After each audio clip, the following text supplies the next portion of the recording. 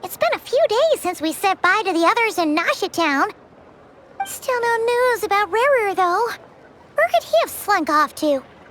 If only he was gone for good. But with all the trouble he stirred up before, there's no way we've seen the last of him. Hello! You must be the traveler in Paimon? Mr. Flynn has been looking for you. Unfortunately, there's been a serious wild hunt attack over at the quarry. He thinks it's time to regroup and figure out a plan. The wild hunt? Oh, uh-oh! We better get over there, right away! Come on, let's go!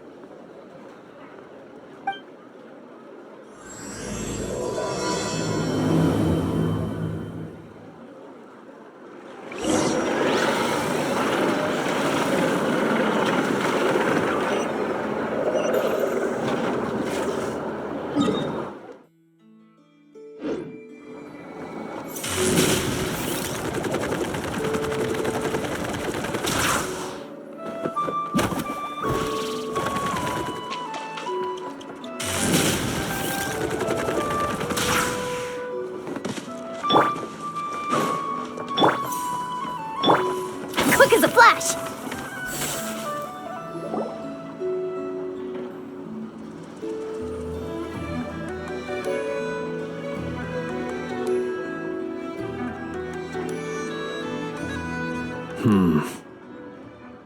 I can barely sense any Kuvaki at all. This whole area feels like a soulless husk. Looks like his appetite truly is insatiable. As if the power of that energy cannon wasn't enough. He's not seriously still getting stronger? What's his endgame here? Everyone's here already. Hey, we made it! So, what's going on?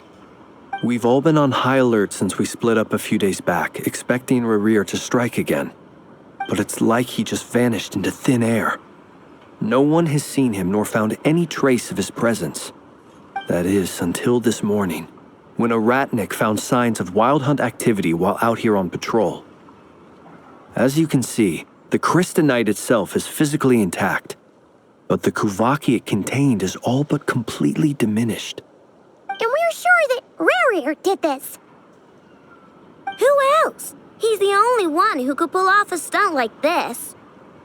Kuvaki loss has reached critical levels.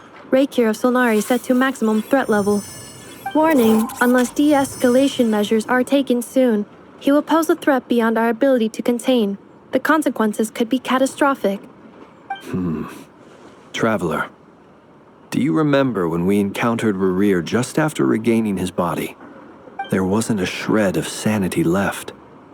Nothing but madness and rage. Yeah, didn't he shout out a bunch of names? Then he started raving about how nothing in this world mattered to him.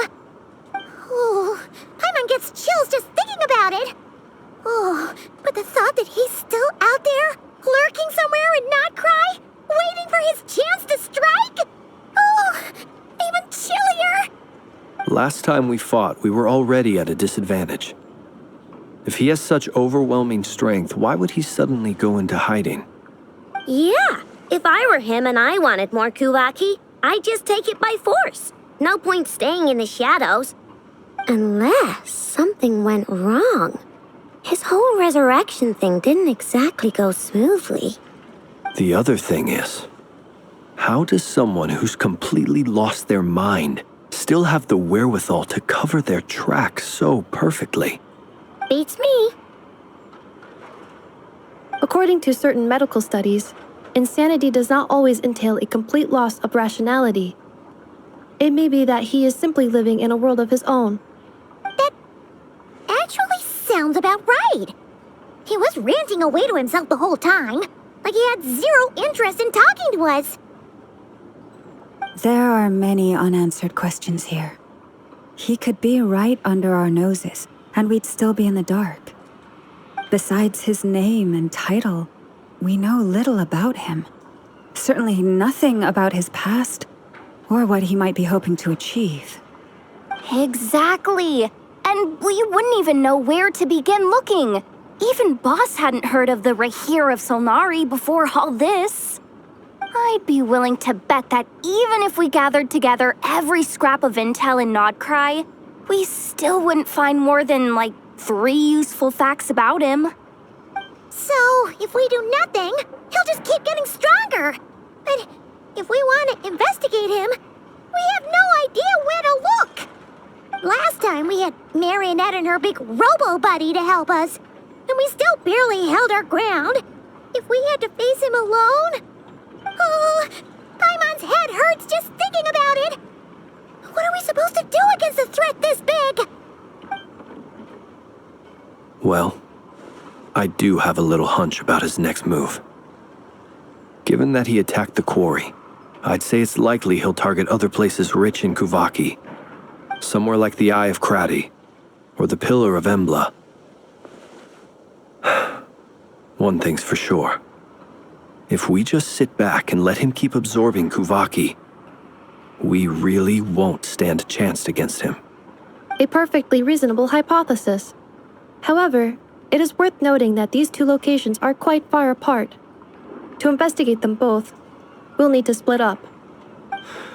I agree, we should split up.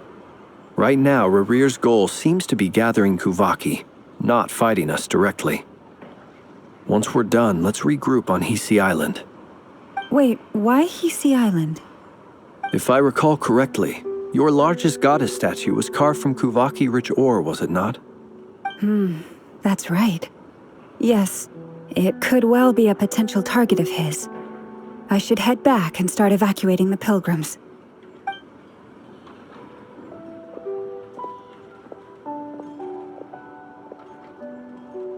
Splitting up's always gonna be risky.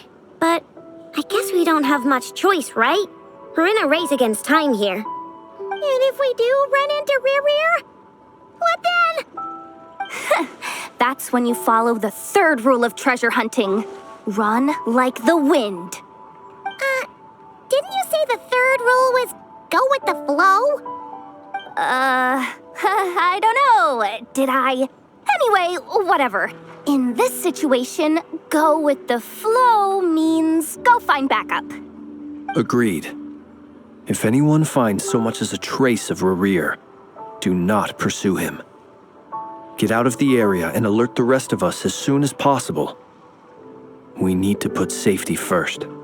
All right, we'd better get moving. Come on, Inetha, let's go.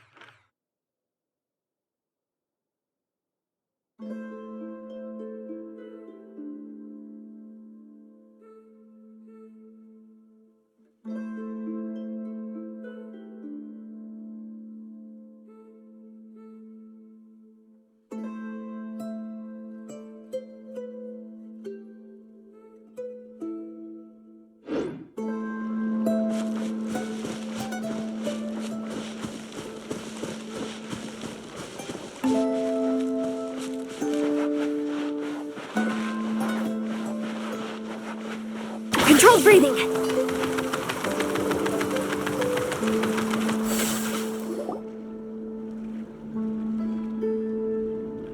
Any leads?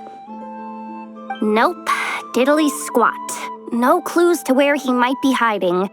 It's like he's a ghost. It feels like we're sitting on a powder keg that could go off at any second. Ugh, I hate this feeling. I'd rather face him head on than be left hanging like this.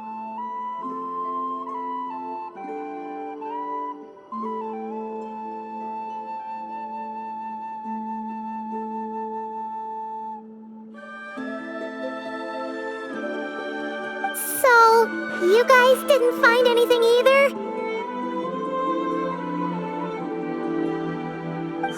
Not loving the word either. How about you, Flint's?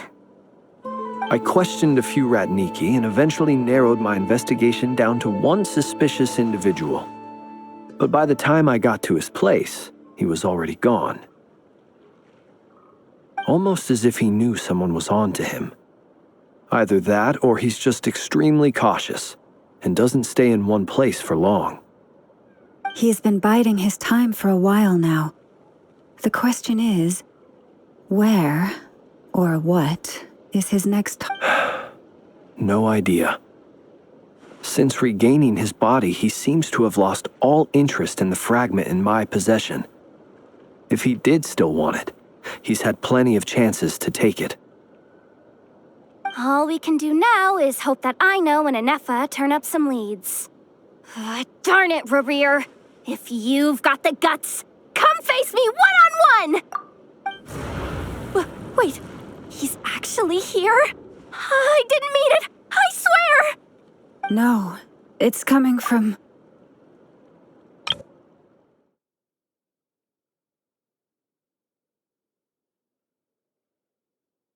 All we can do now is hope that Aino and Anefa turn up some leads.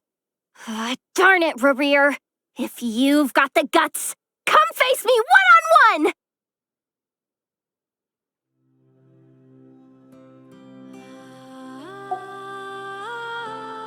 Silver Moon Hall! The Lady Kutar might be in danger! Let's get over there, quick!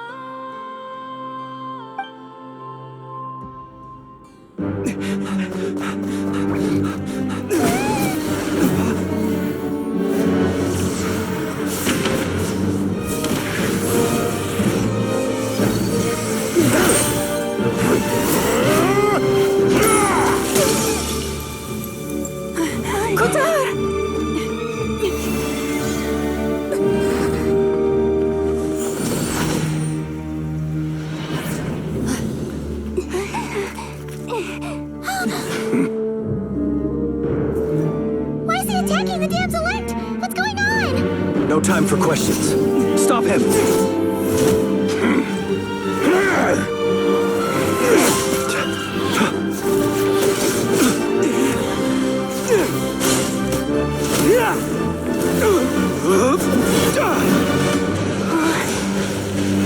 This is insane.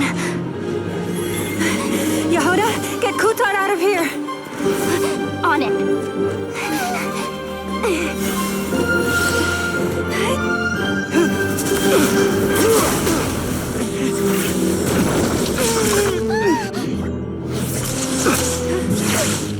Look where your feeble light has gotten you. Now you shall plunge into darkness. Thalindus, soon I will find a way. Watch out!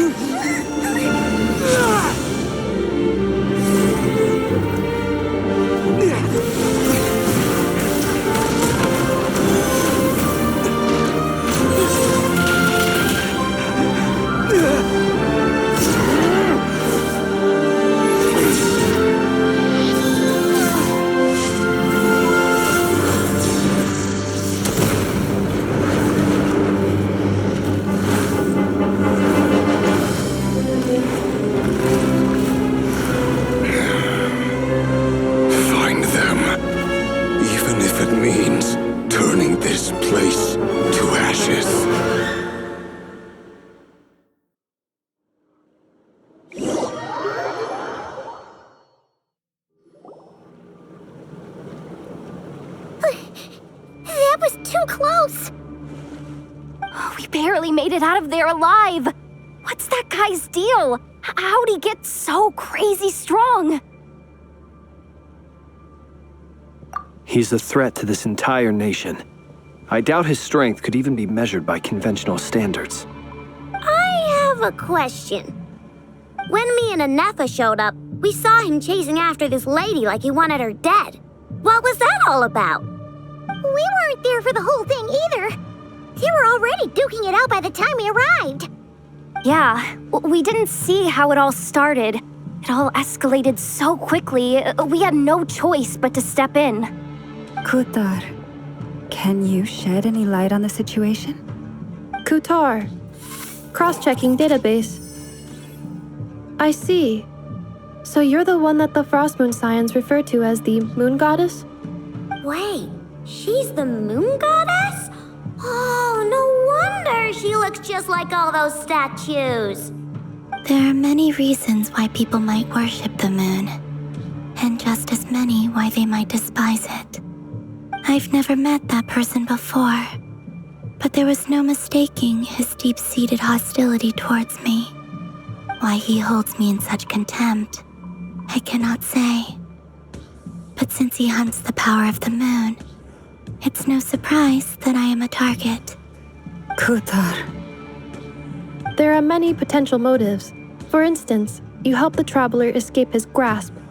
This could be his way of taking revenge. It is also possible that he covets the Kuvaki inside you and seeks to take it for his own. The list goes on. But right now, devising a counter strategy should be our #1 priority. The likelihood of this location being discovered is close to 100%. A counter strategy? But we don't stand a chance against an enemy like this. Surely our only option is to run. He's not gonna chase us to the end of the world, right? So as long as we can sneak out of Nodcry undetected. No, I can't say that. Come on, Yehoda, this is serious stuff. You can't suggest we all just chicken out. Running is our only option. Huh? You seem surprised, but what other choice do we have? We are facing an enemy we cannot possibly defeat in battle. Well, I mean, yeah, but still. It's not too late. I can distract him, so you have plenty of time to make your escape. Wait, what? You're gonna act as bait? Doesn't that make sense? I'm the one he's after. There's no need for you to risk your necks on my behalf. A coyote doesn't stop for bypassers while it's howling at the moon. What is it, Loma? The Frost Moon Scions have already grown accustomed to life without their goddess. My presence here is no longer essential, and this is not my home, so you needn't ask me to stay. We can't just roll over and let him get away with this. That's not our style. Yeah, we can't just call it quits after everything we've been through together. Besides, she pretty much saved my life back there. If I just ditched her now, I'd never forgive myself. We can't overlook that you have saved our lives multiple times now. To talk of returning the favor would be a little crass for my liking. But suffice to say that we are friends, and friends look out for one another. Riri's true objective remains unclear. Even if we were to sacrifice Miss Kutar, there's no guarantee he would stop. But Kutar, I know why you left the Frost Moon Scions so long ago. It was because people started treating prayer as a form of trade. They would make self-centered wishes, force you to accept meaningless offerings in return, and then expect you to perform miracles for them, as if that were their entitlement. If it were me, I might have walked away too. But I believe that time can change everything, and that sometimes it takes losing something precious to appreciate its true worth. After much reflection, I've realized that this was never about whether the Frost Moon Scions need you. Any relationship based on need is purely transactional. What I truly hope is that you'll choose to stay, not out of obligation, but as part of our family. You were born here, and now you've returned. Who knows? Perhaps it was the moonlight that guided you home. Thank you, Lauma. But my power is on the wane. I'm afraid I will be of little use to you now. Very well then. I'll do as you say. Both times you saved us, we were transported across great distances in an instant. Is that one of your powers as the moon goddess? It is, but I find it very draining. I barely managed to pull it off just now, and it will be some time before I'm strong enough to do so again. Rejected by the world, my power is dwindling. Like a lake cut off from its source, slowly shrinking away. Now, it has almost run dry. What do you mean, rejected by the world? The 3 moons belonged to the ancient bygone era in which they came into being. From the moment I was born, the world itself has been steadily sapping away at my strength. The 3 moons are not one and the same. As the goddess of the Frost Moon, I cannot wield the powers of the other 2. Yet moonlight has a way of blending together. Each can reflect the other's glow. So when our fingers touched, I was able to restore my strength by drawing Kuvaki from the eternal moon's marrow. But this method of recovery is painfully slow. If only we could find the...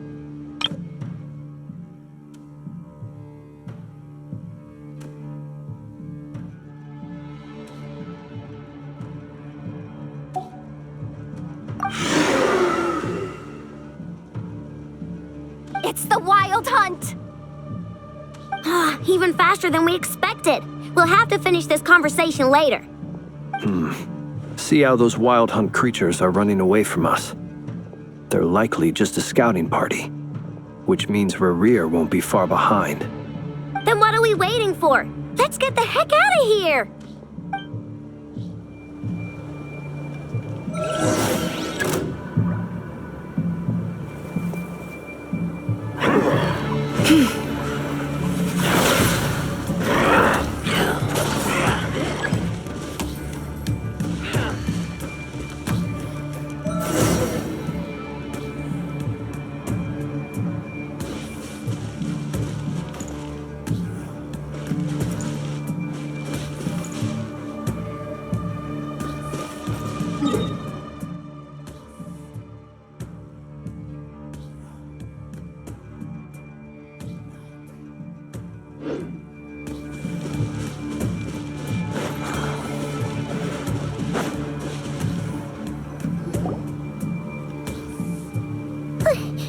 That was too close!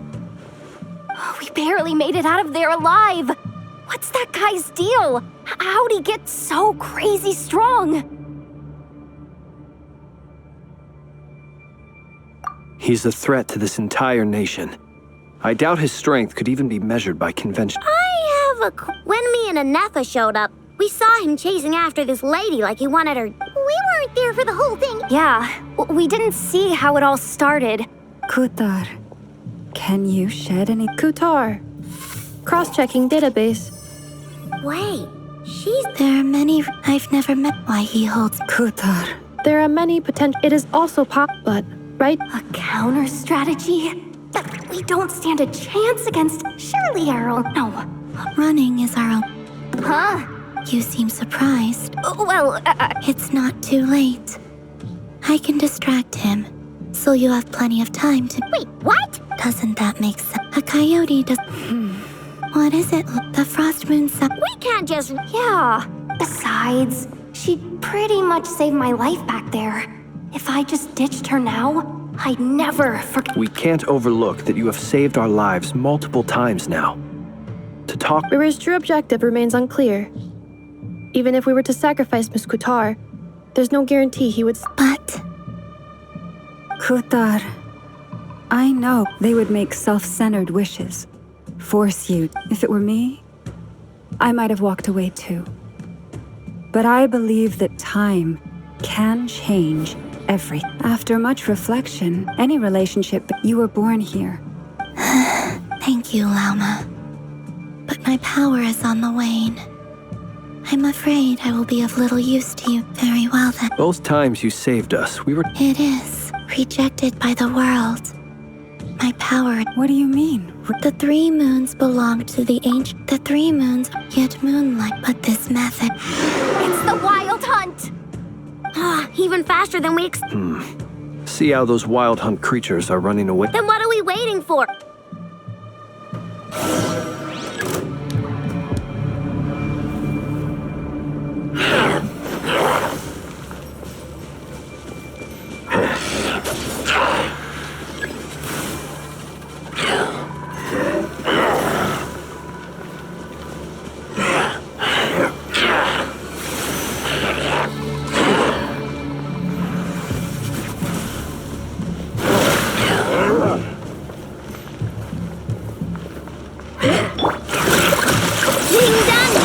Ultimatum protocol.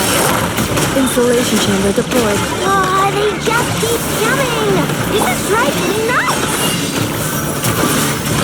The rear's closing in on us. We need to pick up the pace.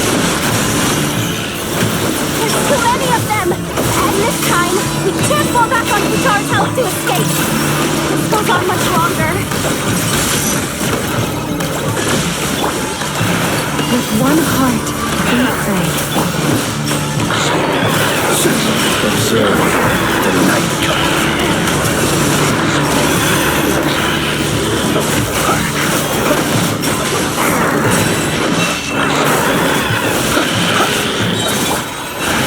By the frost moon of old. Ratchet them!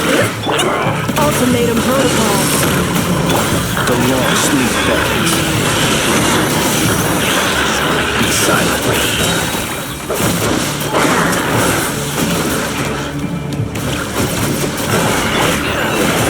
For the everlasting days.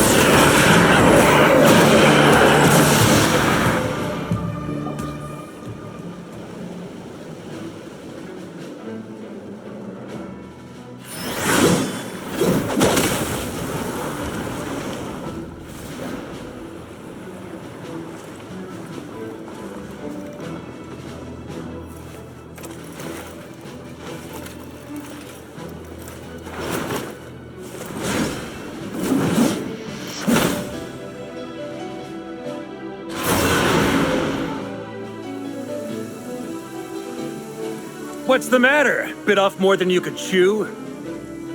How are you? Uncle Varka! You're back from Amspartnir? Whoa! You're Varka? Grand Master of the Knights of Favonius? We could save the intros for later. Right now, let's get you all out of this hellhole. Follow me. I know somewhere you'll be safe.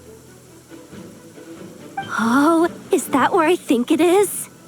That's the one. Come on, move! There's no time to waste.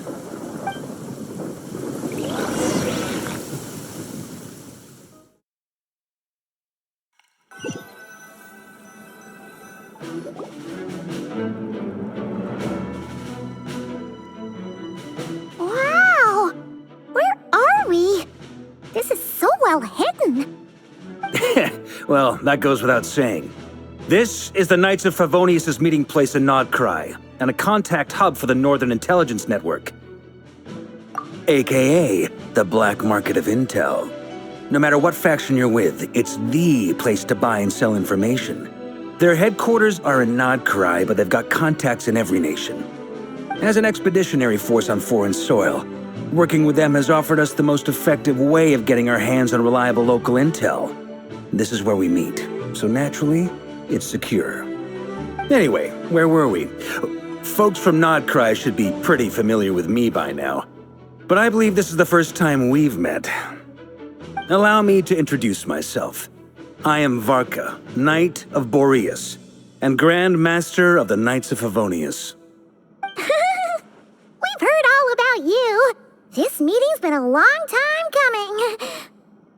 You look way younger than Paimon expected, but you definitely have that Grand Master vibe. Well, I'm no spring chicken. Just not showing my age yet. Definitely feeling some of that back pain today, though. Rushed back from Amsfartnir without a wink of sleep, only to get right into another fight with that freshly revived maniac. Another? You mean you fought him before? Yep. He wasn't nearly as strong back then, but he was still a formidable foe. I brought some of the knights along to give him a little surprise, but he saw us coming from a mile off. My squad took heavy injuries, and I barely made it out alive myself. We knew it might have been our last chance, so we staked everything on it. But still, it wasn't enough to stop him. I tried tracking him down afterwards, but he didn't leave a trace. Even in his unhinged mental state, he's as cautious as any trained operative. So, I decided to come find you. And as luck would have it, turned up to find you being ambushed by the Wild Hunt. The rest, you already know.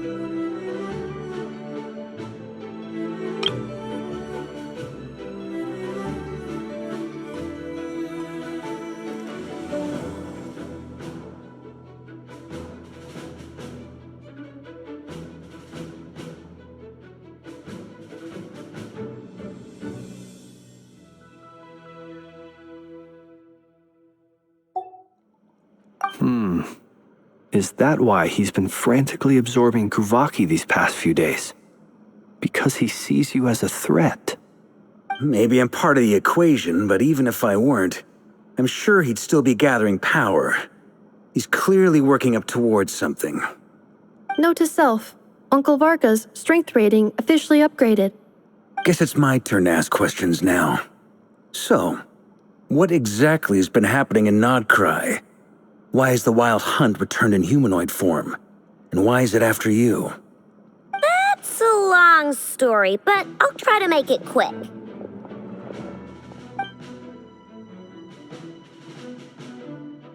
Wow, I had no idea so much had happened. Sounds like you guys have really been through it. So, the Kutar is actually a Fatui Harbinger. And all this Wild Hunt activity in Nodcry is the work of the Raker of Solnari, one of the 5 sinners. That's a lot to take in. Need some time to wrap my head around it all. I'm truly sorry, Mr. Varka. You stood with us against the Wild Hunt and did everything you could to stop it from escalating into a full-blown catastrophe. And then, the one time you're away, it all comes to a head and all your hard work gets undone. You've got nothing to apologize for, Miss Moonchanter. You can plan 100 steps ahead and still slip up. That's just life. No one knows what tomorrow holds. You can't predict which way the wind will blow next. And, to be perfectly honest, I can't say I'm surprised. For all the times we've defeated the Wild Hunt in the past, we've never been able to completely wipe it out. Turns out, we were just delaying the inevitable.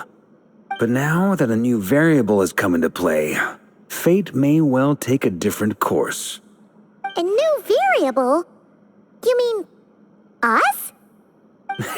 Who else? And in a strange way, I think his resurgence might not be an entirely bad thing. The Wild Hunt is like an unrelenting force of nature, but Rerir is an individual with an agenda. He's gotta have a weak spot somewhere.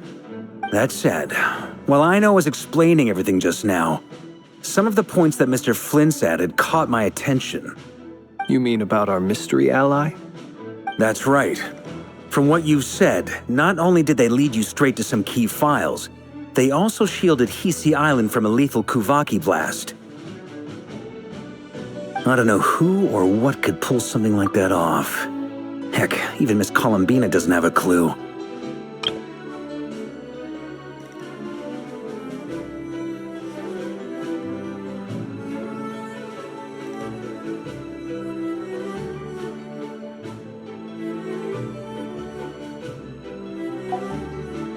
I hadn't heard the story about those files. Would you mind repeating their titles for me?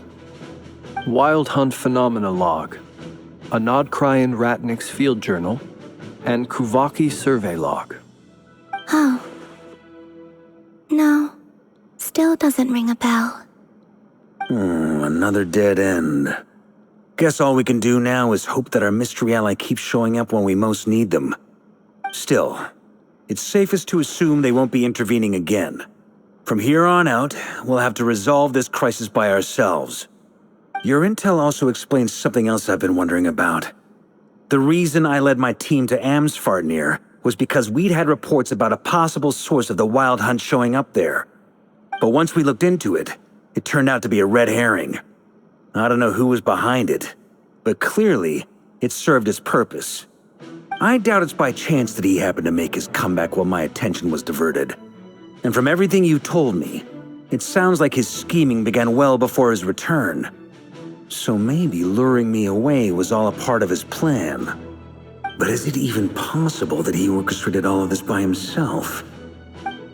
The Moon Maiden and the Raker of Solnari. Nodcry of all places. The way everything is unfolding, it can't be a coincidence. So, what do we do now? Got any ideas? Right now, we've got at least 3 things to consider. Let's go through them one by one. First, we need to figure out how to take down Rerir. If we can't beat him in a straight-up fight, the rest won't even matter. To my knowledge, the bulk of Nodcry's fighting force is already gathered here. But even with everyone united, we're still no match for Rerir in his current state, let alone with his power still growing. What if there was a way to tap into a new power of our own? How so? Have you thought of something, Columbina? 3 moons once watched over this world. The Eternal Moon was the largest. The Frost Moon was the brightest. And the Iridescent Moon was the most mysterious. They say that back then, the 3 moon goddesses wielded immense power. Enough to shape the workings of the world itself. I now bear the Frost Moon's power, and the Eternal Moon's marrow resides within the Traveler. Hold on. Are you suggesting? The Iridescent Moon, the last piece in the puzzle. That's right. If we can find the Iridescent Moon's marrow, I will be able to regain my strength much more quickly. The 3 moons are said to stir the tides and illuminate all things. Perhaps they hold further secrets beyond our understanding.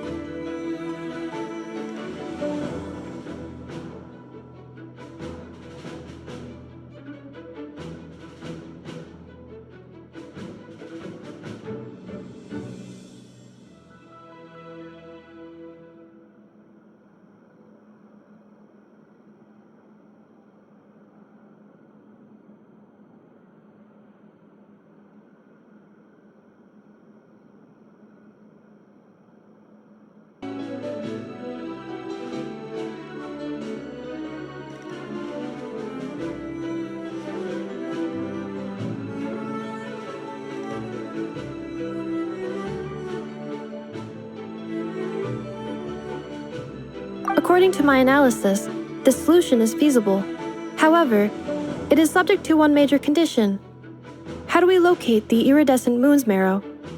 I know a way, but we will need to visit the Fatui's Experimental Design Bureau. The Experimental Design Bureau? Are you saying we need to involve Marionette? Yes. I must speak with Sandrone. It's a long way from here to the Experimental Design Bureau. There's a high chance you'll be spotted. You shouldn't go alone.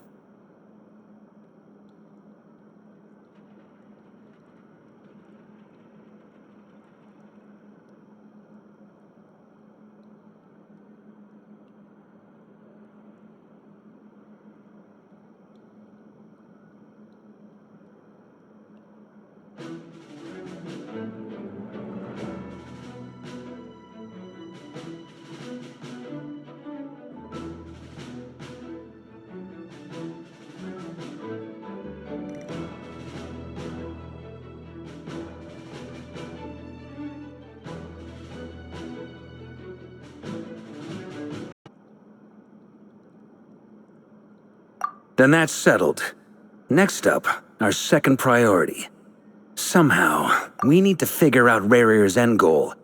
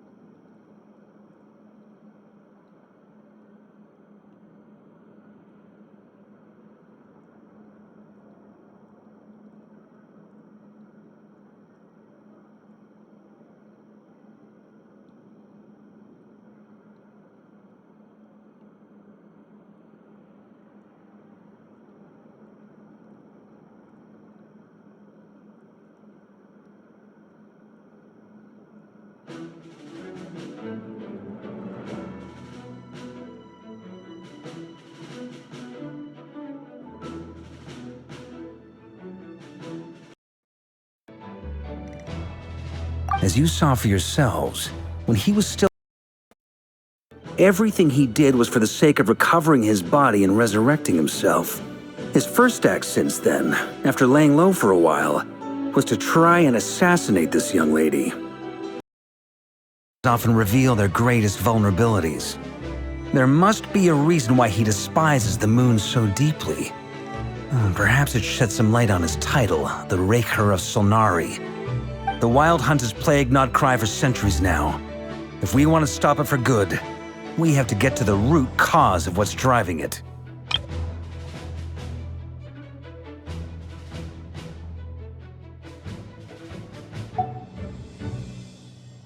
It's true. We still know very little about him. If Kutar hadn't given us that lead, we wouldn't even know his name. But where would we even start? I doubt even the Intel Queen of Notcry has a clue, and she has info coming out of her ears. Oh? That's a rather hasty conclusion for someone who's so painstakingly meticulous when it comes to dealing with machines.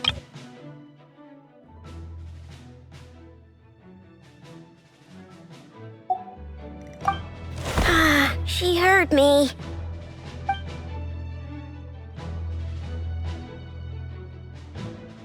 Boss! What are you doing here? I'm now asking myself the same question. I received a letter from a humble knight of Favonius, requesting a meeting to discuss a major business deal. But it looks like this humble knight had something else in mind. Details. Miss Neffer, the important thing is that you've arrived at the perfect time. Since his failed ambush, I've been racking my brains trying to come up with a plan to fight Rarir. Given the severity of the situation, I think it's fair to say that our only chance lies in uniting as one. And I'm talking all the factions in Notcry. We can't do this without the Curatorium, but I knew it'd be a tough job to win you over. So, I took the liberty of reaching out for a little chat. Wait a sec. How did you even hear about this place, Neffer? Didn't you say this is meant to be the Knights of Favonius' meeting spot? And a contact hub for the Northern Intelligence Network? And isn't it supposed to be super hidden? You really think he could have gotten settled in Nodcry without my help? Besides, I'm the one running this gig. Of course I know where the meeting place is. Allow me to introduce the current head of the Northern Intelligence Network. If it's intel you're after, she's your woman. Pretty much seen and heard it all. Please spare me the flattery. Let's cut to the chase. Seems like you've run into some trouble, huh?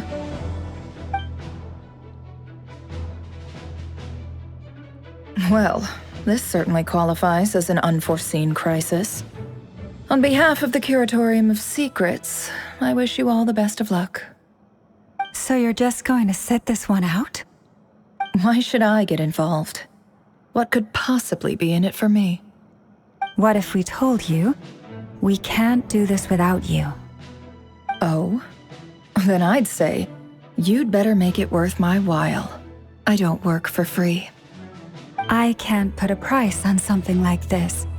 It's just not in my nature. But then again, you and I have always been polar opposites in this regard. So I can't exactly say I didn't see this coming. If you insist on compensation, I will pay you.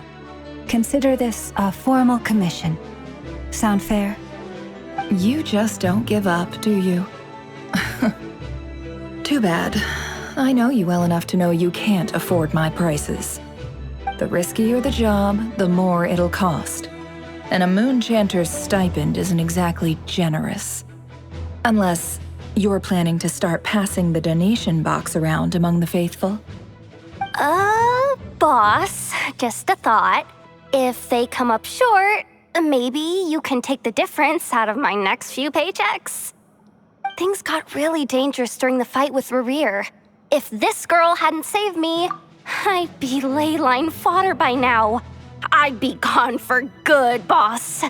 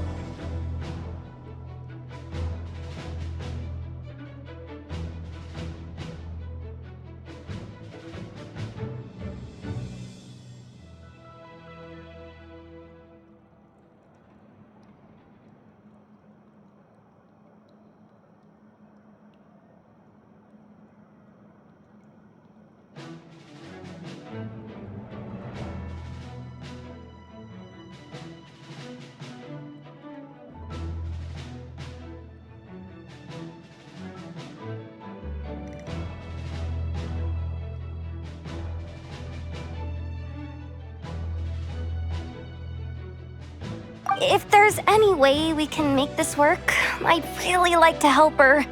Please? I'm begging you!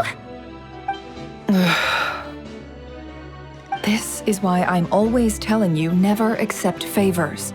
They are the hardest debts to repay. You have to be careful who you get involved with, or you invite all kinds of misfortune. Very well, Yehoda, I will help. But just this once. Don't count on this happening again. Flynn's, that fragment that Rerir was after, do you still have it on you? Of course. Let me borrow it. I need it to follow up on some leads. Wait, you actually have some leads? Shh. This is top secret information. I get it. We all have things we'd rather keep to ourselves. Plus, I know we can count on you, so we'll leave the intel gathering in your hands. And that brings me to the third and final item. We need to find a way to distract him.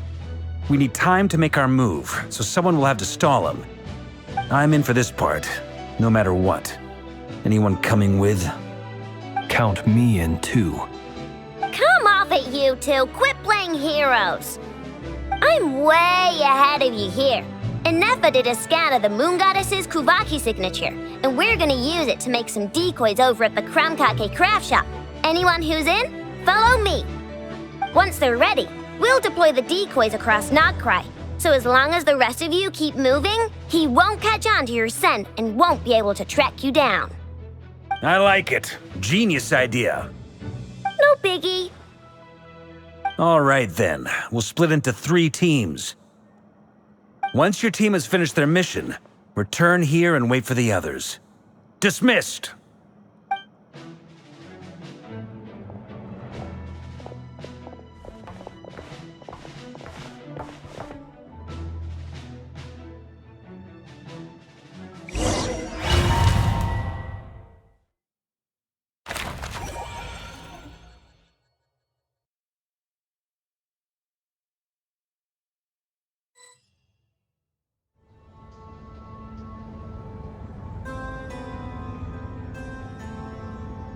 Lady Damselette. Wait, and you two? What are you doing at the Kuvaki Experimental Design Bureau? We've been doing our best to mind our own business lately. But if you're just gonna waltz up here like this, you're seriously pressing your luck. Don't blame us for doing what we have to. Huh! You really think that's gonna scare us off? We're not looking for any trouble. I just want to see Zandrone. Do I need to remind you that you're still a wanted fugitive for deserting us? Out of consideration for our former ties and the crisis we're all up against, we'll let you leave in one piece. But don't even think about trying to get inside. Let them in. But... Are you going to make me repeat that? No, my lady. Zandrone seems to be in a good mood. Must be maintenance day.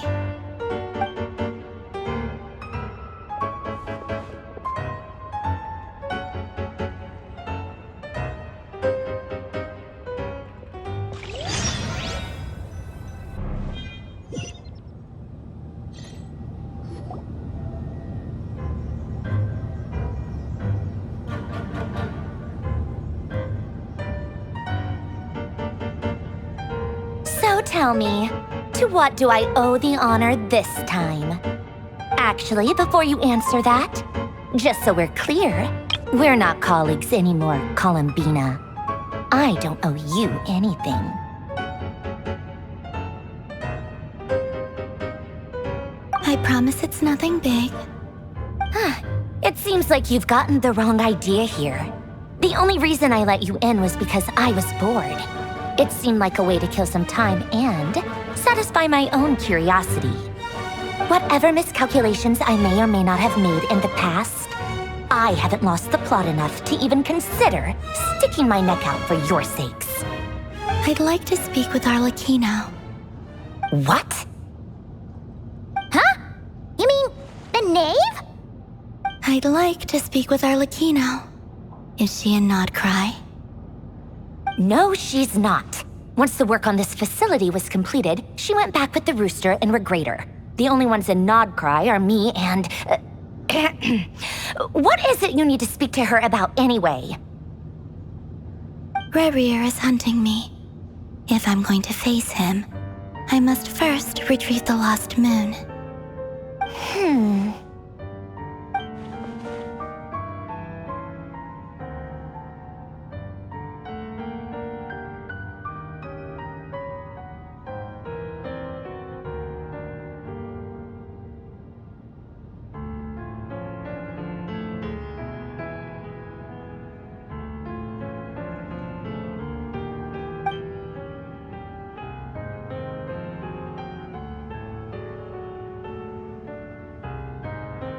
Is that a no, then?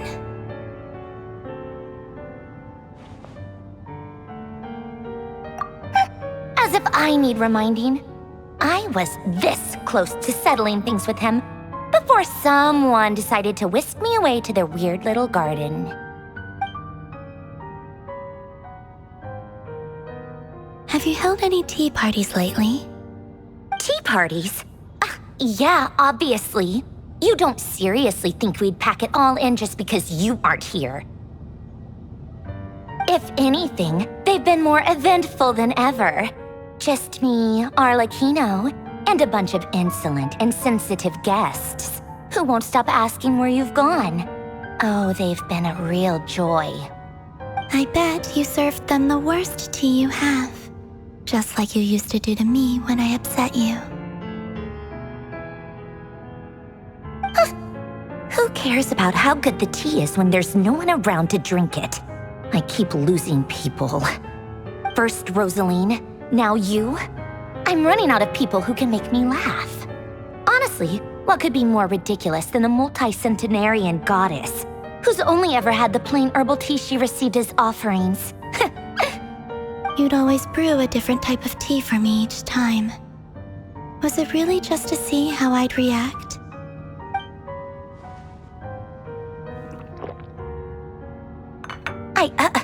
Well, duh. Why else? Watching you squirm was practically my only form of entertainment.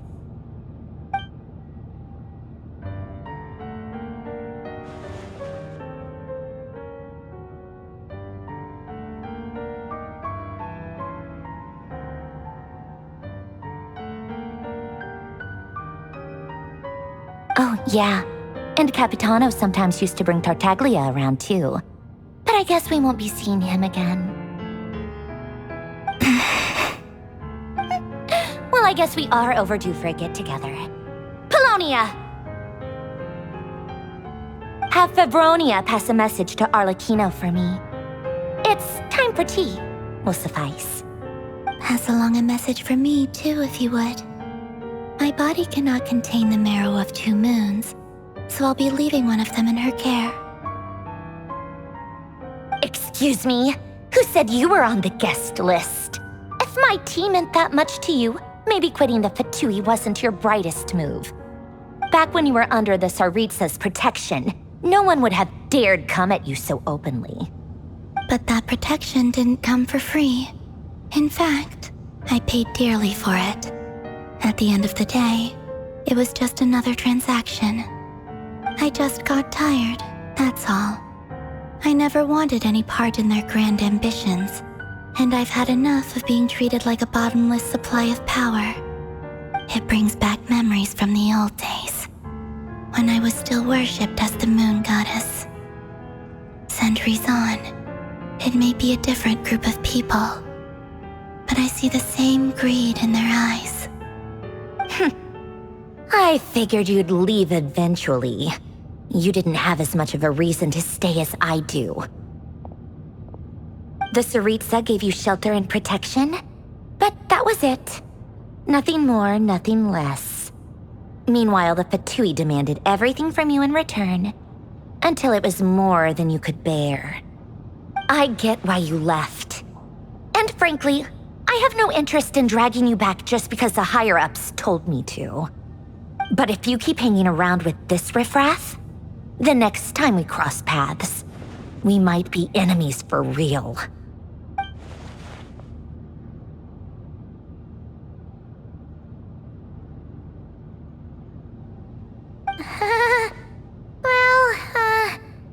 Guess that's our cue to leave? That might be your plan. But it sounds like someone else wants you to stay a little longer. Huh? What do you mean? Listen.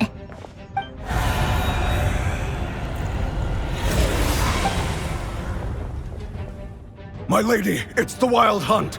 A horde of monsters is headed straight for the facility. Another uninvited guest trying to crash my tea party. Clear the area! I'll handle this.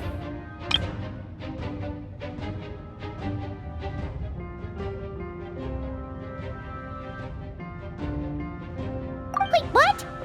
You want us to leave you here by yourself? Huh.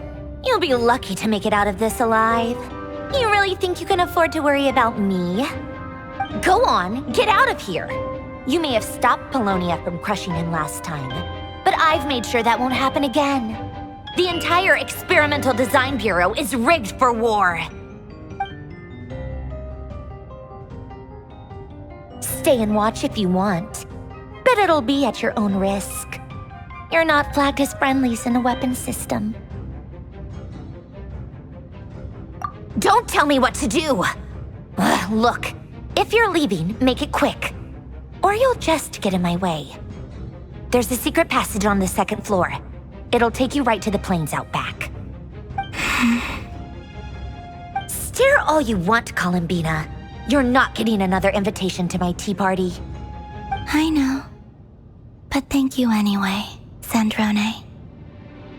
This is exactly why you shouldn't hang around with those people. All their melodrama and sentimental nonsense is rubbing off on you.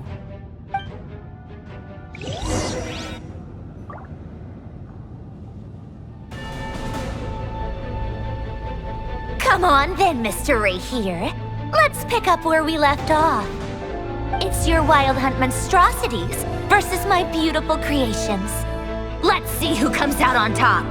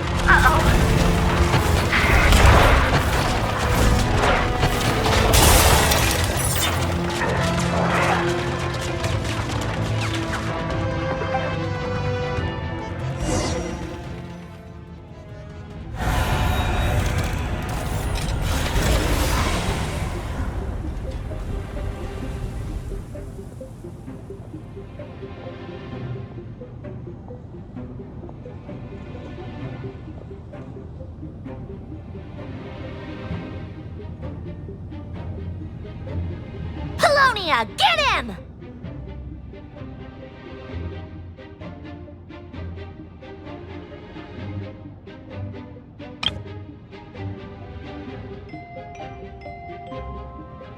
I've upgraded Livonia again since our last encounter, and uploaded every last scrap of your data.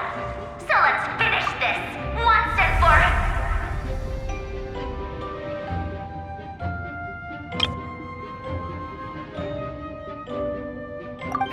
She's not here. Where did she go? Hey! Over here, you big... Curse it. Moon. Go. Keep searching. She cannot have gotten far.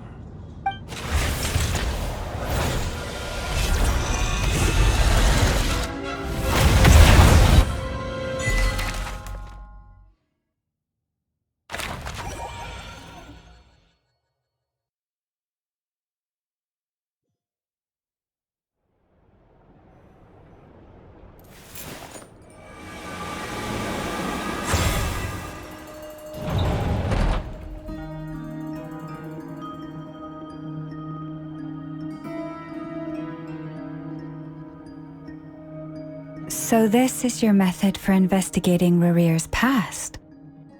It almost looks like some kind of ceremony. Good deduction. But it's quite a different affair from what you're used to with the Frostmoon Scions. Whoa! First time I've ever been in here. Boss always said it was off limits, so I pictured some kind of creepy dungeon. But it's actually kinda nice.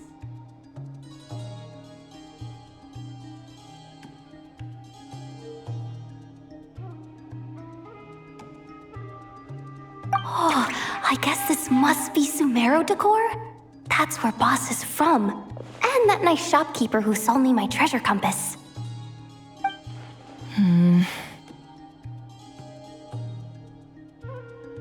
I'm not sure exactly what you've got planned, but it looks like you're all set.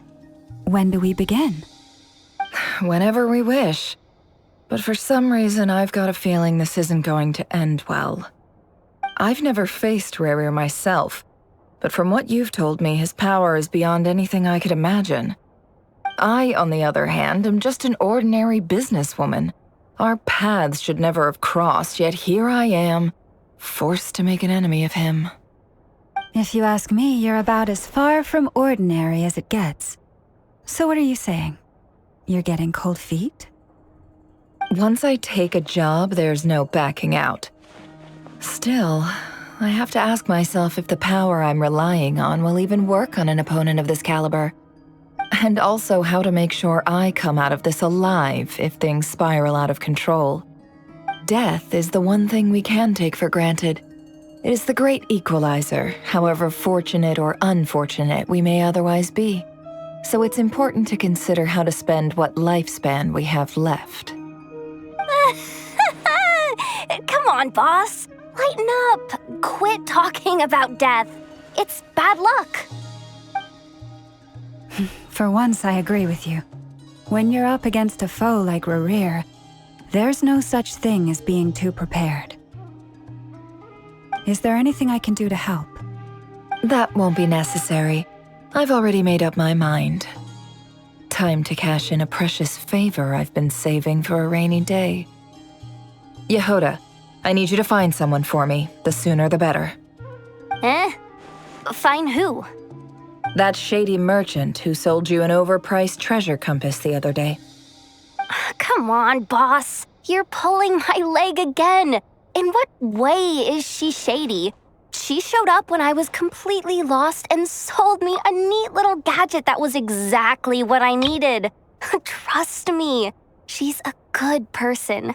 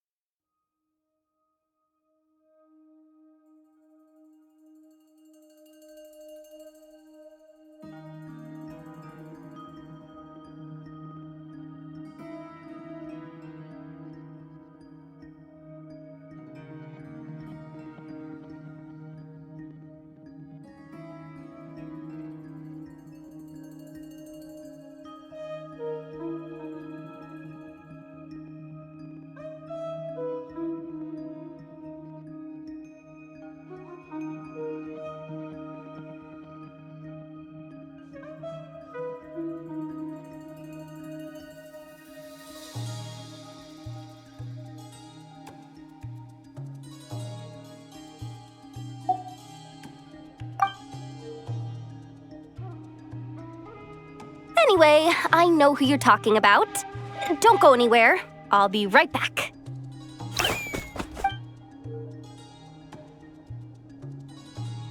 What's happening? I genuinely can't run any further.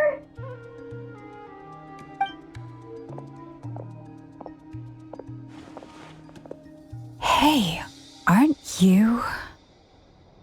What is it? What's the big rush? You dragged me out of a dream where I was literally swimming in Mora. I'm charging double my usual attendance fee. See, look how easygoing she is. After that rude awakening, she could have completely snapped at us. But instead, she kept it together and just asked for an extra fee. Dori Sangama Bay? I never would have pictured you two doing business together. If you want to make it big and not cry, it's all about connections. Lady Nefer just so happens to have a lot of intel that interests me. And she also did me a big favor in the past. It was back when I first arrived in Notcry. My trusty assistant, the genie in my lamp, had an adverse reaction to the Kuvaki and fainted. And wouldn't you know it, that's when I suddenly find myself in a life-or-death situation. Good thing my compatriot was there to swoop in and save the day. I've been giving her a 30% discount off all of my goods ever since. Now, so that no one here feels left out, I'm willing to extend a 20% discount to fellow friends of Boss Nefer. Plus, any other friends you send my way will enjoy 10% off. What can I say? The great Lord Sangama Bay is nothing if not generous. So, let me guess. You've run into some trouble? I've got everything you could possibly need, and the more you buy, the more you'll save. You guessed correctly. What have you got in the way of survival gear? The one type of gear I've never been short on. What are you looking for? A jetpack fresh from the Academia's labs? An ancient suit of armor dredged up from the bottom of the sea? At the very least, I need to know what kind of opponent you're dealing with here. If even you're worried about staying alive, it must be pretty serious. What if I told you it's someone with the power to bring a nation to its knees? Is that so? Then we really are talking top-shelf treasures. I don't have anything like that in stock right now. I'll have to ask my supplier. Your supplier? A powerful woman, make no mistake. I can't reveal her identity, but luckily for you, I hear she's planning to visit Notcry in the near future. If you're willing to wait, I can ask her when she's here. Can't say exactly how long that'll be, though. Then, let me put it another way. What would you do if you encountered an enemy like that? Roll over and serve yourself up on a silver platter? Of course not! I have a handy little trinket from one of my generous suppliers, which... Hold on. What exactly are you getting at? No, no! This is for my personal use only! Let's just say I'm borrowing it, all right? Just for insurance purposes. You'll get it back later. Favors are the worst kind of debt to owe, and now you've got a chance to repay one. A win-win situation, don't you think? Fine. You can borrow it for 5 days. No, make that 3. And for every extra hour after that, I'm charging you 1 million mora. Deal? Deal.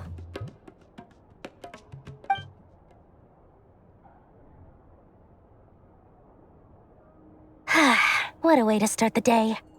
Now, was there anything else you wanted? Or can I go back to bed now?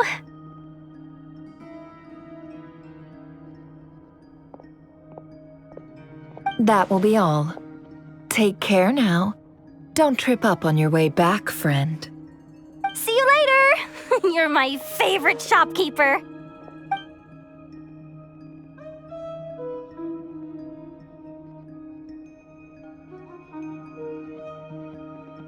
Excellent. Everything is well and truly ready.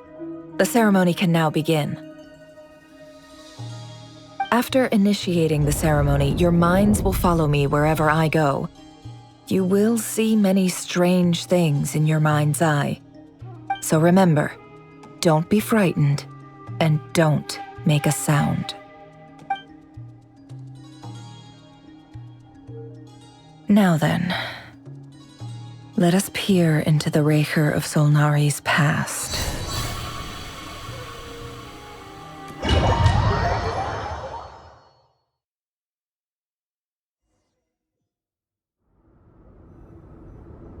I made it.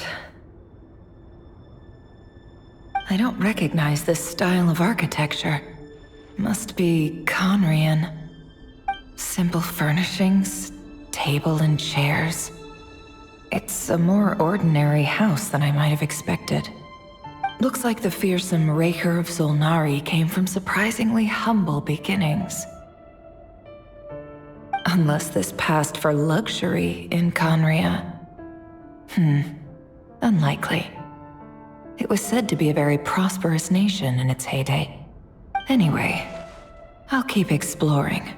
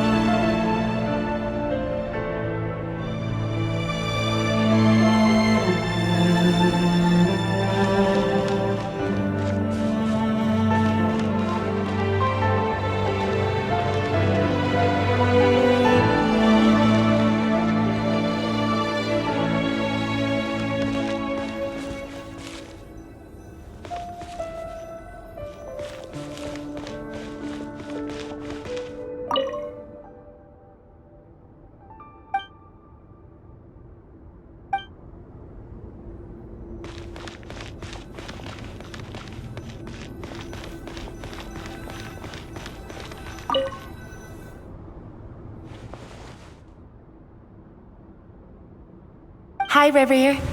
Since you're working extra hours tonight, I thought I'd keep myself busy by checking out that new kebab shop.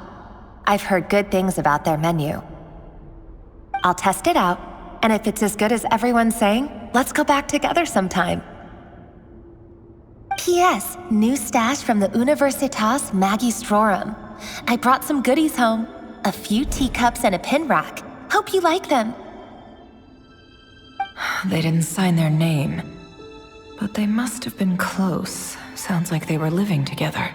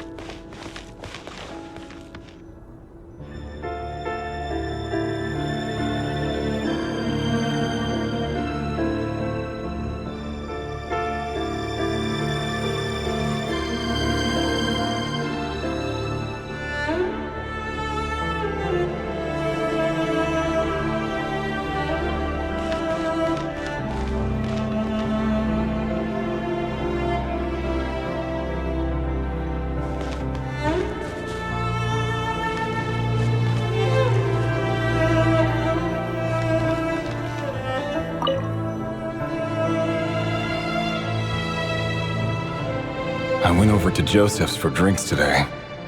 They have a fine collection, but I went alone. Thelindis was tied up with something and couldn't make it. Joseph asked why I came alone, but I didn't really have an answer. He then went on to ask about other things. If you ask me, someone who asks that many personal questions is too nosy for their own good. But if he invites me again, chances are I'd still go. Thelindis. That's the same name Rerir mentioned. Grain imports keep falling. If things don't pick up, we'll soon be back to meat and mushrooms only. Honestly, I'm not a huge fan of that new type of mushroom everyone's been into lately. Didn't it start out as a lab-grown variety? I heard it's even mildly corrosive. Seriously, why would you even eat something like that? I don't care if it's an impressive feat of alchemy. That just isn't the kind of thing I like to eat. Grain has to be imported, and they're eating a diet of mostly meat and mushrooms. Could it be because Conria is underground, so it doesn't get much sunlight? That would explain why they use so much stone in their buildings. They even use alchemically modified strains for food. Seems like the people of Conria don't have many options when it comes to dining. I've just about saved up enough now. Time to buy it and keep it somewhere safe. Making a big purchase. I wonder what it is.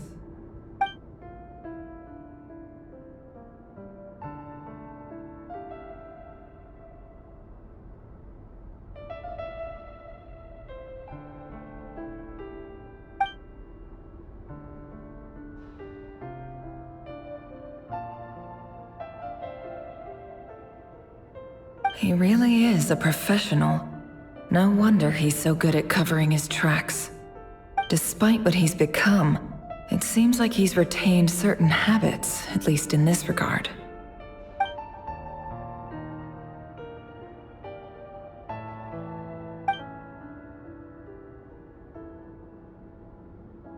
Did Rerir rip it out himself?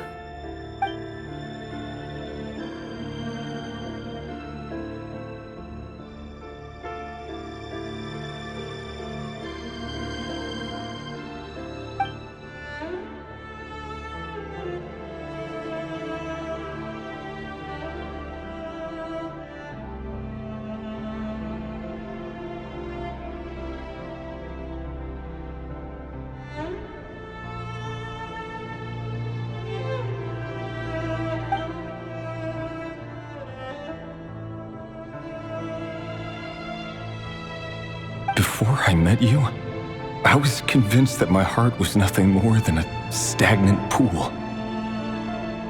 The burial place of a fallen moon. A withered, windless grove where the waters rested forever unrippled. It was you who helped me see that my heart hadn't entirely withered away. That it could still beat to the rhythm of love. This is just trivial sentimentality from the looks of it. Why would he go to the trouble of hiding that? The burial place of a fallen moon.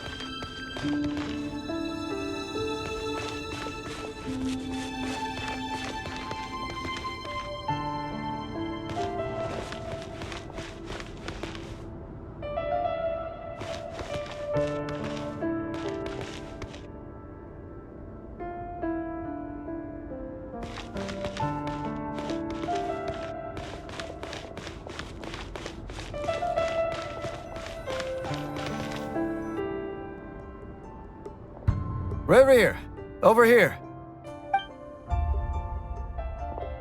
Dane! Oh, and, Vedaflin here? What a surprise to see you here, sir. Hello there, Reverie. You need not address me so formally outside of court. He doesn't get that much free time, so I invited him over for a drink. Even the court prophet deserves a break every now and then, right? Well, I'm flattered. So, what are we discussing today? Hey, don't look at me. As far as I see it, we don't need an excuse to have a few drinks. Come on, don't give us that. Didn't you say you were about to pop the big question? How's that coming along? Who'd have thought the great Twilight Sword was an even greater gossip? I just didn't expect you to be the first one to settle down and get married, that's all. Yeah. If you told me that a few years ago, I wouldn't have believed you either. So, are you planning to come clean about your job then? I'm guessing you still haven't told her. Sure, I'll have to tell her at some point. But I'll need to pick the right time and place. To be honest, I have no idea how she'll take it. Come on, stop being such a pessimist. For all you know, she could be thrilled. I bet she'll be much more impressed by your actual job than the one she thinks you're doing now. A member of the King's Guard. Quite the cover story. Does the king himself even know?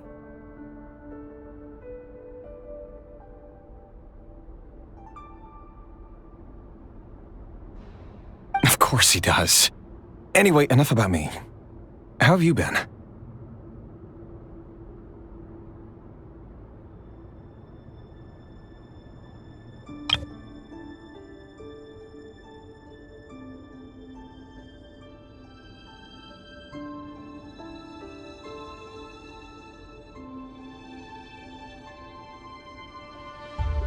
Me?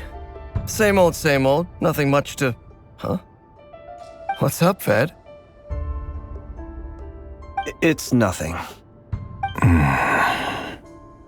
Vedaflin, Dainslift's elder brother. Renowned throughout the court of Conria as the Visionary, and said to possess a wisdom far beyond the reach of any ordinary man. And yet, despite the gulf between us, he seems to have something to say about me. Does he even know me? Does he see me as a friend of his brother, or just another of the Vinster King's blades? Why did he react so strongly? Was it really to do with what we were talking about? Brown, curly hair and brooding blue eyes. So this is what Rerir looked like back in the day. Perfectly normal. No different from anyone else. As frightening as this monster is in the present, there's something even more unsettling about seeing the human he used to be.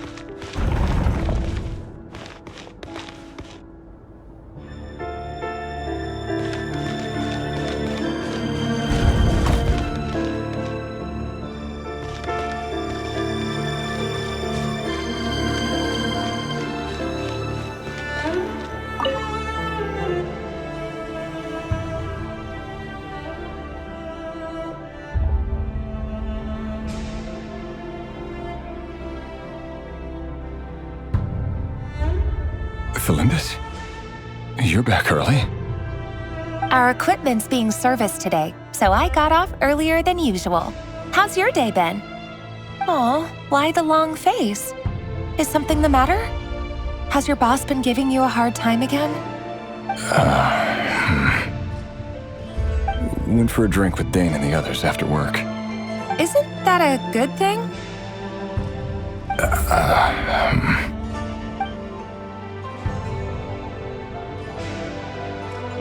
Vedifnir showed up today, too. You know, Daneslif's older brother. Ah, Mr. Vedifnir. Yes, I've heard of him. They say that everything he says ends up coming true.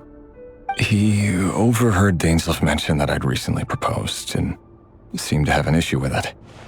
But when I asked what it was, he kept it to himself. So, you're worried? You could be such a child sometimes, Revier. We're nobodies. Why would the visionary be concerned about us? I'm sure someone in his position has much bigger fish to fry.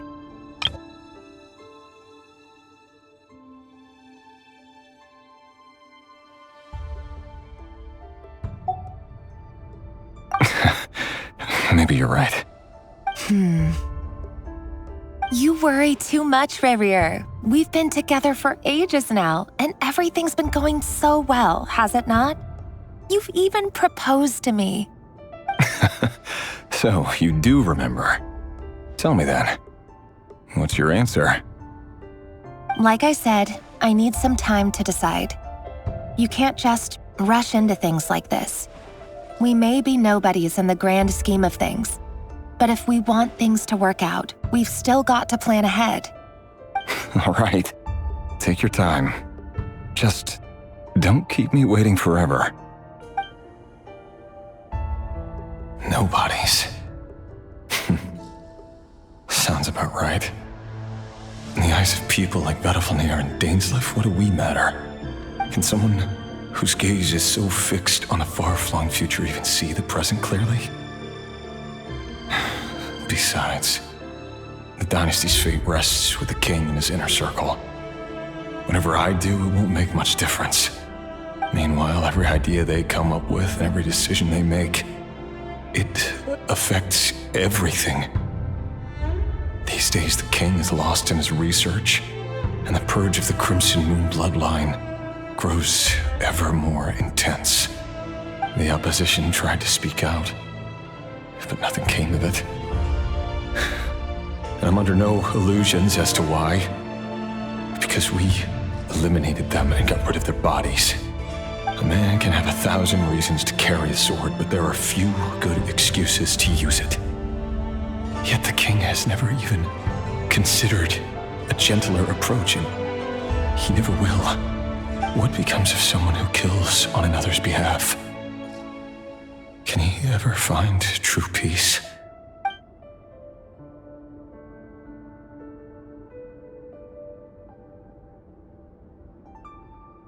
Thelindis?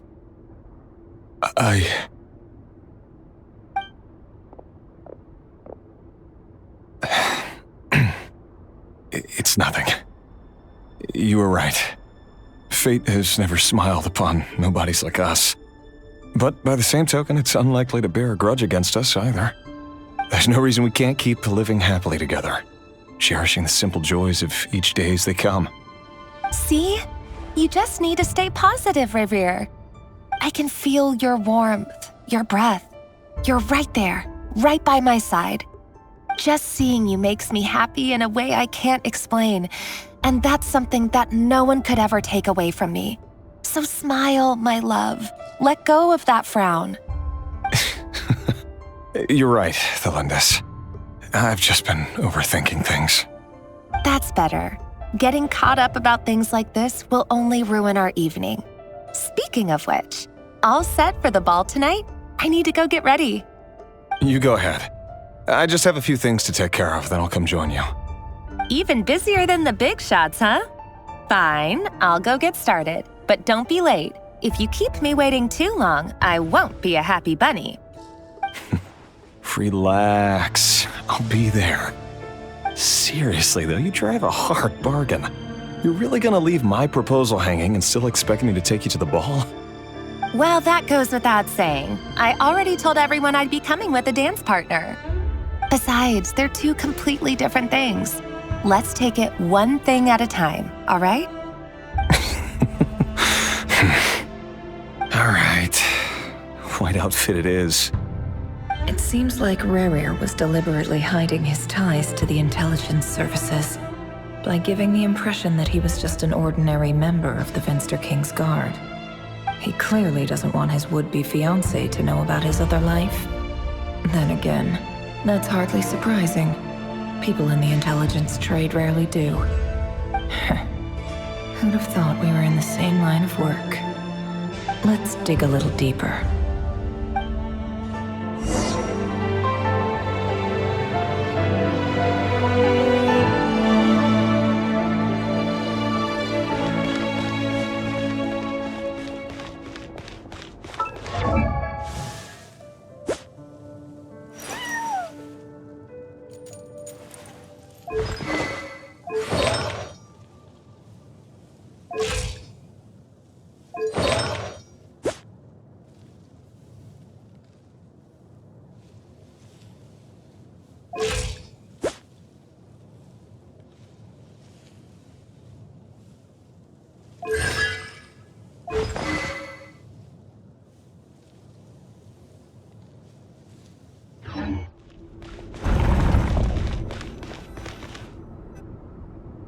Our last operation was a resounding success, and all thanks to you, Reir of Solnari. In total, we apprehended 32 dregs of the Crimson Moon, and 67 accomplices. After all these years since the dynasty's fall, so many of them still linger on. Indeed, it cannot be denied. Yet it was destiny that the Crimson Moon should be overcome by the eclipse, and that His Majesty, the all-seeing Finster King, now guides our nation on the path to prosperity. Conria has no further need for a dead moon. But alas, there will always be those who refuse to see the truth, choosing instead to romanticize the past. That's not entirely true. Much about the Crimson Moon era was worthy of remembrance, and that's exactly why they keep trying to see it restored. Many of its secrets remain unsolved to this day. As it happens, that's precisely the field of study my partner is devoted to. You still haven't told her what you really do for a living. Where would I even start? How do you tell someone that you're one of the king's hand-picked executioners? That your hands are steeped in blood? You didn't choose this life, any more than I did. Orphans like us don't get a say. But I'll sure as heck be the one to pay for it. Speaking of which, we need to be more rigorous in the way we identify direct descendants of the Crimson Moon. Someone, it seems, has strong opinions about my future plans. Most likely my marriage in particular. I have a feeling that we may soon become targets of the Crimson Moon's retribution. Your concerns are not unfounded. They've taken out many of our colleagues these past few years, and for that very reason. These are no helpless lambs we're leading to the slaughter. They're wolves in sheep's clothing. Take care, Reir of Solnari. I look forward to toasting you at your wedding. Thanks, Thorkel. You look after yourself, too.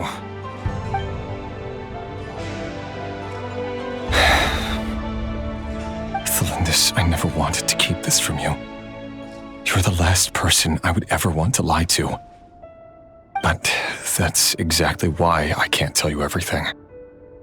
There are things you shouldn't know. Things you cannot know.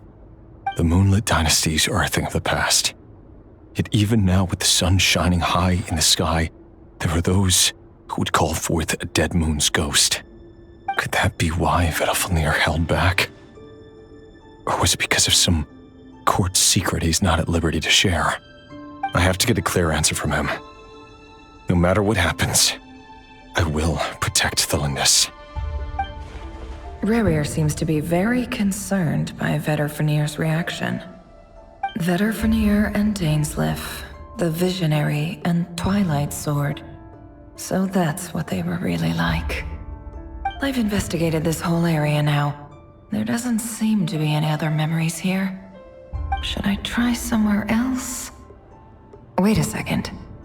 What's this black smoke?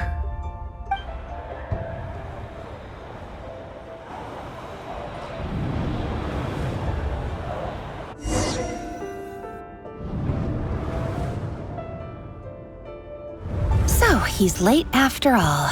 Just you wait, Rarier. You're in for it. Big time. Are you waiting for someone, ma'am? Could I tempt you into buying some flowers? Oh, sure.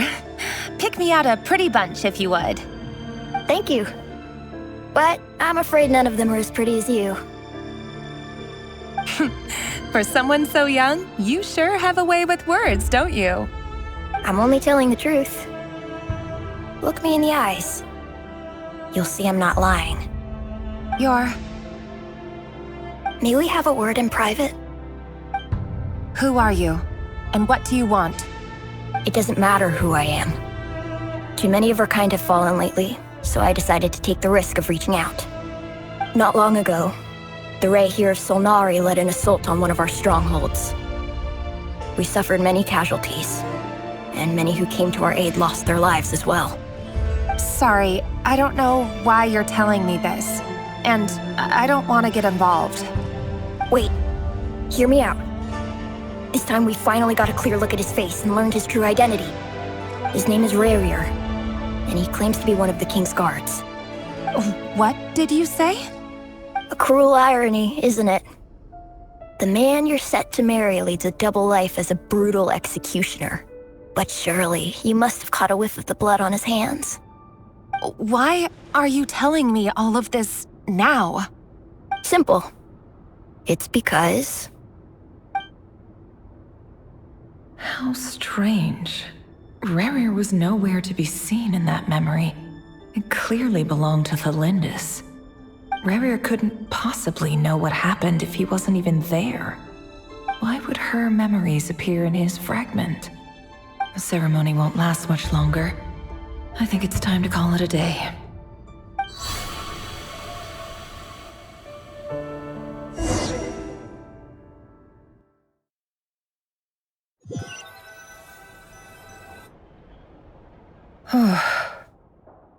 So that was your doing?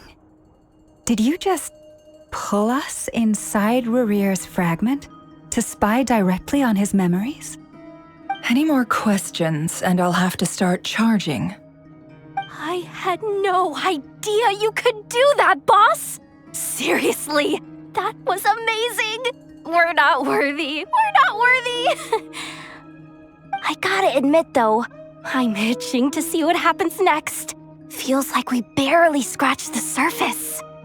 I'm just as curious as you are, but the ceremony only allows for limited time inside. That's all we can see for now. Luckily, we managed to learn quite a lot.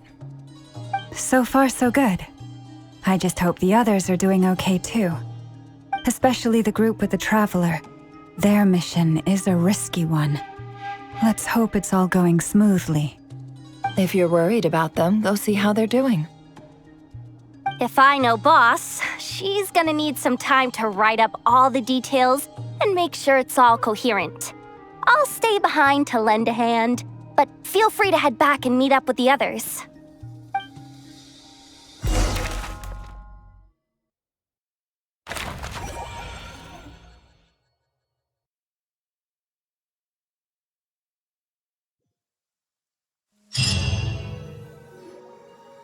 Oh, they've been prowling around for nearly 2 days now. These things just won't quit.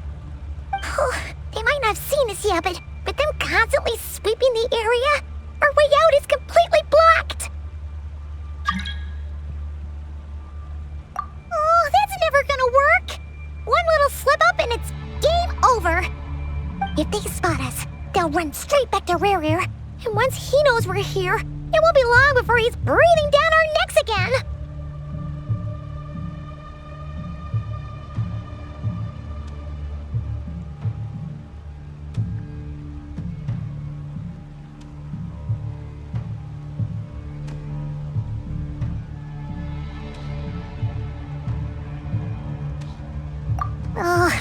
Guess you're right. Alright, time to zip it.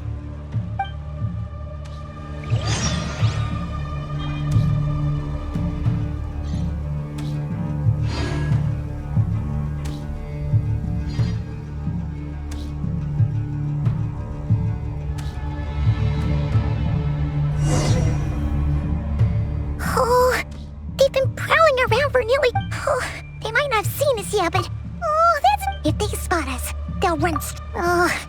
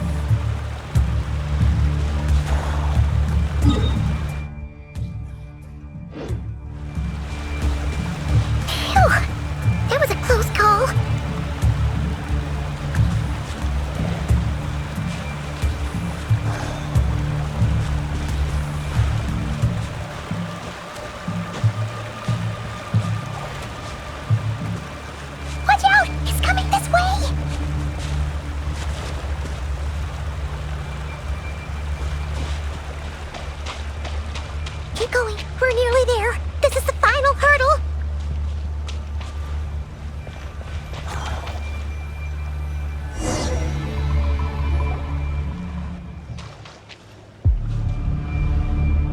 Oh, there's no end to these things.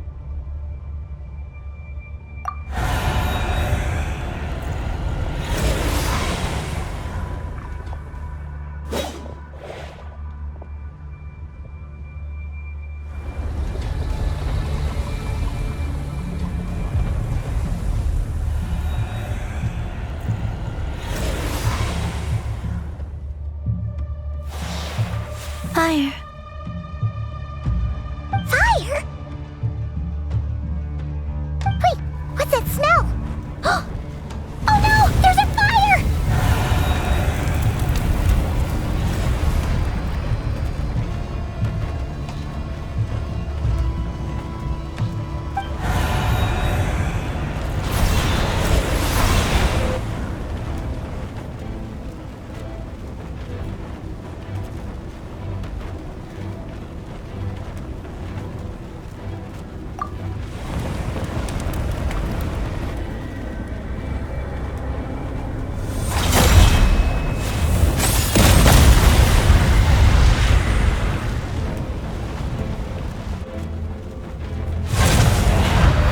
Sandrone was right. You look weak, Columbina.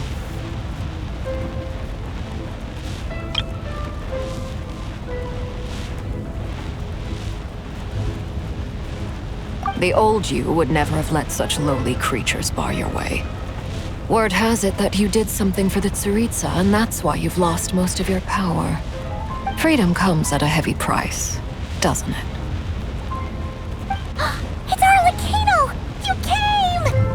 Hello again, Columbina. And greetings, guests of the House of the Hearth. It's been a while, Arlecchino.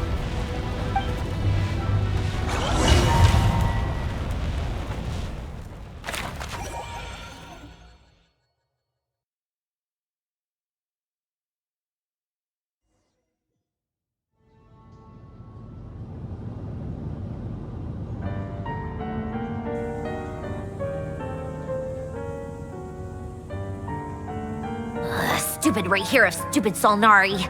Ugh, whatever. I've got all the data I need. Next time we meet, you're finished.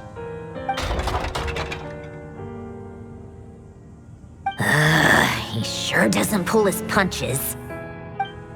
Excuse me, do you need a hand? You can do me a favor by staying out of my way. Can't you see I'm busy? Wait a minute. I recognize that voice. Hello, Miss Sandrone. Father sent us over to help. Huh.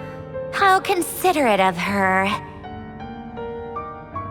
Hey, Fremine, get over here and help me fix this. Lenny, you do your thing. Just keep your sister away from my machines. Nearly every machine that cat girl touches ends up going haywire. Go put her on cleaning duty or something.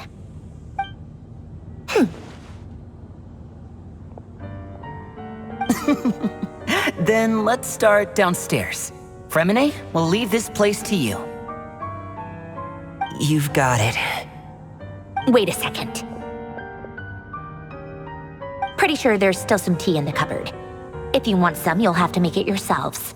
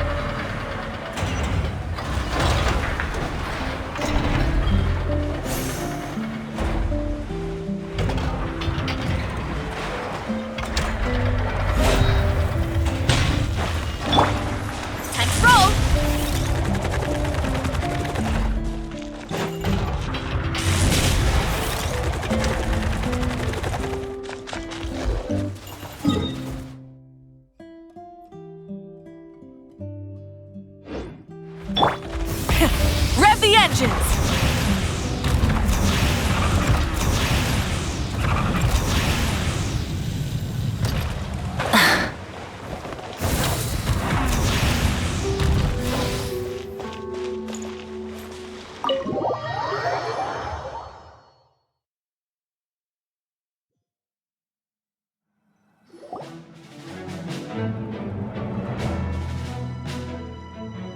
It's a relief to see you all made it back in one piece. Huh? Feels like there's quite a few people missing. Where's Flint's and the others? And what about Nefer? I returned ahead of them. Flint is helping Aino and Anefa to set up the decoys and buy us some time. As for Miss Nefer... Boss is still wrapping things up on her end. She sent us back to fill you all in on the top secret intel we've been gathering. I see. Then let's get right into it. But first, who do we have here? You brought someone else in to help? Greetings. I was invited here to help as a longtime Tea Party companion of Columbina's. You may call me Arlecchino. Surely it can't be. Those eyes. Oh, where have I seen them before? Wait, of course. In those memories we just saw. The only Arlecchino I know is the fourth of the Fatui Harbingers. So either you share a pretty uncommon name, or you're more than just a Tea Party buddy. You're well informed, Grandmaster. A man from Mondstadt living all the way out here in Nodcry, and yet the people and affairs of Snezhnaya seem to hold a special place in your heart. Oh, the feeling's mutual. Sounds like you know all about who I am, too. A Fatui Harbinger. The atmosphere in here just got really tense. Guess we can't just start trusting Fatui Harbingers, even at a time like this. I must admit, though, I'm a little curious. Seeing as the Moon Goddess no longer belongs to the Fatui, what makes you so willing to put your neck on the line?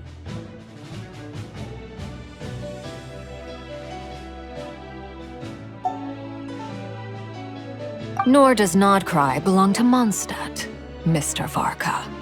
Yet still, you're fighting for it all the same. Things don't always have to have a tangible payoff.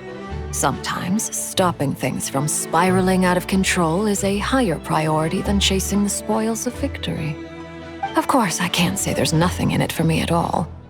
But that's between Columbina and myself. Forgive me. I don't mean to doubt you. It's just that the Fatui really have been the source of many of our troubles. We have our own way of doing things here in Nodcry. But ever since they arrived, the Fatui have treated us with nothing but hostility. I know there's been a lot of bad blood between us in the past. I've done my utmost to avoid friction whenever I could. But sometimes fundamental conflicts of interest simply can't be settled amicably. That's why I'm here solely in a personal capacity. This has nothing to do with the Fatui. As a gesture of good faith, I'll be frank. I can help Columbina track down the iridescent moon's marrow, which will help her restore more of her power. Anyway, what else is on the agenda? Let's begin. She says she'll be frank, then completely skips over the details. Looks like she doesn't want to give away too many secrets after all. But she clearly wants to change the subject. It'd be awkward if I tried to bring it up again now. I guess we'll just have to go along with it. She's the fourth of the Fatui Harbingers after all. One look and you can tell she's not someone you'd want to mess with.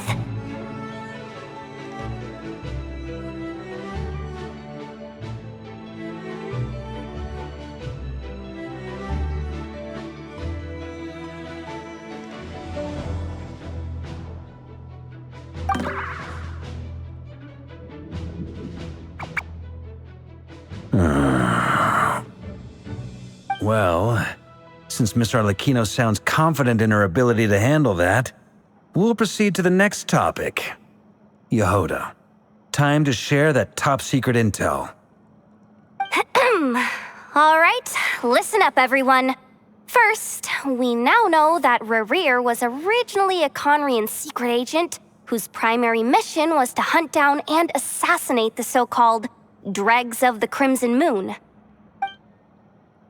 The Dregs of the Crimson Moon? In the memories, there was a lot of talk about the Crimson Moon and Eclipse, and a whole bunch of other stuff from the time of Conria.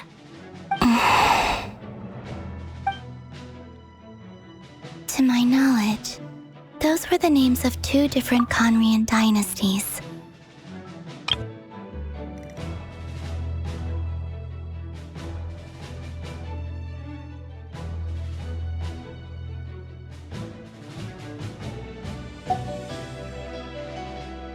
Long, long ago, it is said that the people of Conria worshipped the Crimson Moon, drawing a mysterious power from its reflection. But one day, a coup saw the Crimson Moon eclipsed, hence the name of the new dynasty that replaced it, and how it became the new emblem of Conria. Still, long after the Crimson Moon dynasty had fallen, the last ruler of the Eclipse dynasty, the Vinster King, still coveted the secrets it left behind. So, he sent the Rehir of Solnari to secretly hunt down the Crimson Moon's few remaining followers.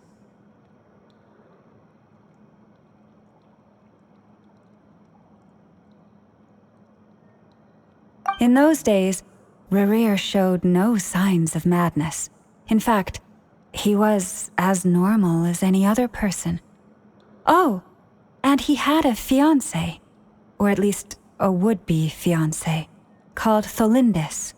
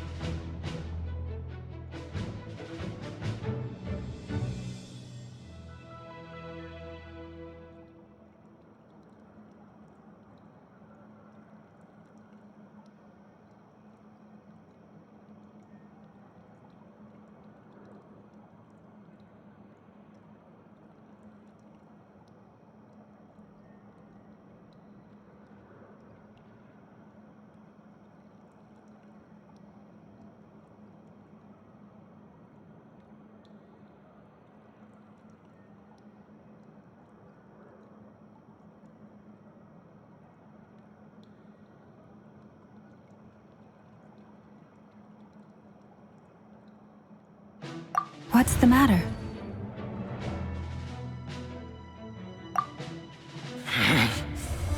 Verfnir, Freindaughter, Flinders.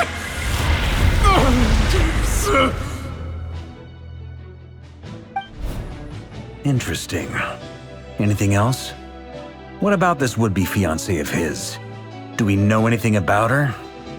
Well, she was a researcher at the Universitas Magistrorum, but it felt like she was hiding some kind of secret. Oh, and one more thing. For some reason, Rerir's fragment also contains some of Thelindis' memories, though only a very small portion. Well, no shortage of potential leads, I'll give you that. In any case, it sounds like we can conclude that while Thelindis was still around, Rerir appeared to be lucid and quite normal. Thelindis, it seems, must have been the one thing in this world that he couldn't let go of. Tell me though, were these pure-blood Conorians we're talking about here? Why do you need to know that? Hold on. If she was a pure-blood Conrian... Oh yeah! Just like how it was with the captain! If we could somehow find her, do you think there's any chance Rerir might regain some of his sanity? It's possible, but it would take a miracle. We can't pin all our hopes on that. That merchant who Nefer knows, Dori Sangama Bay. Maybe we could hire her to look into it. All right then. Let's keep working in our separate teams. Traveler, Paimon, Kutar, and Miss Arlecchino will go look for the iridescent moon's marrow. As for the others... On the way over here, I noticed that the Wild Hunt monsters had grown even more frenzied in their search for Kutar. At this rate, the people living here will be in grave danger too. So I'm thinking of gathering together some of our followers to go wipe them out. I'll head back to the curatorium and meet up with the boss. Feels good knowing we've all got something to be getting on with. Given that the Wild Hunt has been a lot more active lately, the Lightkeepers have likely begun their own operations too. If that is the case, someone will need to pass the news on to Flint's. I'll hold the fort for now, then discuss our next move with Flint's, Aino, and Anefa when they get back. All right then. Well, the clock's ticking. If that's everything, we'll be on our way. We'd better get moving too. We'll try to buy you as much time as we can. Relax. Just do your thing. I decided to call in some backup since things are getting so hairy. Our reinforcements should be here any minute now. Stay safe, everyone. Dismissed.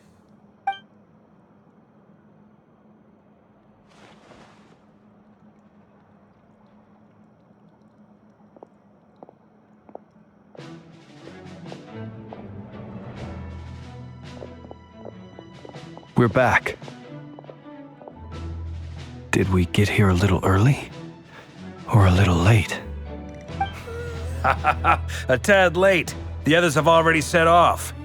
To summarize, our resident moon goddess has found us a new ally, and Boss Nefer has uncovered some promising info. Everything going smoothly on your end? Not great. I don't know how long we can stall them for. The decoys are getting taken out way faster than we imagined. I'm gonna make some more later, but I need a timeout first. I'm so tired right now. Oh, right! Inefa, could you fill in Uncle Varka on what we just discussed with Flint's? Sure. Uncle Varka, you previously told us about how when you went to investigate a source of the Wild Hunt in Amsvartnir, you discovered that it was just a diversion. But according to Flint's intel, several outbreaks of the Wild Hunt had already occurred in Nodcry in the period leading up to that. That was before Rerir had regained his body, when he was far from regaining his full strength. In other words, in theory at least, he still lacked the means to act in two places at once. Flint's, with everything that's been happening, the Lightkeepers across Nodcry are rallying to fight back against the Wild Hunt. They're gonna need your help. I know, I'm sure you're capable of coming up with something far more effective than decoys. But for now, you should stay here and get some rest. And Effa and I will head back over to Amsfartnir to see if there's anything I missed. I told you Uncle Varka would say that, didn't I? A deal's a deal. Not a word about my snack intake for the next week. Database updated. Reliability of Aino's predictions increased.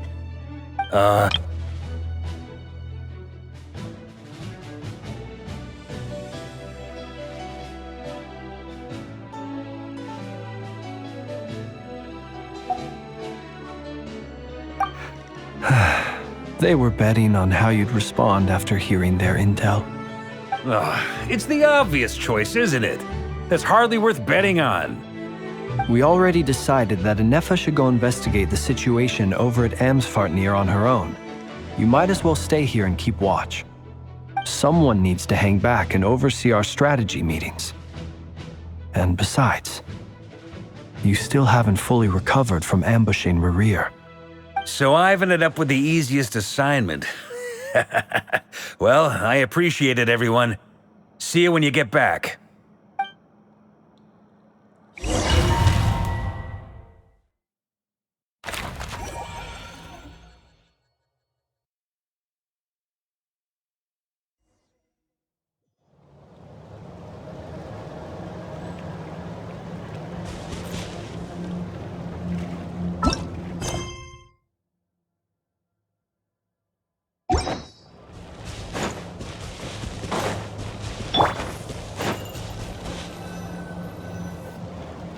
Here, this will serve as a good spot to cross over. Arlecchino, hold up a second. Since you brought us all this way, would you mind telling us what you've got planned? We still haven't got the slightest idea what's going on here. And if even Columbina doesn't know where the iridescent moon's marrow is, how do you? Simple. Because I am an inheritor of the royal bloodline of the Crimson Moon, and one of the last surviving embers of the Two Worlds' flames. Huh? Are you serious? As in, you're a descendant of that Crimson Moon dynasty we were just talking about? The one from...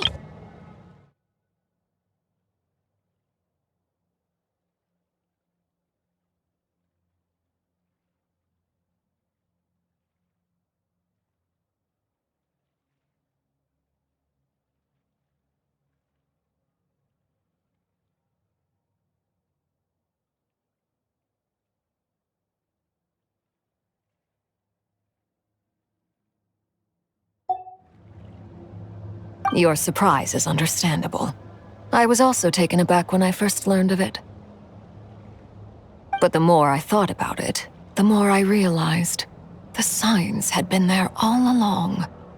When I was young, I discovered I could wield a very special kind of fire. It coursed like blood through my veins and smoldered away inside my nerves. What's more, whenever I experienced strong bursts of emotion or drew too deeply on this power, it was like some kind of presence within the fire would begin to gnaw away at me, consuming me from the inside out.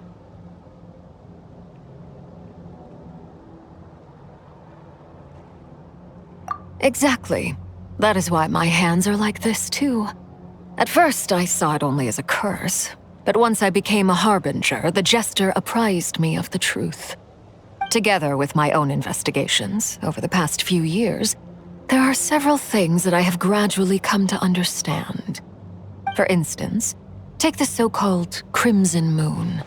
In truth, it is nothing more than the shattered remnants of the iridescent moon, fused with the abyss to prolong its lifespan. Since this blood flame was bestowed upon me by the Crimson Moon, it is a fusion of the iridescent moon's former power and the corruption of the abyss. You all understand the nature of the abyss well enough. I draw upon its power, and in return, it hungers for my soul. This strange blackness is the mark of corruption it has left behind. If I recall correctly, you once told me that if the corruption ever made it to your heart, you'd become a completely different person.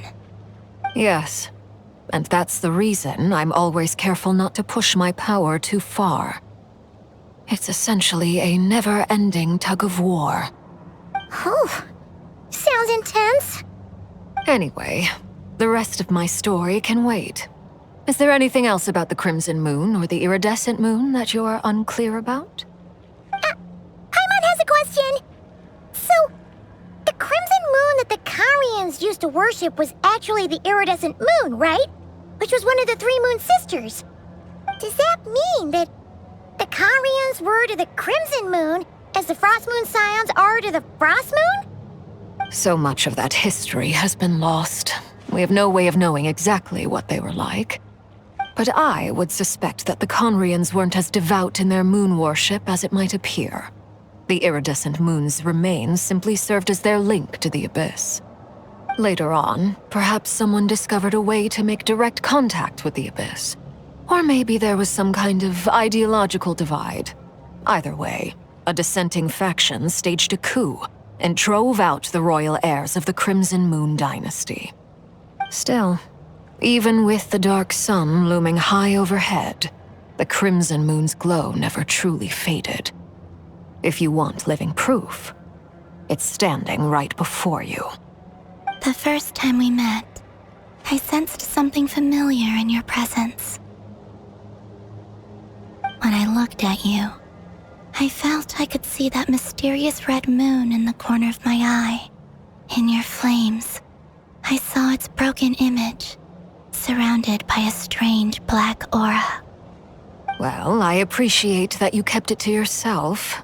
Much about the Crimson Moon is still a mystery, and I'd prefer not to end up as the object of an insane research project.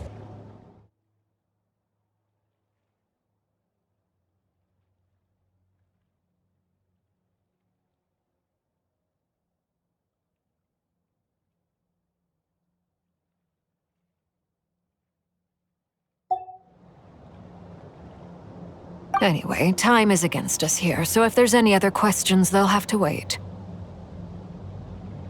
I just want to make sure I've got one thing straight. In her letter, Sandrone mentioned that since you are unable to contain the iridescent moon's marrow yourself, you intend to leave it in my custody. Correct? That's right. For now, it's the only way I can pay you back for your help. The iridescent moon is already part of who you are, so with its marrow in your possession, you'll be even more powerful than before. Deal. Then let's get started. Get what started? What does this place have to do with the Crimson Moon?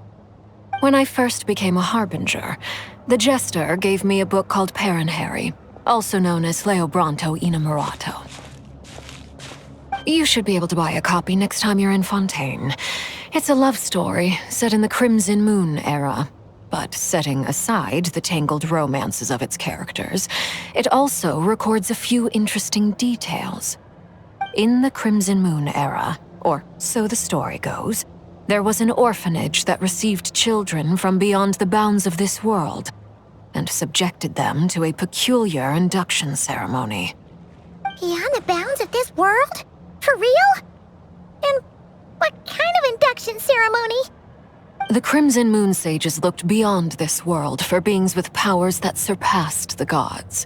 But fearing they might lose control, they subjected these children to a process of refinement. They made these children crawl up a fireplace and kept asking them, "Have you died? Did you see it?" Until they finally admitted to having died and seen a crimson moon. The adults embraced the children who passed the ritual, telling them, "Within the fireplace, you have traversed the flames between two worlds. Here and now, you are born anew." The book leaves much unsaid, but I suspect that this was their way of branding the children they had enrolled, leaving an indelible mark upon them so that they would forever live in the Crimson Moon's light. That explains why I can't sense the Crimson Moon's marrow in this world. It makes sense that it would be sealed in a special space that can only be accessed temporarily through some kind of ritual. But there's no fireplace here. Do you see a chimney anywhere? Oh, are we supposed to build it ourselves? Okay, fine. Paimon will go find some bricks. That won't be necessary. The fireplace is purely symbolic. The key to the ritual is crossing the flames between two worlds. In other words, the flames that burn within me. Those burned away by such flames leave behind a kind of ghostly afterimage in the world. In the days of Conria, people believed they could be used to bridge the gap between the two worlds of life and death. In short, I can open a passage to that space for you. That's the easy part. The catch is I'll need to stay on this side to keep the passage open, so I won't be able to come with you. Once you're inside, you'll have to find your own way. Very well. Then I'll open it up. Traveler, spare me a little more moonlight if you would. I may need it.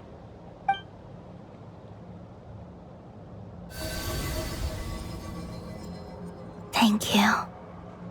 I feel like I've recovered some of my strength now.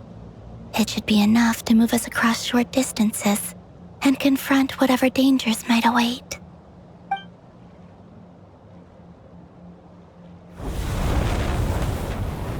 Mistress of the seven hues of ages past, great mother of the present, crimson-clad sovereign of the two realms, by fire severed, by fire renewed, I offer myself now and beseech your descent.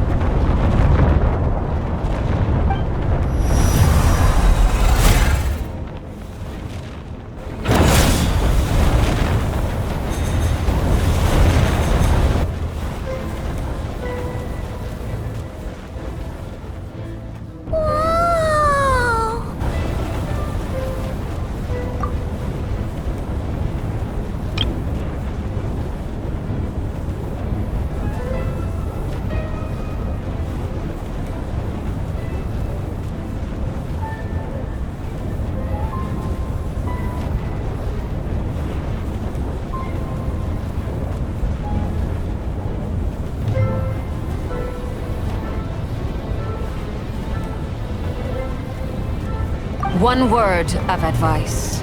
As you're crossing over, no matter what voices you hear, do not answer. Got it! I sense a sinister gloom inside, but also the familiar light of the moon. I feel that I am about to meet an old friend who has changed beyond all recognition. All right, let's go.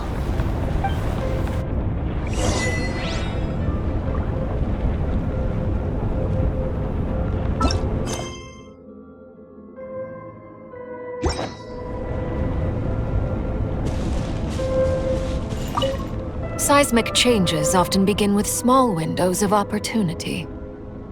This could be your window.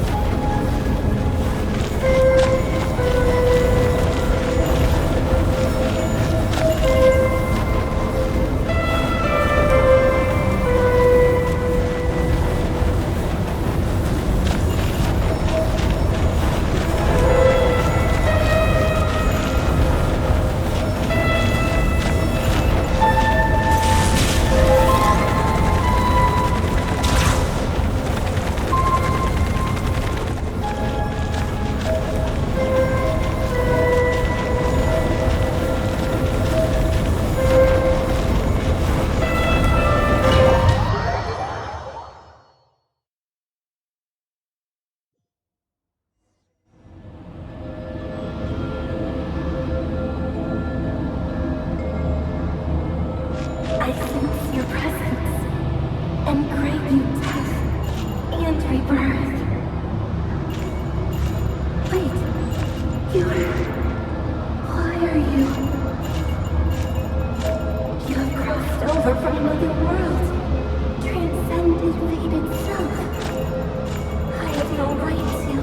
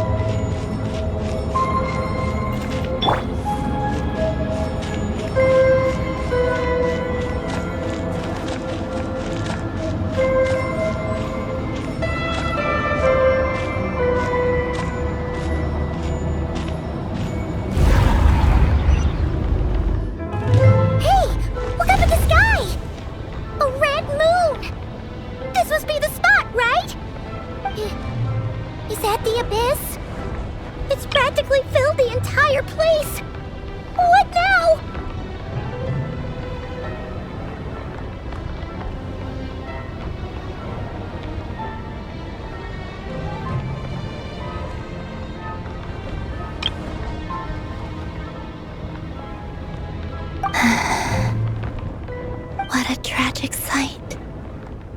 Fragments of your broken body, seized by the abyss, and hung up aloft like mummified remains. Careful! There's something spooky about this place. Feels like something is lurking in the fog. Haimon's right behind you. Whatever you do, don't run off without her.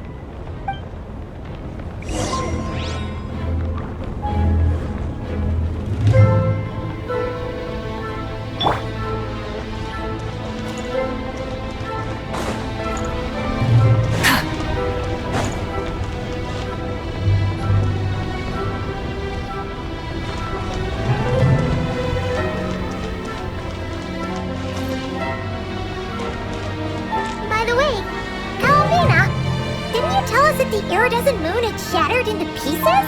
The moon up there looks pretty whole to Paimon. How is that possible?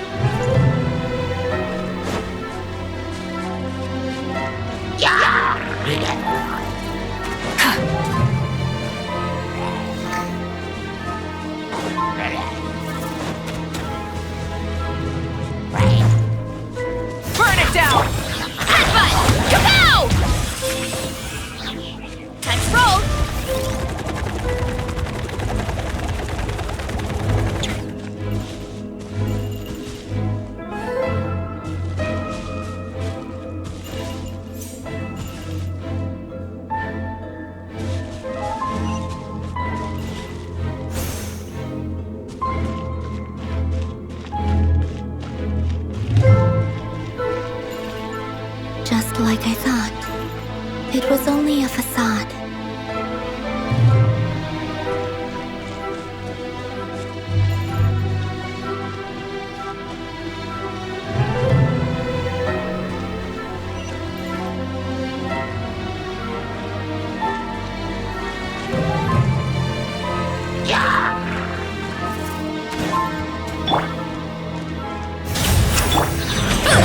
Look out below!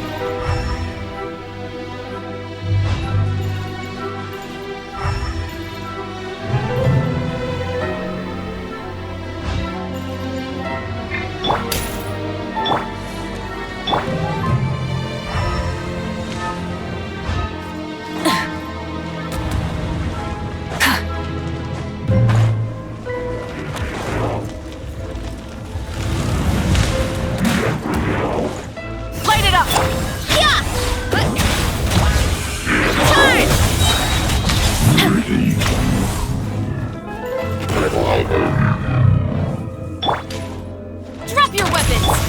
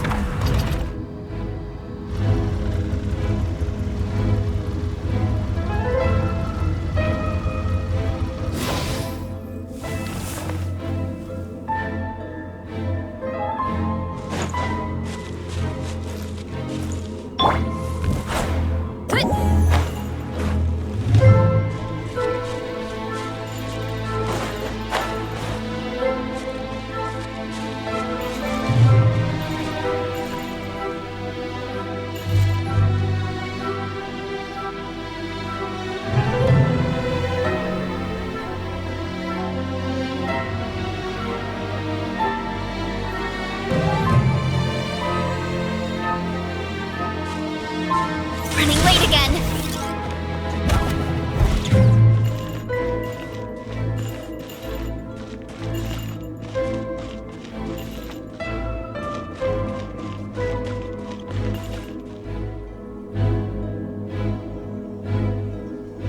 Huh?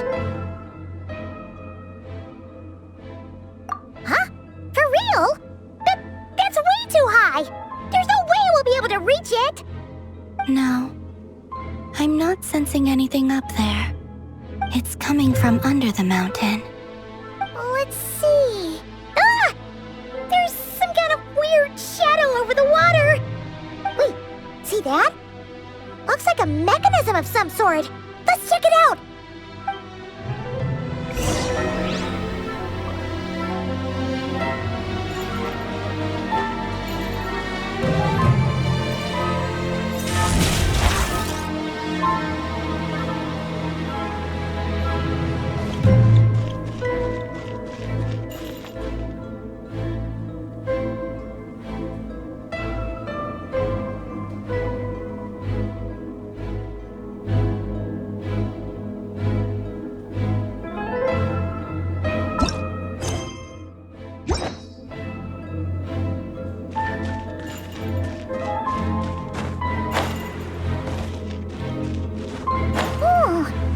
Looks like a device from the time of Kalia. Maybe people once came here to study the Crimson Moon's domain, and they left this behind. Oh, if we can activate it, we might find some clues. Stronger!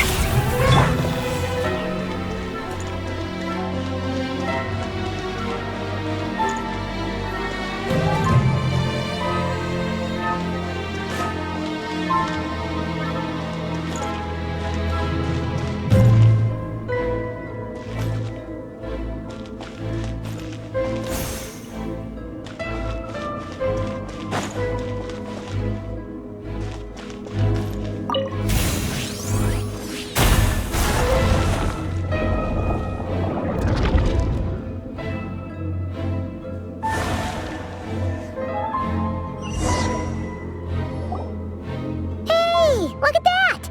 Now that the mechanism's running, the shadow in the water looks different. Do you think these mechanisms might be the key to unlocking the secret? Let's try to find more of them! Felindis, we'll leave the rest of the research in your hands. We'll be heading back now. I hope this isn't ruining date night. Ugh. Mind your own business. Just leave me some snacks on the table. Felindis? Is that Rear's girlfriend? How come we're hearing her voice here? Oh yeah! So, do you think she was studying this strange space all along? The Abyss has made this space extremely unstable. Maybe that's why some of the things she said and did were preserved here. Like echoes. Or after images. Whenever I see this view, it takes me back to a poem from my childhood. Waning moon, oh lifeless damsel, weeping on the mountain crest. Mourning still in wistful tone, her fragile soul now laid to rest.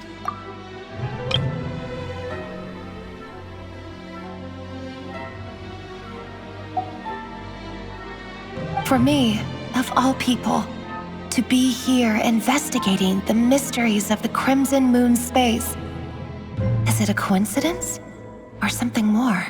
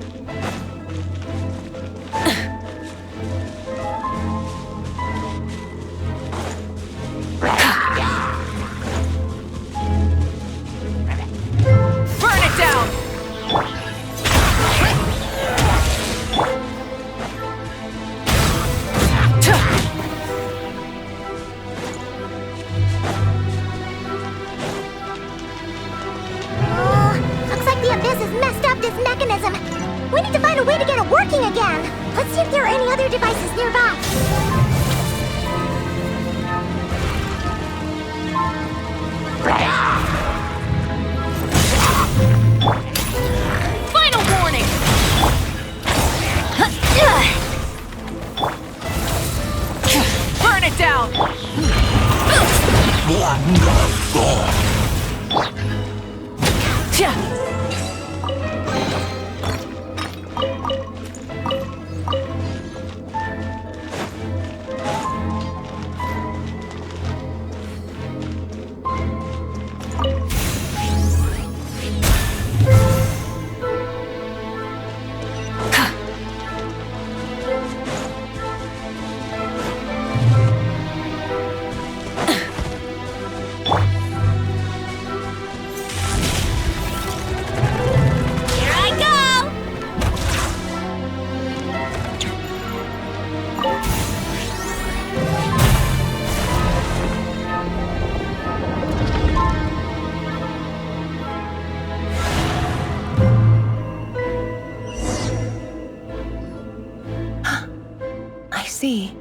So the moon marrow, or rather the power of the 3 moons, is the key to unlocking...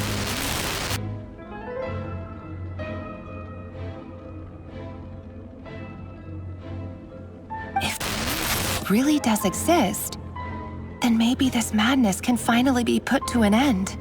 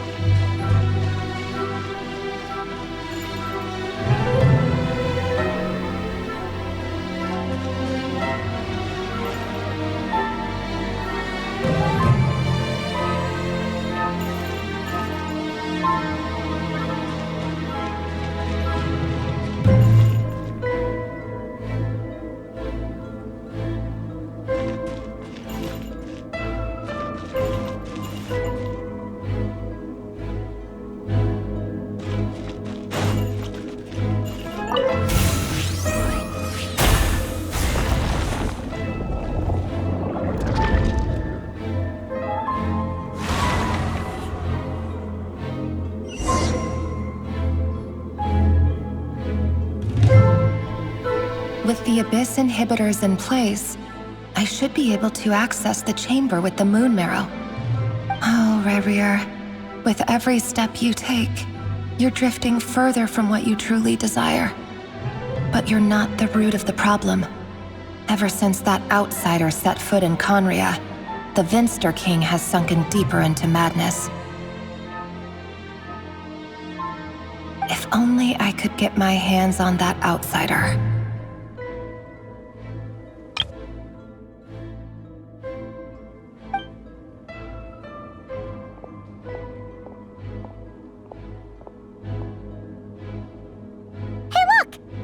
Reflection is back to normal!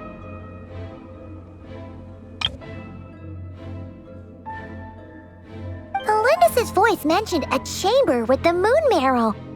Do you think maybe it's hidden in the moon's reflection? It must be, for within it, I sense the fragile aura of a dying soul. Then there's no time to lose! Let's go!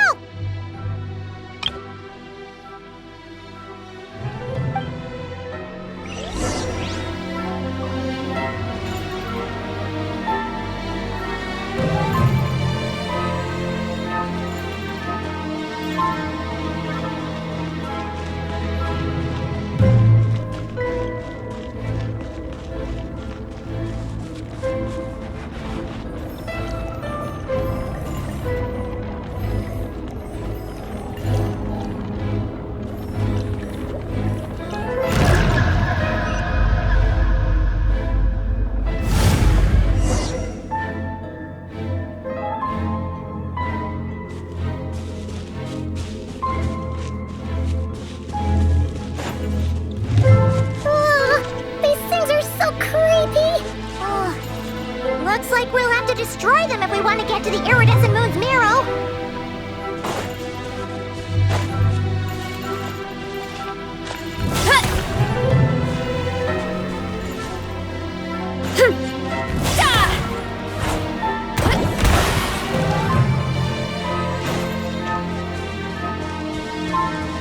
Running late again. Heads up! Whoa!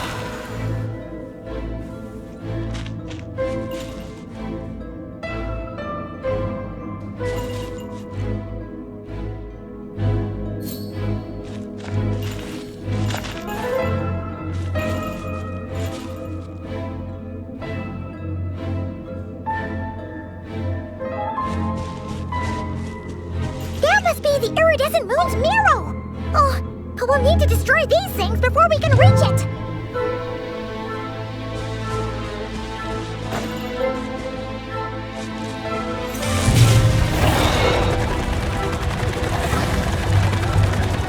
Heads up!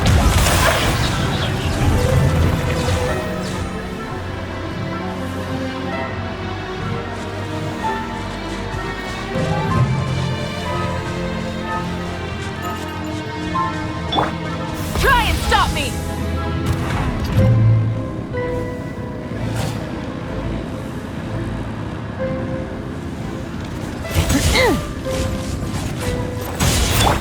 Headbutt! It's justice o'clock!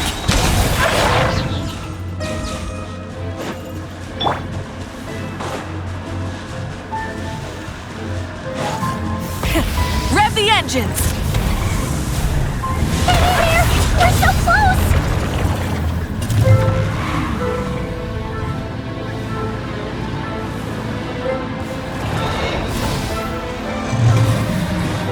Light it up!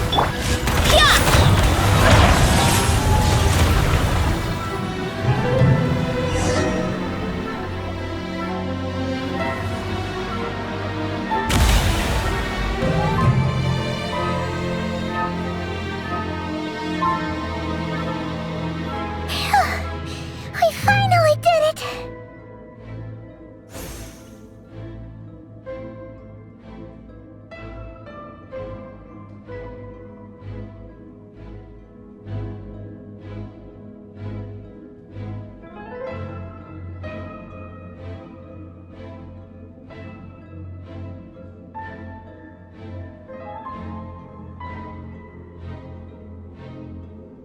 The iridescent moon's marrow, still burning away like an undying flame, yet now contaminated by the abyss. It has taken on a new form entirely. If we can purify the abyssal power within, we should be able to obtain its untainted essence.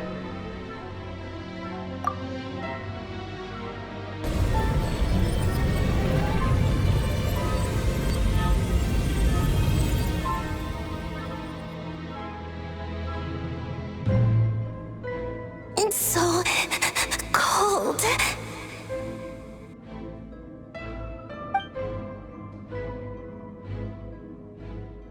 Is it you? Are you here? Huh? Are you talking to us? At long last, I can see you once more. Our fates have crossed, and I am finally free. I'm sorry, I lied to you. Even knowing what was to come, I still couldn't let go of the fear in my heart as death drew near. The moment the moon shattered, my body began to split apart piece by piece. Like I was being cut into pieces by 1,000 blunt blades. My thoughts scattered as the cold crept in. But I could not bear to fade away like that. Tell me, what was it that brought you to us all that time ago? If only I had possessed your courage, then I might have been spared this torment more painful than death. You look so puzzled. That's how I felt too. when I first saw you. But trust me when I say that everything happens for a reason. Farewell, Hypo.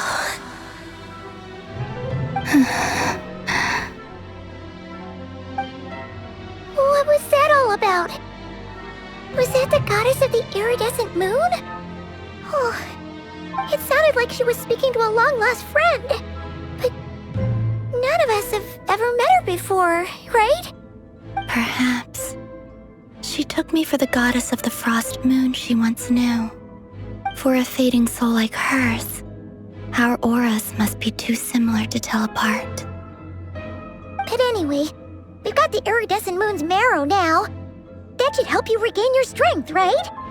All right, time to leave this place and meet back up with Arlecchino. Let's go!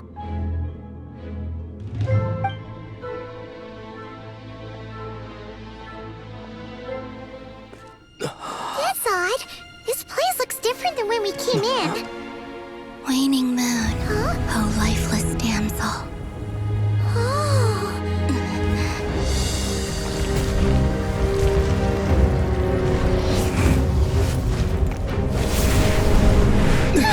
Hurry! The place is collapsing! It wants to trap us here. Who's it? The Abyss? Now we've taken the moon marrow. All that's left here is a dark will. It will show us no mercy.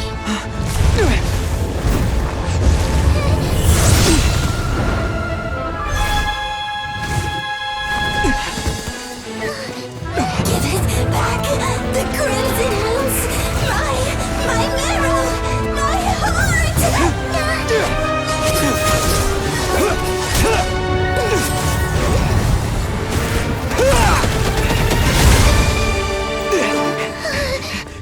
Finally! Huh? Oh no! The exit's blocked! They're back! Now what do we do? This is where you fall. Witness my rise. What are you waiting for?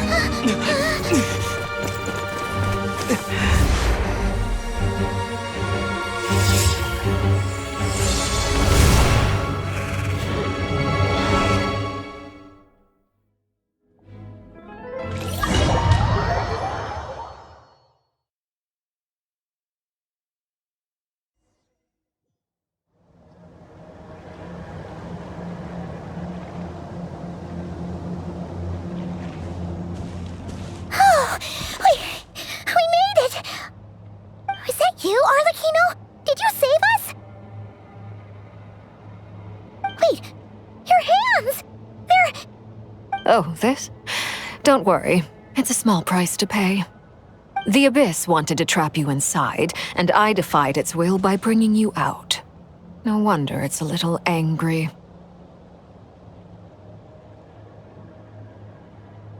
No. I have paid the price, albeit a small one, and it cannot be undone. My hands have already fused with the Abyss. Purification would simply destroy whatever's left of them. But surely... Oh... We're so sorry, Arlecchino. Paimon can't believe you'd make a sacrifice like this for us. As much as I'd like to call it a favor, the truth is I was simply holding up my end of the deal. Well, Columbina. Yes, you did your part. And as promised, I will leave the iridescent moon's marrow in your care. From this day forth, may the two worlds' flames burn ever more brightly.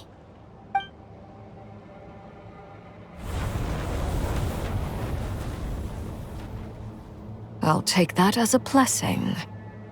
Now, Columbina, give me your hand. Accept this moonlight I offer in return.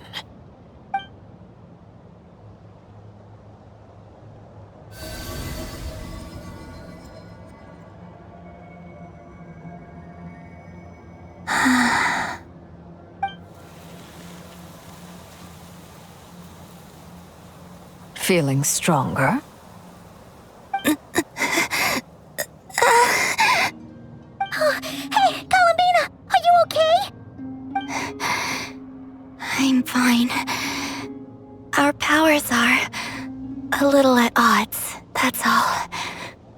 By the Frost Moon's authority alone, wielding the power of the other moons was always going to be a stretch. Still, I think it's fair to say that your strength has returned, at least to the level it was at as Third Harbinger. It's still not enough. There's no way I can hope to challenge Rayrir like this. Just one more ray of moonlight, if you would. It's okay. I can take it.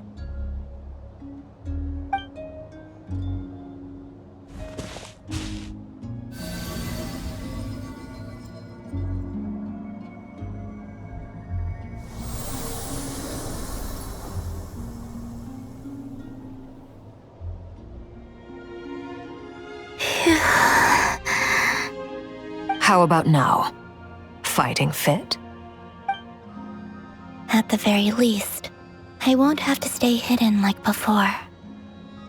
I want to see him gone from Not Cry. The Rayrir of Solnari and his wild hunt must be sent back where they belong. Well, it's good to have something to aim for. You certainly seem more alive now than you did earlier. When I first met you, you didn't strike me as a ray of moonlight. More like a wisp of fog drifting in from who knows where, ready to scatter at the first sign of a breeze. But now, you're full of vitality, just like the Frost Moon, once the brightest of them all. May you keep shining, Columbina. This is who you are. Thank you. Look after yourself too, Arlecchino. I know you have plans of your own, and that's why you're always seeking to grow stronger. But whatever you're after, don't let the Abyss take a hold of you. I do not wish to see you go down the same path as Rayrir. I appreciate the concern, Columbina. Although perhaps it's time you took a new name. A new name? Kutar, the Moon Maiden, Columbina. They're nothing more than code names. They describe who she is and the roles she's played, but they're not her real name. We often use code names in the House of the Hearth, too. But it's knowing your real name that keeps you grounded. Up till now, you've been living a wandering life, so you've probably never really cared. All I'll say is this. Once you've defeated Rayrir, give it some thought. All right, that's it from me.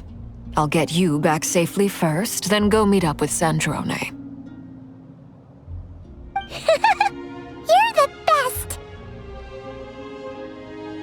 I appreciate the gesture. It speaks to your good character. Anyway, let's get going. There are more urgent things to do right now than trade compliments.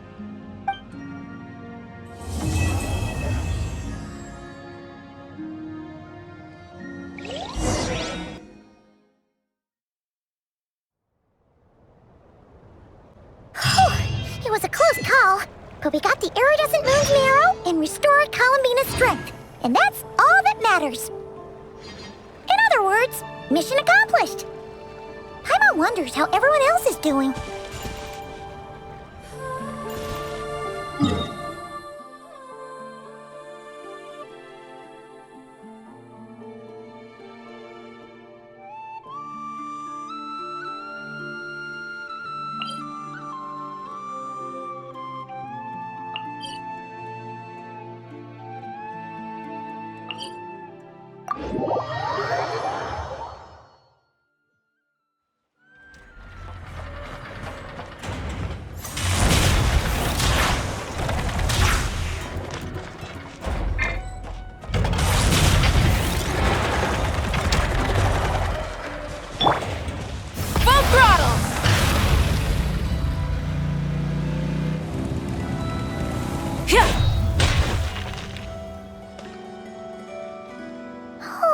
Do you think the others are making good progress?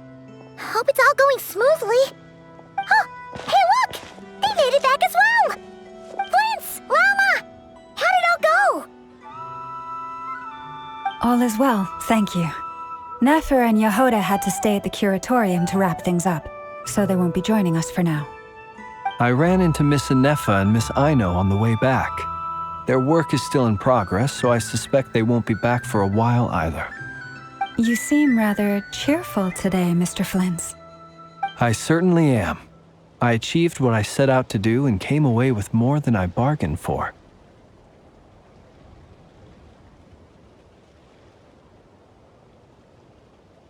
Fighting alone can get quite tedious, but I had the good fortune to run into a pair of brave young warriors.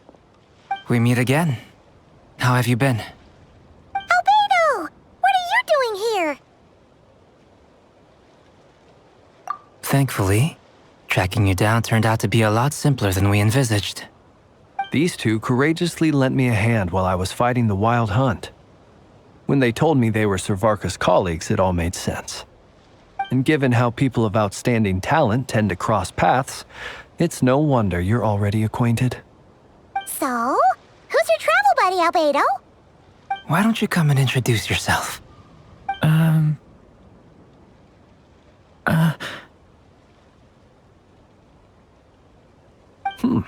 A gentleman of few words, I see. And a rather stern countenance. I presumed you were acquainted with him. Is that not the case?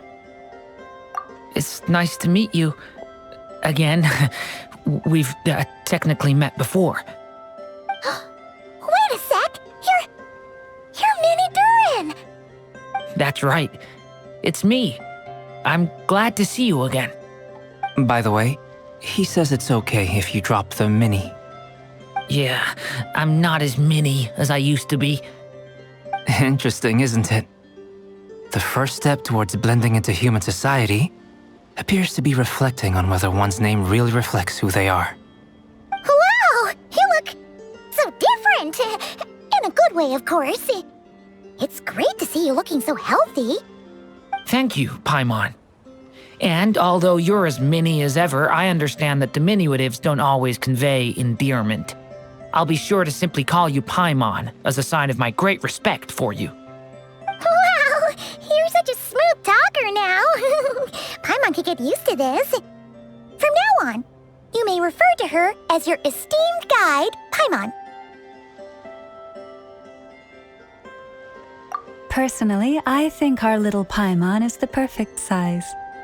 When people call her Little Paimon, it's just because she's so adorable that they can't help themselves. If that's not a sign of endearment, what is?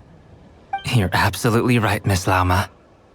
My brother still has a long road ahead of him when it comes to understanding human relationships. Anyway, speaking of long journeys, didn't Columbina, leave with you? How come she isn't back yet? She's been catching up with old friends. Wouldn't be surprised if she stopped for a cup of tea or 10 on the way back. Uh-oh. People are talking about me. Hope it's nothing negative.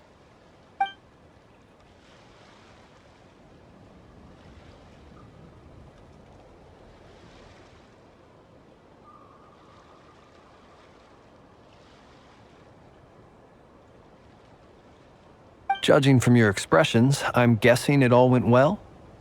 It's getting crowded here. I'll go grab some chairs. No need. This is a job for an alchemist. I'll whip some up momentarily. Thank you for your hospitality, ladies and gentlemen, but I was merely escorting my friends back. I'll be meeting Sandrone shortly, as we still have some things to discuss. It's been a pleasure, everyone. But this is where I'll say goodbye. We really appreciate your help.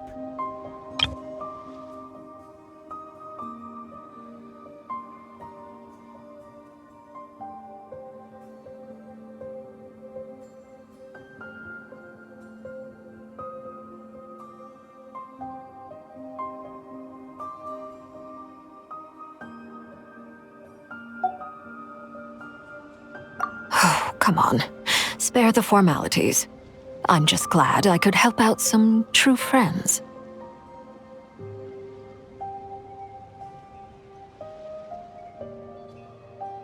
I understand. Well, bye for now, Harlequino.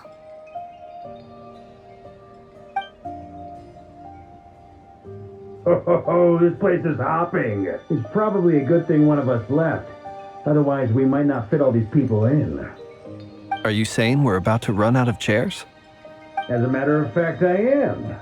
Come on in and see for yourself.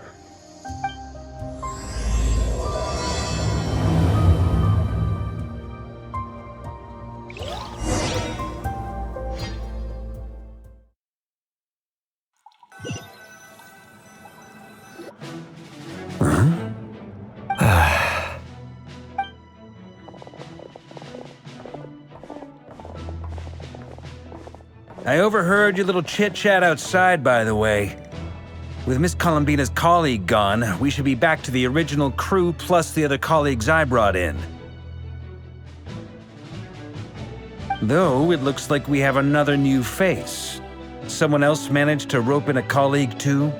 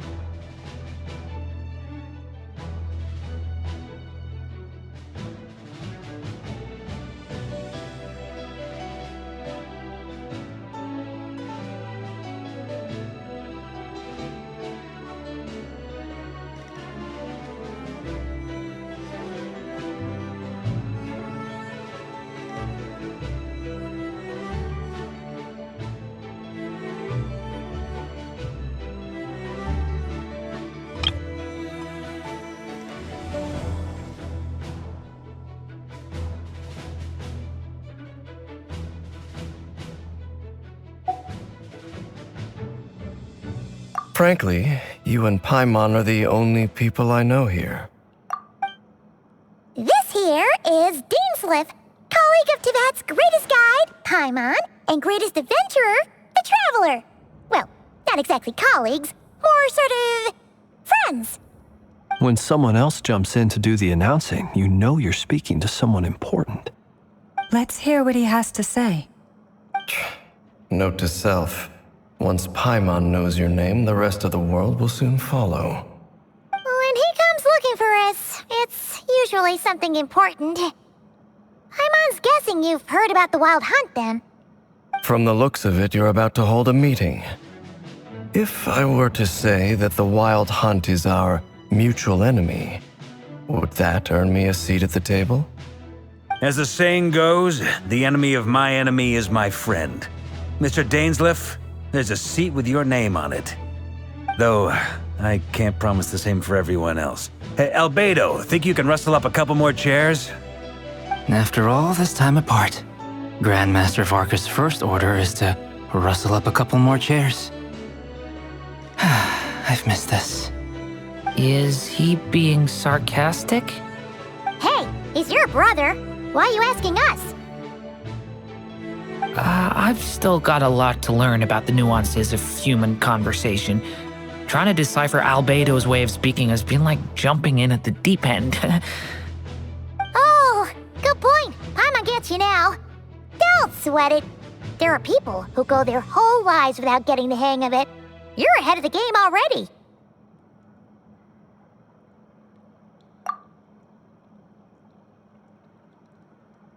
wonder what's taking Nefer so long.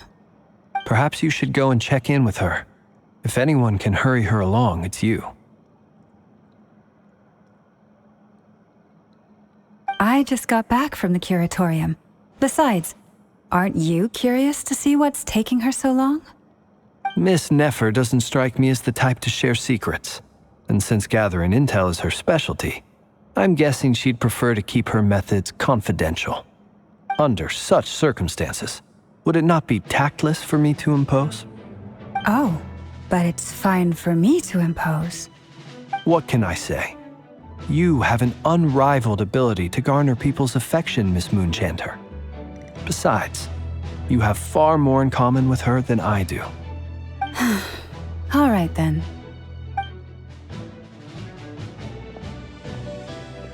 Impressive. She barely fought back at all. I admire your powers of persuasion, my friend. As I'm sure Miss Lauma will realize soon enough, the trick in life is to always pitch in with other people's responsibilities so that you can be selective with your own. Another trick is to simply hide in the background. Spoken like a true sage.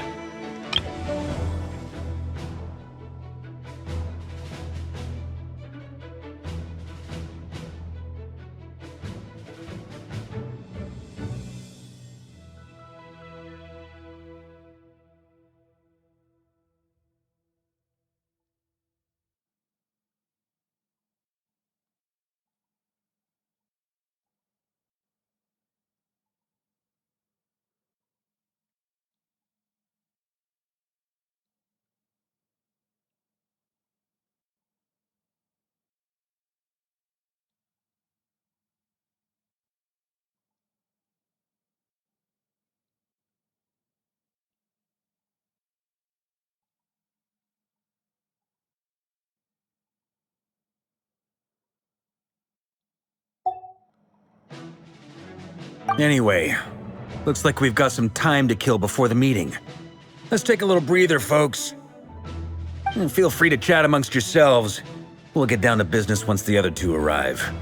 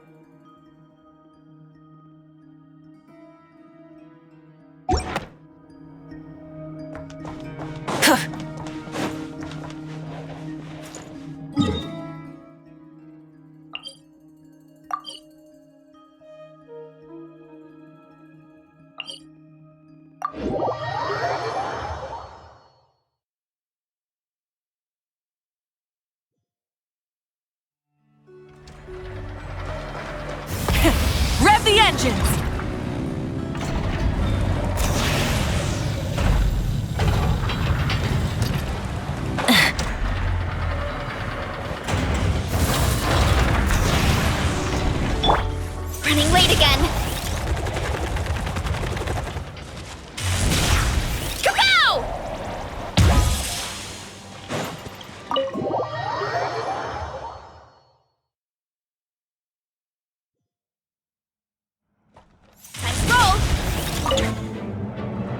You're both awfully quiet. Why don't I start us off with an icebreaker? Much obliged. Have either of you ever had your portrait painted? If not, I'd be glad to help. That sounds like a lovely idea. You know how to paint, then? I dabble occasionally. He's an excellent painter. Tables, chairs, people, dragons, you name it. He'll paint it for you. I'm flattered.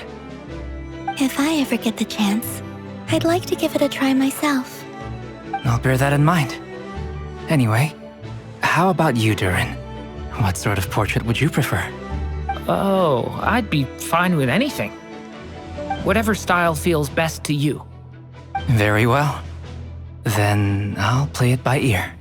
You can replicate any style I want? I can try. If you show me a sample, I'll do my best to match it. Thank you. In that case, I'll dig up some reference material for you.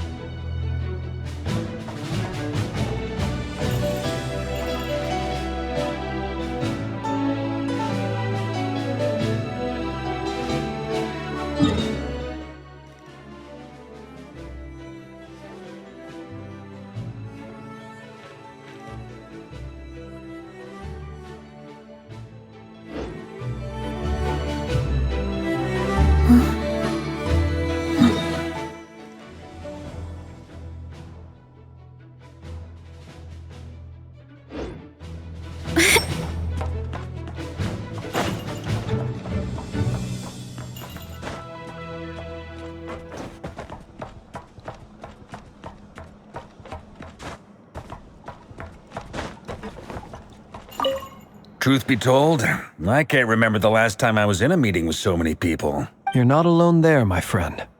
The Lightkeepers also... I don't doubt that. I've only ever met two Ratniki, one being you. Luar is a good apple. I'll give him that.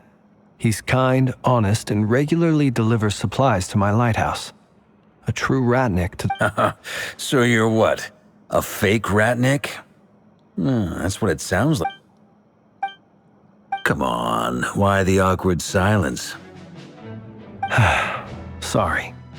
I'm not even gonna bother trying to hide it. You've known all along, haven't you, my friend?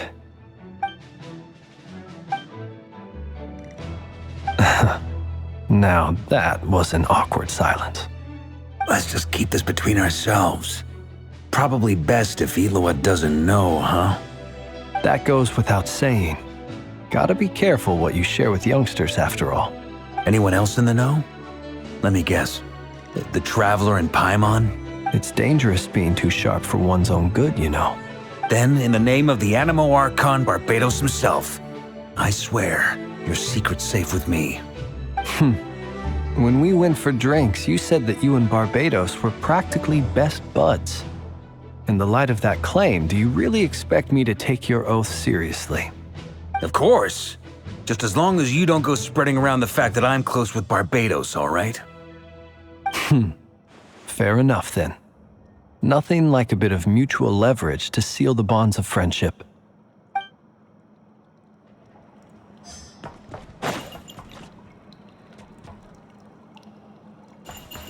Is there something you'd like to say to me? Yeah! For starters, why'd you just show up here without even giving us a heads up? If you think back to our previous interactions, you may recall that that's hardly out of character for me. You do have a point there.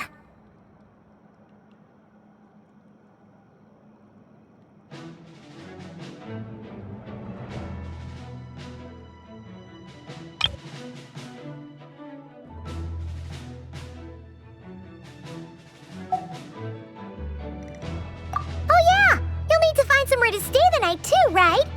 Want to tag along with us? You never know. We might get a group discount.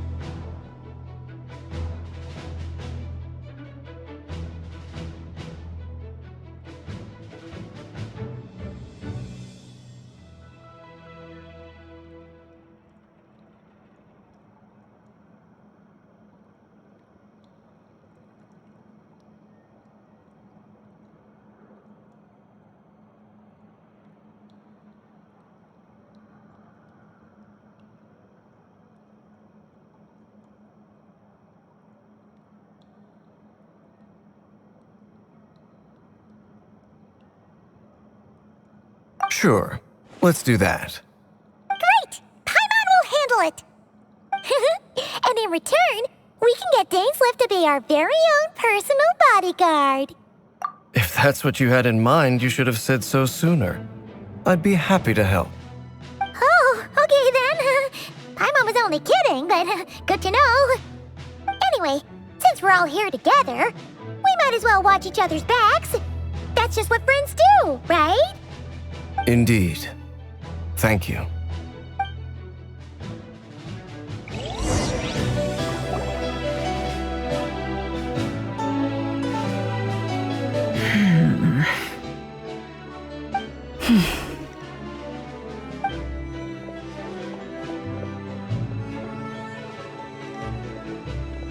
Ah, Miss Nefer. You made it after all.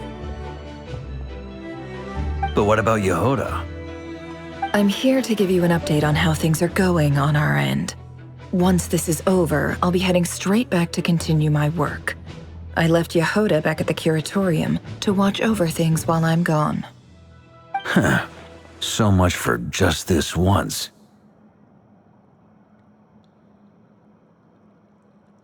Shh!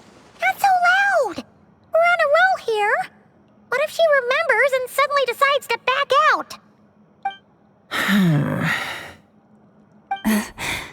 Did you say something, Mr. Varka?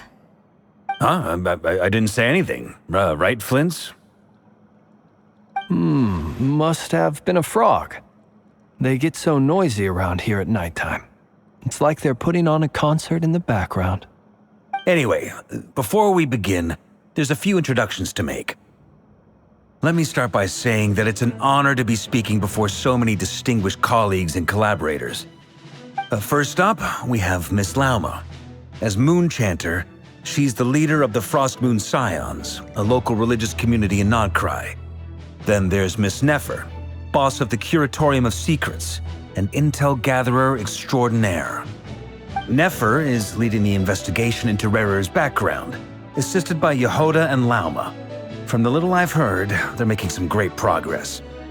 Over here, we have Mr. Flint's, a ratnik and guardian of the abandoned lighthouse.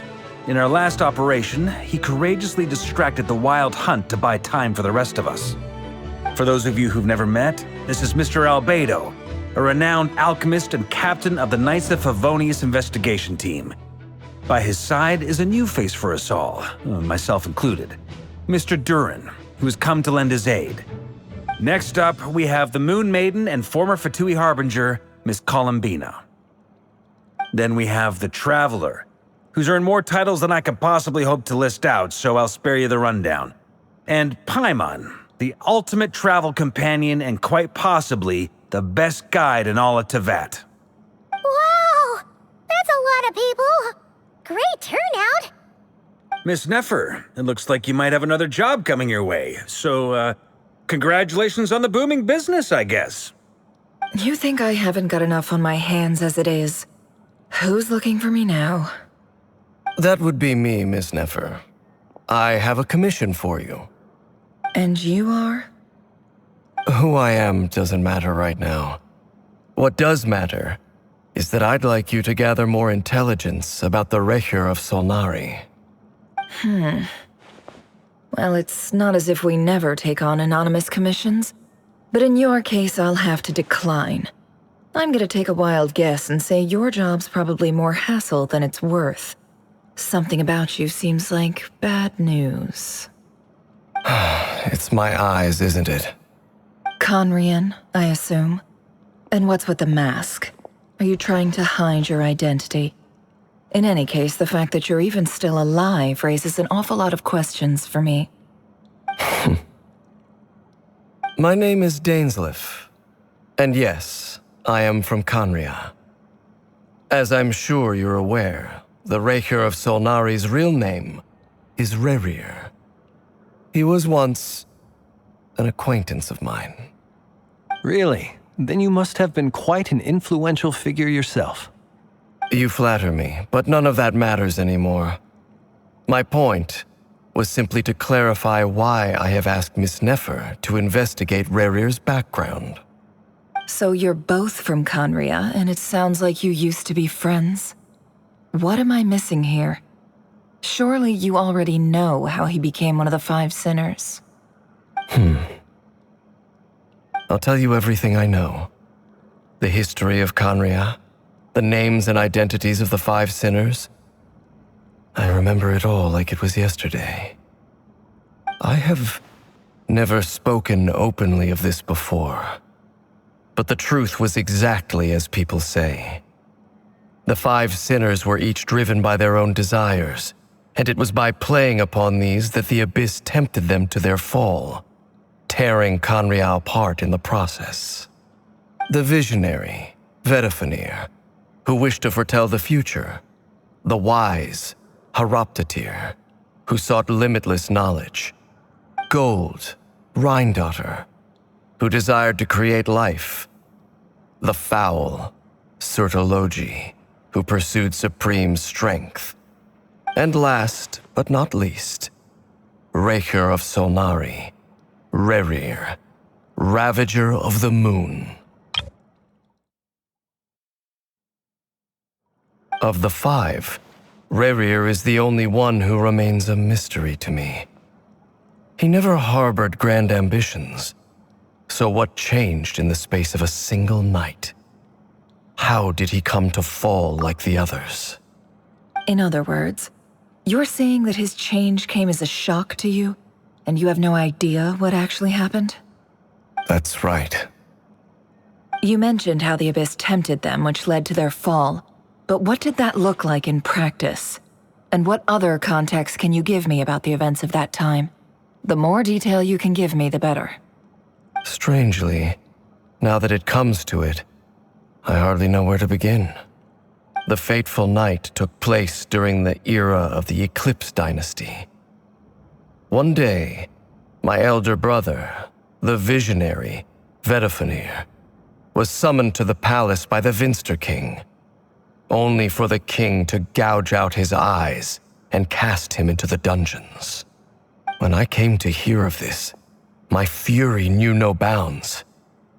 I gathered together every ally I thought I had, and together, we set a night to storm the palace and free Ved.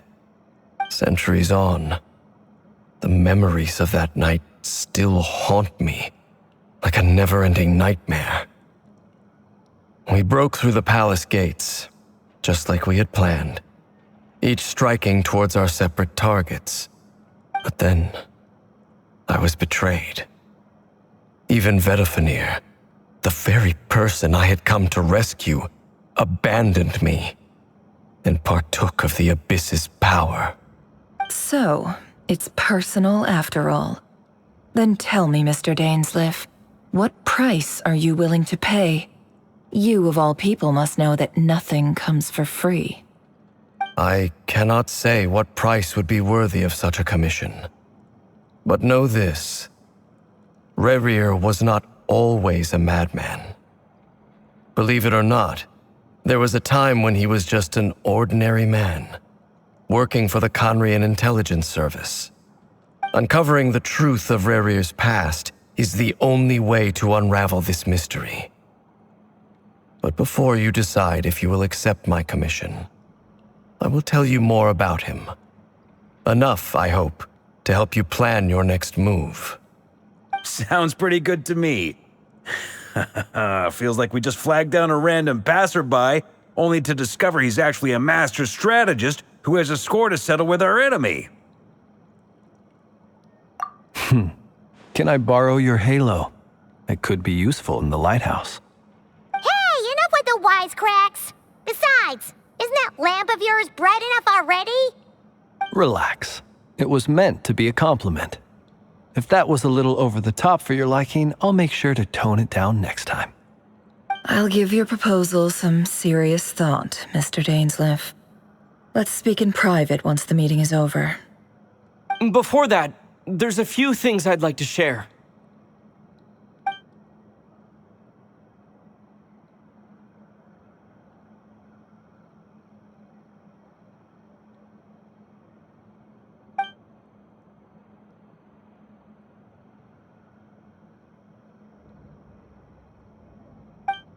Now that we've united the hearts of the three moons, your power should be greatly enhanced. But it seems like that hasn't happened yet? I believe it will take a little longer. You've done so much for me, so I want to be completely honest with you all. Even though I'm doing a lot better now, the truth is, my recovery will likely be an ongoing process. From the moment I was born, my power has been slowly ebbing away. And that is because Tevat has never accepted me. Even with the moons united as one, it seems my rejection cannot be undone. So far, I have yet to find a solution. It may turn out to be a problem that will plague me until the day I finally leave this place behind.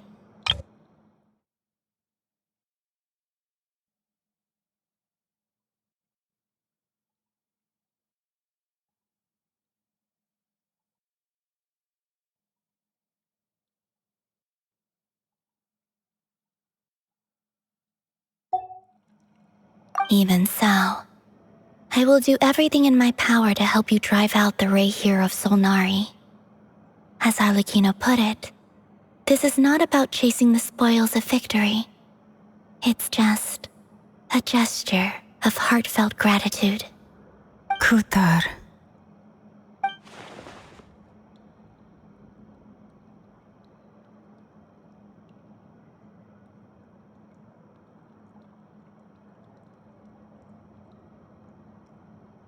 Defeating the Ray here of Solnari will be no easy task. While my strength slowly recovers, we'll also need to gather more intel. Naturally. We should take all the help we can get if we hope to defeat him. We've considered several viable plans now, but our choice hinges on the answers to a few key questions. Is it even possible to kill Rerir? What experiences shaped the person or monster he became? And what's he really after? Given Albedo's expertise in alchemy, I think we should leave him to try and answer the first of these questions. Understood. As for the other two, I'm afraid we'll have to count on you again, Miss Nefer. Believe me when I say it's not my wish to burden you. But right now, relying on your skills is our only option. So you're placing all your hopes on me, huh? We can't thank you enough for agreeing to help us. Honestly, I can hardly believe how lucky we are. You sure have a talent for changing your tune, Miss Moonjanter. Timid like Yehoda one moment, then flinches insincere flattery the next. Ladies, please. I must object to your portrayal of me. That's all. Feel free to keep bickering. Just pretend I'm not here. I almost don't want to leave this room. I'm curious to see how this plays out.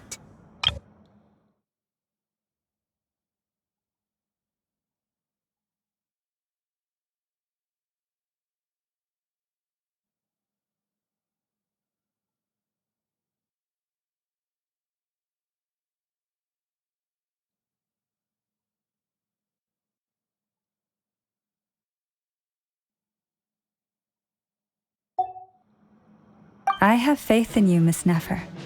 Something tells me you'll stand by us until the very end. Oh? And what makes you so sure of that? What if I suddenly decide that my compensation is insufficient? This isn't about the money. I can sense that you've got a deep-seated distaste for Rerir. And knowing you, that alone is motive enough. Look at them getting along so well. Like two peas in a pod. And I'm the one they accuse of insincere flattery. There is no justice. Miss Lauma, you have to understand something.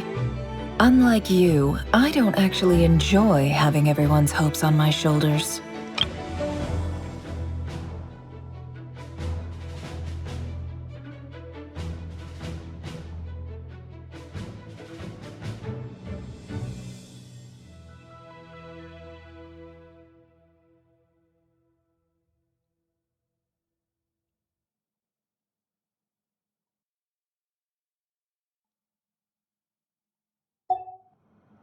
Is that right?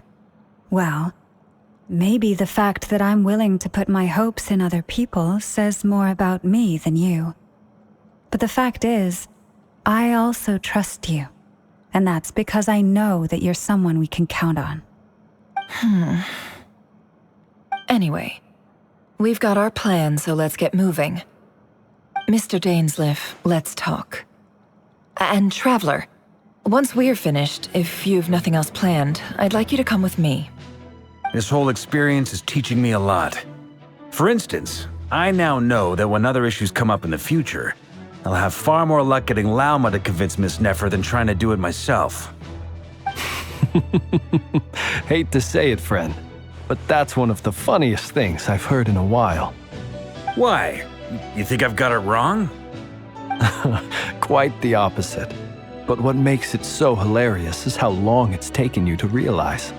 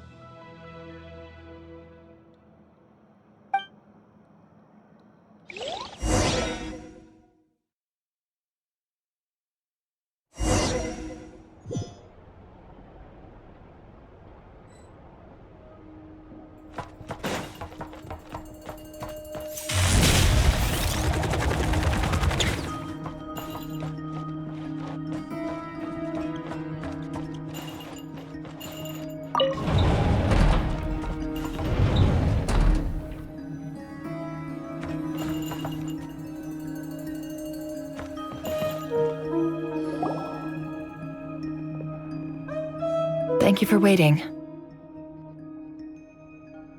It's okay. We actually used the time to help Dainsleif get a room at the hotel. That's very considerate of you. Now, I trust you share my curiosity about Rerir's past, and you seem fairly familiar with Mr. Dainsleif already.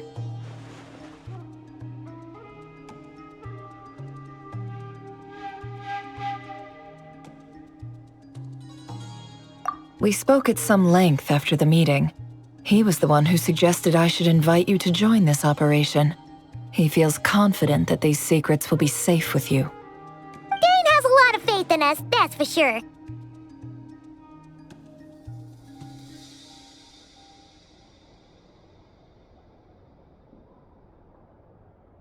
Likewise. I appreciate that you got right on board without interrogating me about why I invited you. It shows that you trust me to explain everything in due course. That's because we know what you're capable of. We appreciate you too, Nefer. You might have been forced to help in the beginning, but this time, it was your choice. That's one way to put it. Another is this, that once a decision's been made, it's set in stone. After that, my only goal is to see it through. All right, so here's how it is. I'm going to access Rerir's thoughts again using my confidential method. Now, I'm sure you've seen things like this before on your travels, so you're surely well aware of how dangerous it can be. The reason I've gathered you all here is to ensure my safety during the proceedings. I plan for us to enter the fragment of his consciousness together, and once inside, I will focus on searching for information. Think of this as a diving expedition into someone's brain. If I'm the diver, you are my safety equipment, tasked with keeping me alive while I'm under the surface. Once the ceremony begins, we will all be spying on privileged information. But in the interests of safety, you must remain absolutely silent at all times.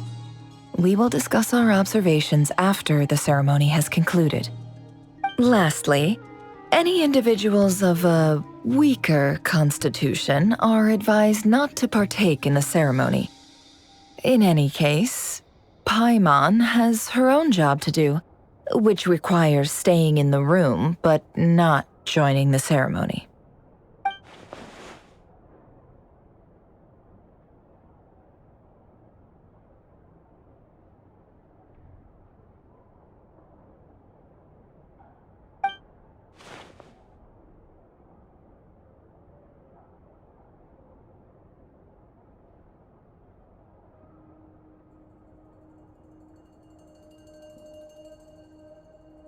Well, good luck, everyone! Sounds like all Paimon can do is cross her fingers and root for you guys. There's a little more to it than that. I was being serious when I said you have a job to do. While the rest of us are inside Rerir's mind, it's imperative that we have a team member on the outside. In the event that something goes wrong, you will be our first responder. I don't anticipate any issues, but the extra level of safety will be greatly appreciated. I second that. This is a dangerous operation here, and you're our whole rescue team. That's pretty much the most important job in the crew. So, Paimon's like the lifeguard? Yeah, that makes sense. All right, got it. Good. Please, take a seat. We'll get started momentarily.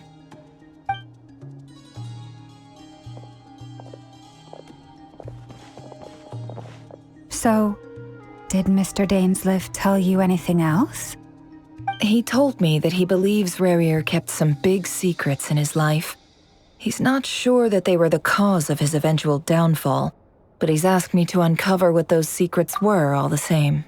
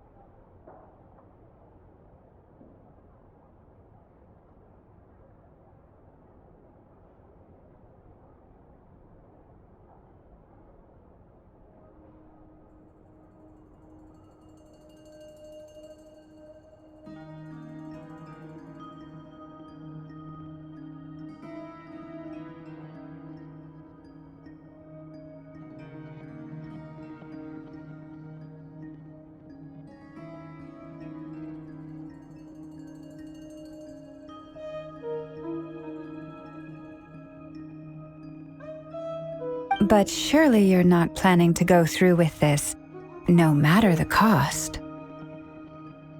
If you think that, you'd be overestimating me. I'm a businesswoman, not a mercenary. But I do have my own professional reasons for taking this job. You think I'd turn down the opportunity to get a first-hand glimpse into Conrian history? No chance. Well, as long as you don't let morbid curiosity get in the way of safety concerns, we're good. We'll do whatever we can to help you. You're such a killjoy.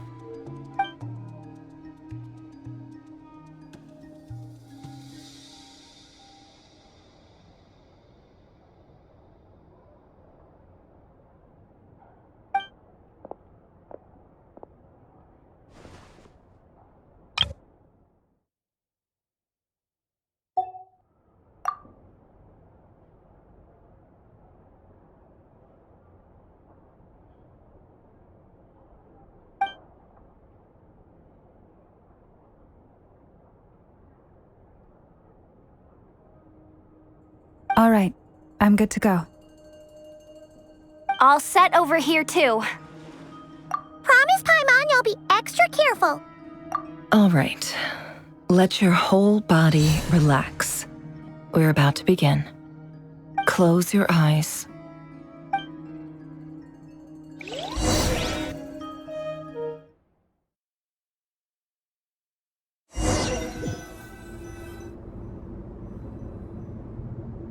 Phew. Could this be his office? Pretty standard setup. Bookshelves, paperwork, files. According to Dainsliff, Rarier used to be an intelligence operative. Chances are there's plenty of top-secret intel stashed away in this room. Is this where you keep your secrets, Rarier? Can't say I'm not looking forward to this.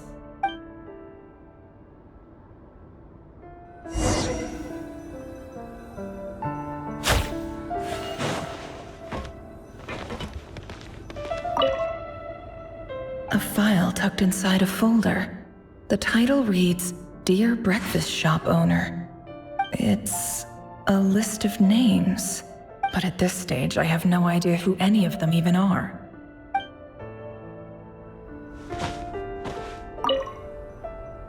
Wonder what kind of encryption technique this is. Seems like it has to be inserted into that camouflage device nearby. Aha! It's an audio recording. Please, hear me out. I can't shake this feeling that someone's been spying on our house. No, I'm not being paranoid. It's true.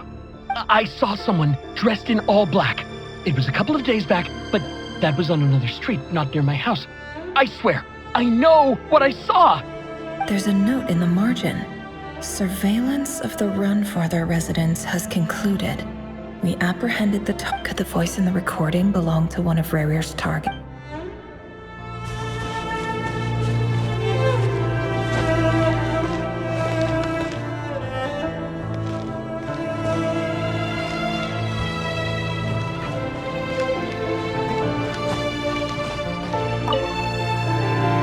Bookshelves full of documents. Looks like these are all files, packed with the personal details of individual Conrian. The Crimson Moon Dynasty preceded the eclipse. Since Rarier worked as a secret agent during the latter, it stands to reason that he was tasked with purging remnants of the old dynasty. Yep, lines up exactly with what Dainsliff told me.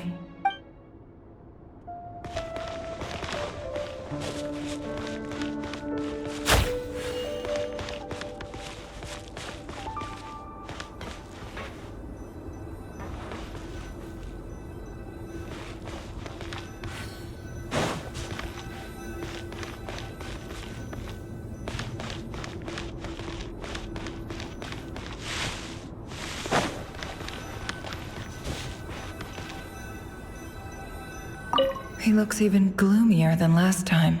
I wonder what's changed.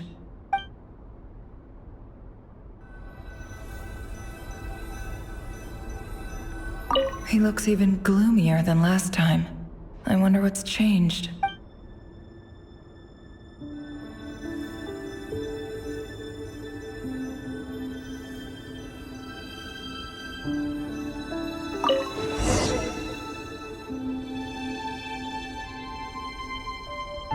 Today's files are in.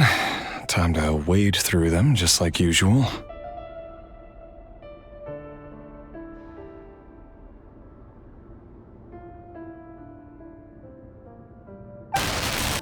Male, 51. Occupation, cook. Confirmed Crimson Moon descendant. Has maintained frequent contact with other descendants over the past year. Poses a threat to the dynasty.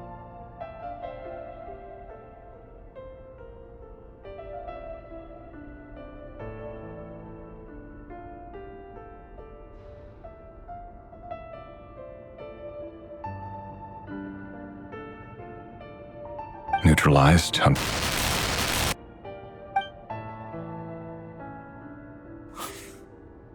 This one should be archived under purged targets.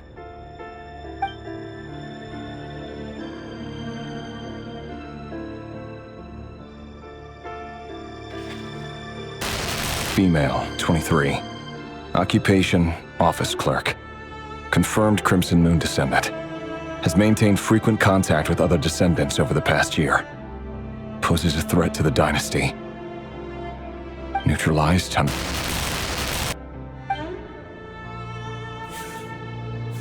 Another one for purged targets. Sounds like she was that other man's daughter.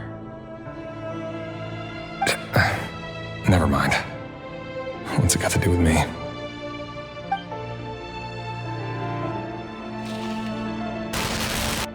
Male, 40. Occupation, teacher. Confirmed Crimson Moon descendant. Has been observed making contact with other descendants during the past year. Poses a threat to the dynasty.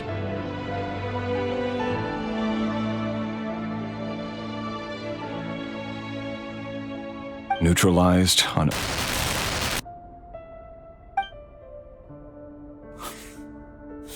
Just another nobody for the archive.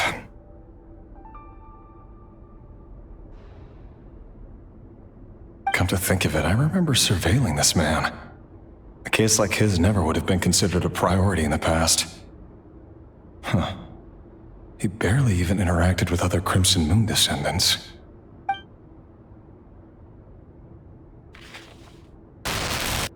Female, 16. Occupation, none. Orphan and confirmed Crimson Moon descendant. Has been observed making contact with other descendants during the past year. Poses a threat to the dynasty. Neutralized on...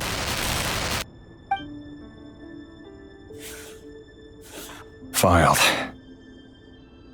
I have no recollection of this girl. None whatsoever.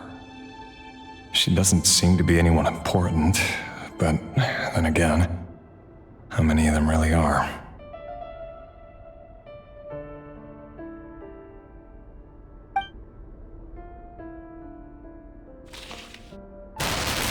Female, 13. Occupation, none. Orphan and confirmed Crimson Moon descendant. Has been observed making contact with other descendants during the past year. Poses a threat to the dynasty. Neutralized on... Filed.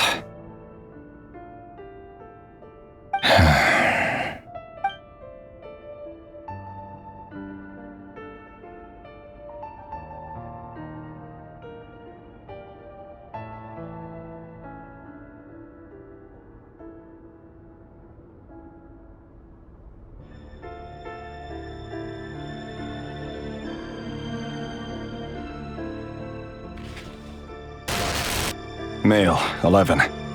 Occupation, none. Orphan and confirmed Crimson Moon descendant. Has not been observed making any contact with other descendants during the past year. Poses a threat to the dynasty.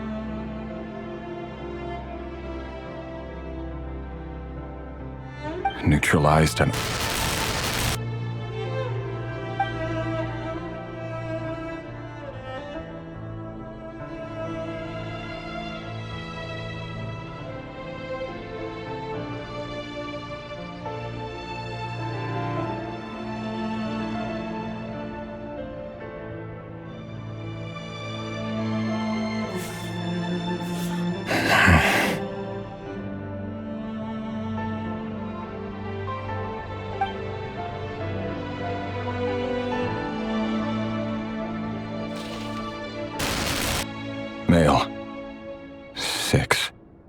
Occupation, none. Orphan and confirmed Crimson Moon descendant. Poses a threat to the dynasty.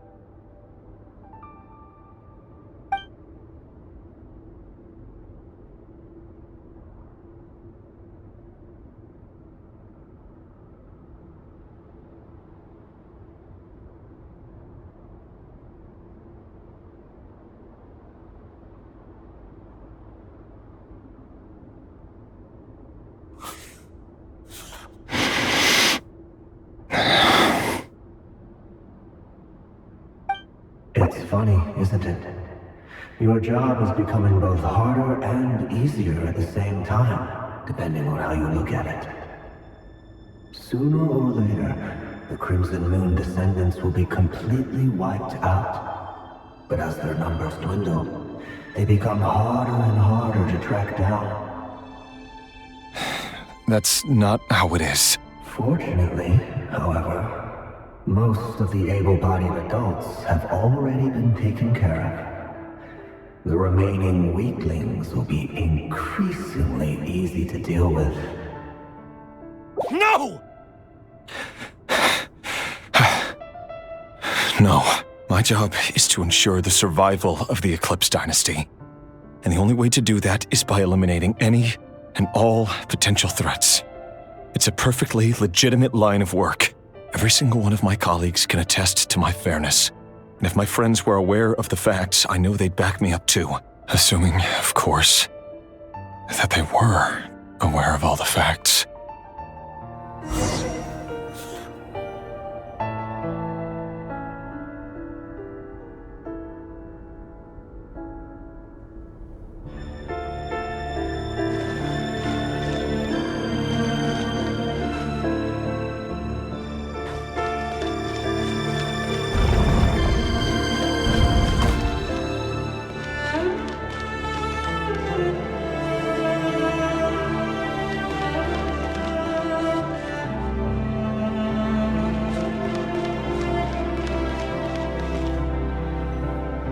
Mr. Vedafelnir, it's been quite some time since we last met. Rerir, I trust you're here because you have something important to discuss. Forgive me. I wasn't tuning out, it's just, I noticed you didn't even phrase that as a question. As if you knew I was coming. Tell me, does someone in your position ever feel the need to ask questions at all? It is indeed within my power to foresee certain things. Things like your arrival. I was just thinking. It won't be long before I'll be inviting both you and Dane to my wedding. That isn't a lie, but nor is it a fact as such. It's a wish, isn't it? No fooling a prophet, is there? Ever since that day we met for drinks, I knew it was only a matter of time before you came looking for me. Does it feel good? Knowing how the future will unfold. I'm afraid the notions of good and bad fail to capture the complexity of what such a power entails. Once you've seen what will come to pass, it can be all too easy to succumb to fear and melancholy. Unless, of course, you learn to abandon these feelings.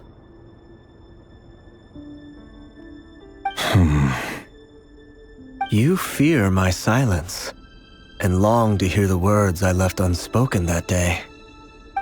That's right.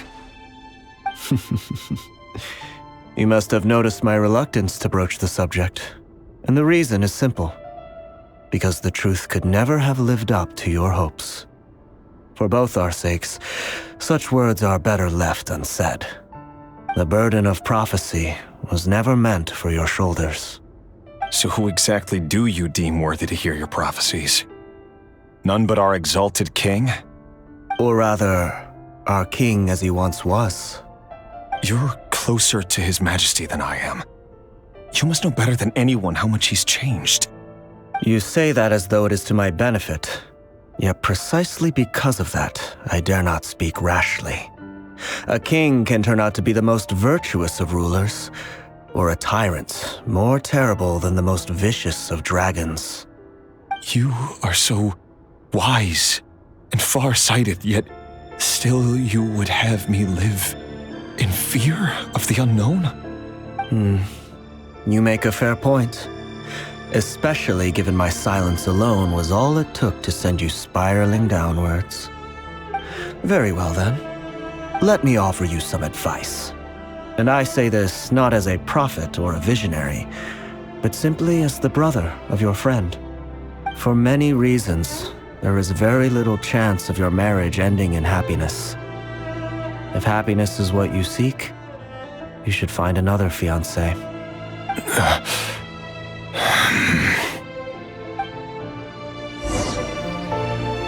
Hold on. There's that same black fog again. Could this memory belong to Thelindis?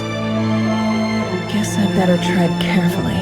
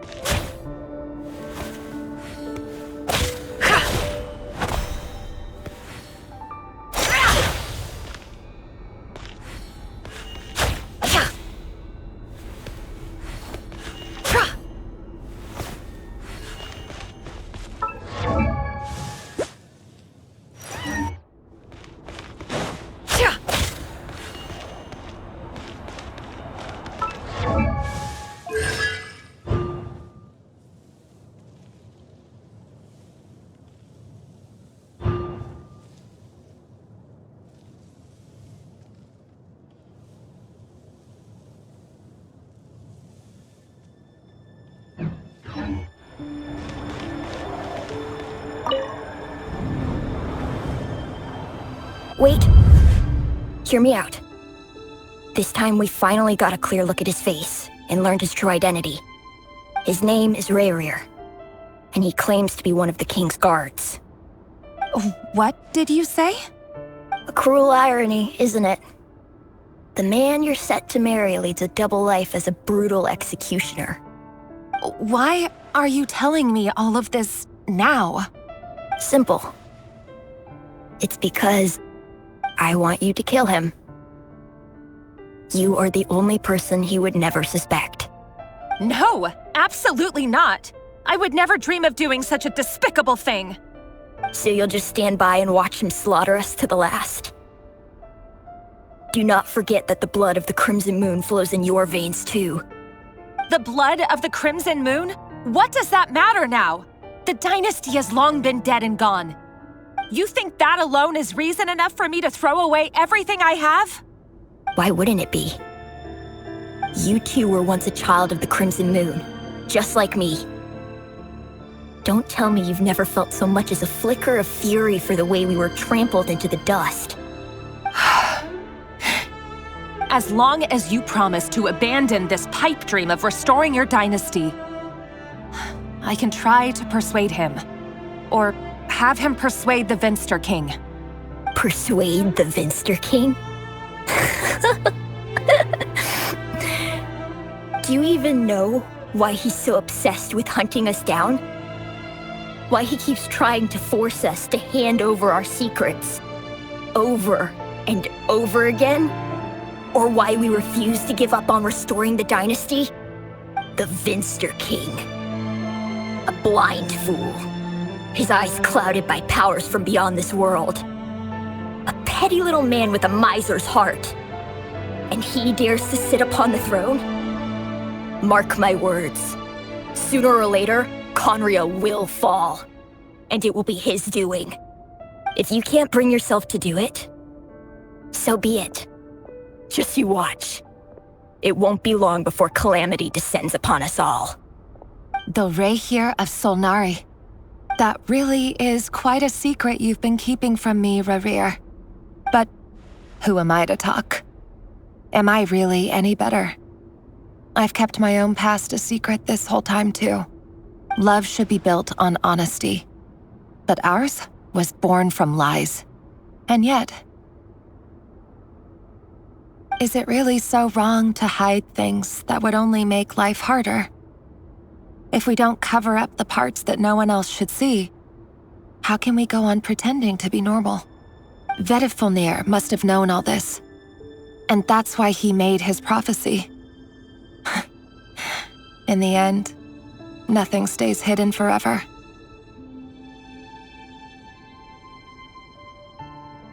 But I won't just sit by and watch this disaster unfold.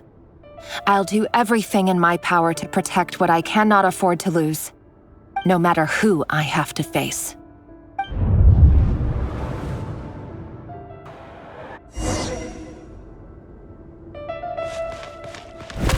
Huh? Was that Rerir who just walked past the window? Doesn't it give you the chills that he still takes the same road to work every day, as if nothing ever happened? Those people at the deli. Enough already. They're clearly pretty taken by their own disguises, so just smile and play along. Pull the rug from under beasts like that, and you'll risk having your throat torn out. Deli. Oh. They're talking about those people from the opposition. Right. I'd almost forgotten they used to run a deli. People of no consequence always vanish so easily. And no one even remembers them.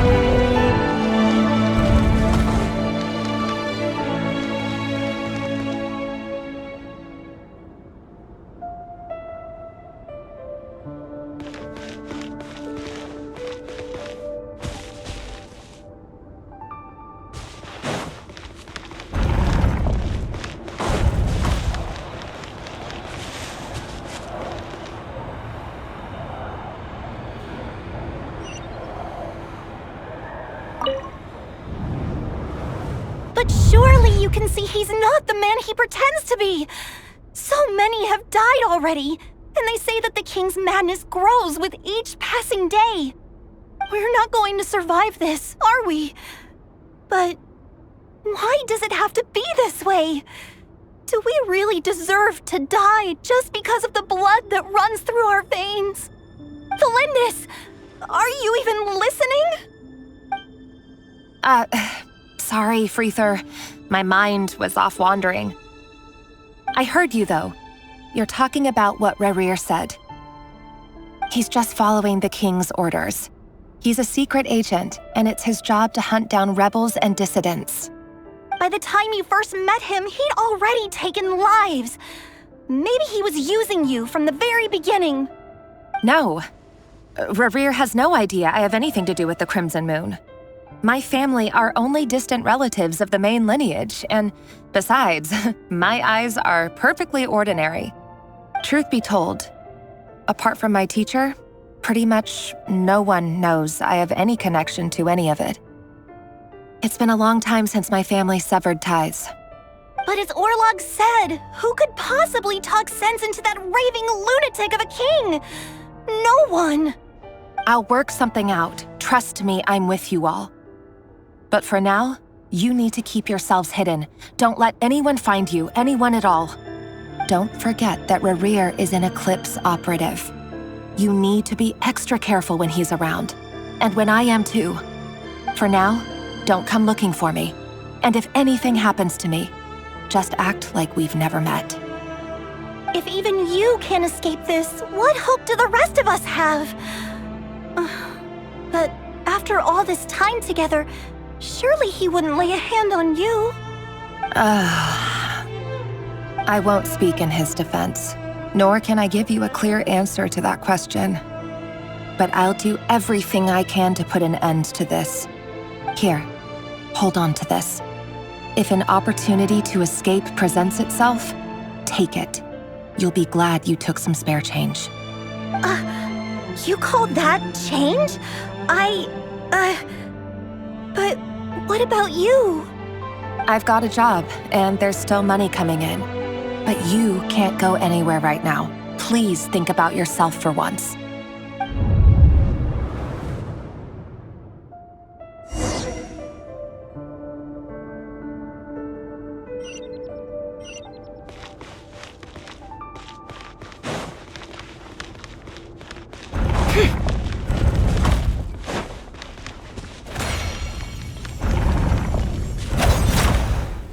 Another day, another round of assassination training. The training ground is just beyond this hidden passageway.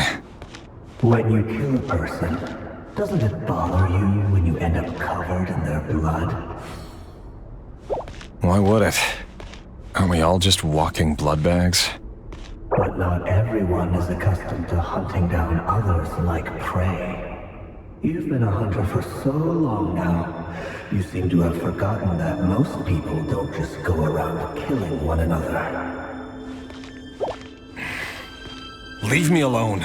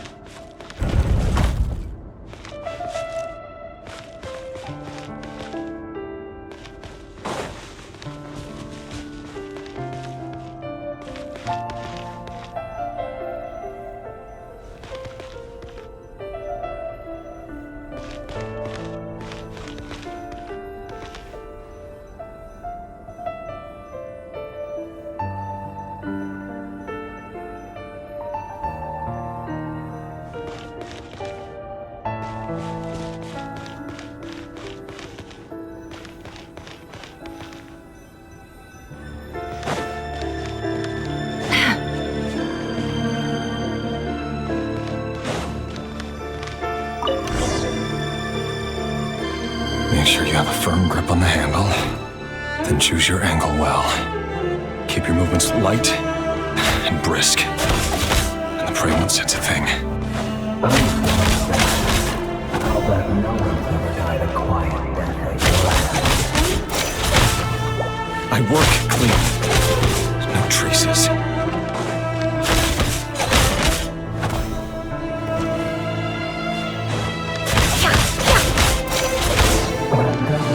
Open and above board, though.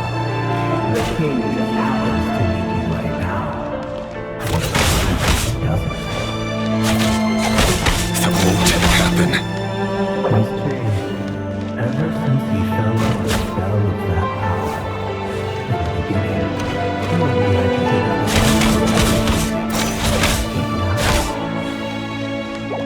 The ones I've dealt with have always been guilty. And I've carried out my work flawlessly.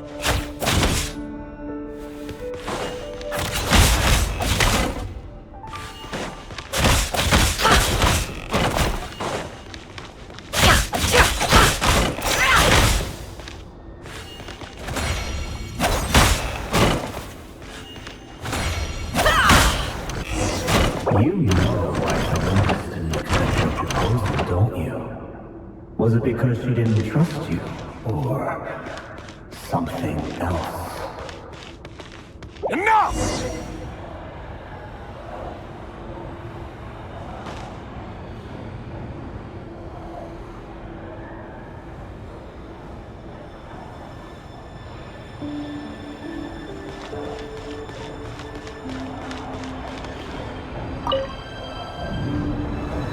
Delindis, do you still remember Orlog? Orlog. The boy who was pretending to sell flowers. You spoke for quite a while, didn't you? Yes, we did. What about him? He was arrested 2 days ago. Chances are he's already dead. He... I just don't get it! After everything he's done, why do you still stand by him? Or does it mean nothing to you that people keep dying? No, that's not... Just hear me out. I need to go now, Thelindis. They're looking for us. You take care too. If you ever need a place to hide, come find us.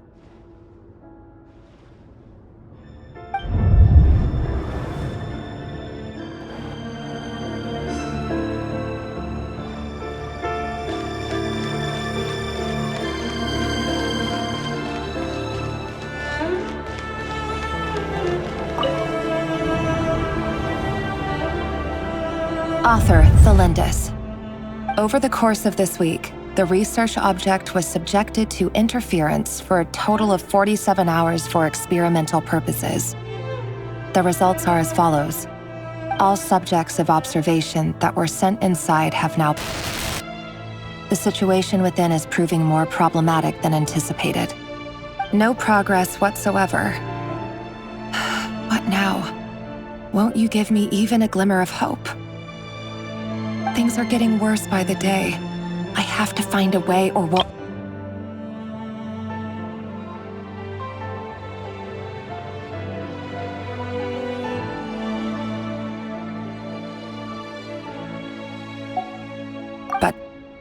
But I... If all this research comes to nothing, what then? Sooner or later, it'll be my neck on the line. But could he really bring himself to kill me? No. Surely he wouldn't have the heart.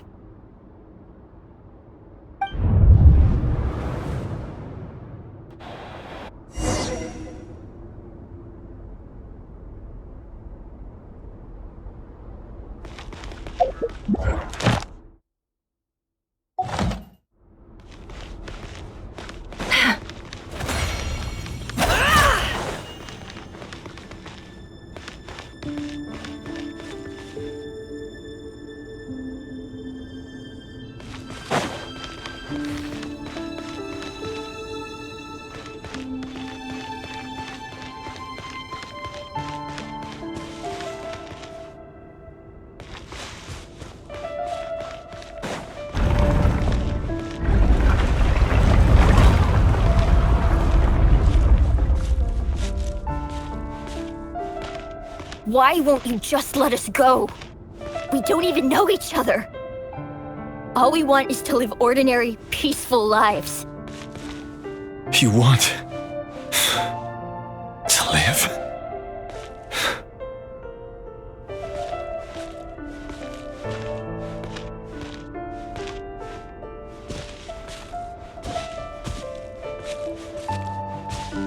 Yes. I just want to go on living. Is that really such an unforgivable crime?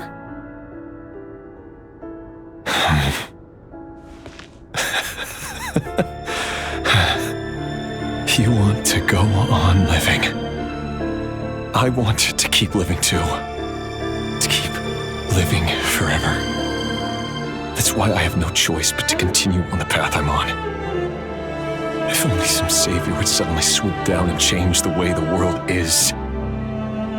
Too bad that's not going to happen.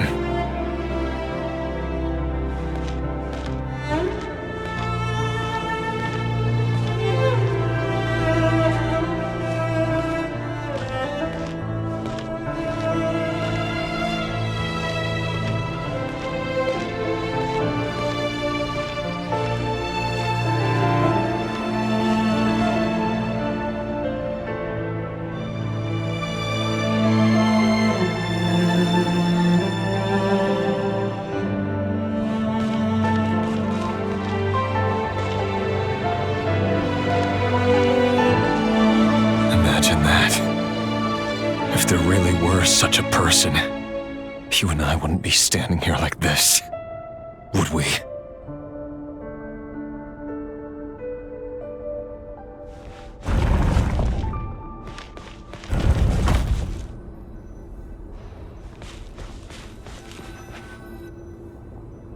Today's files are in. Time to wade through them just like usual. No, I don't get tired of it. It's my job. And not only am I lucky to have it, I'm good at it too.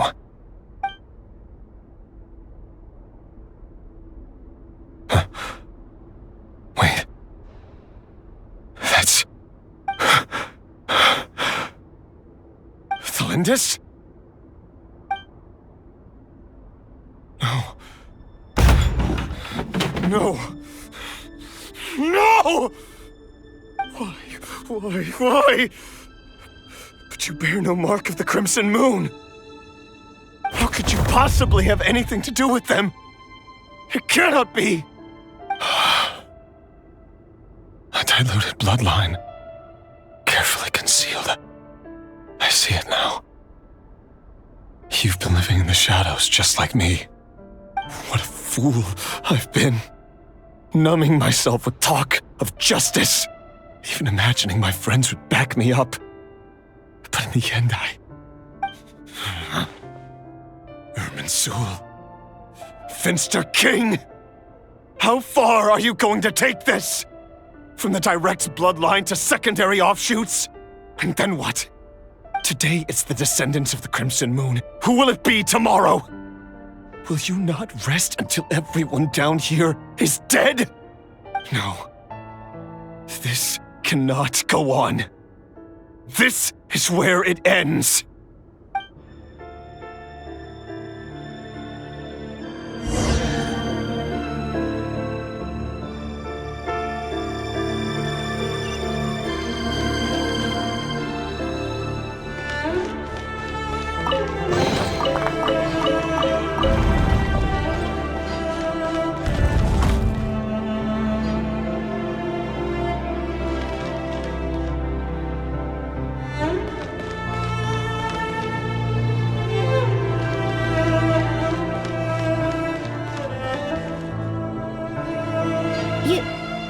You're really letting me go? I am. As long as you can guarantee that no one will find you. Don't worry, I'll be extra careful. No one will know I was here. But what about you? Me? If you let me go, you won't be able to complete your mission, will you? Good point. In that case, maybe you should stay. No, please! I just want to see the outside world again. To... Go on living? Yes. I know you're a man of your word. So please, just let me go. If I let you leave, what will become of me? Just kidding. Go, now. But remember, don't let anyone know you were caught. We'll be seeing each other again very soon if you do.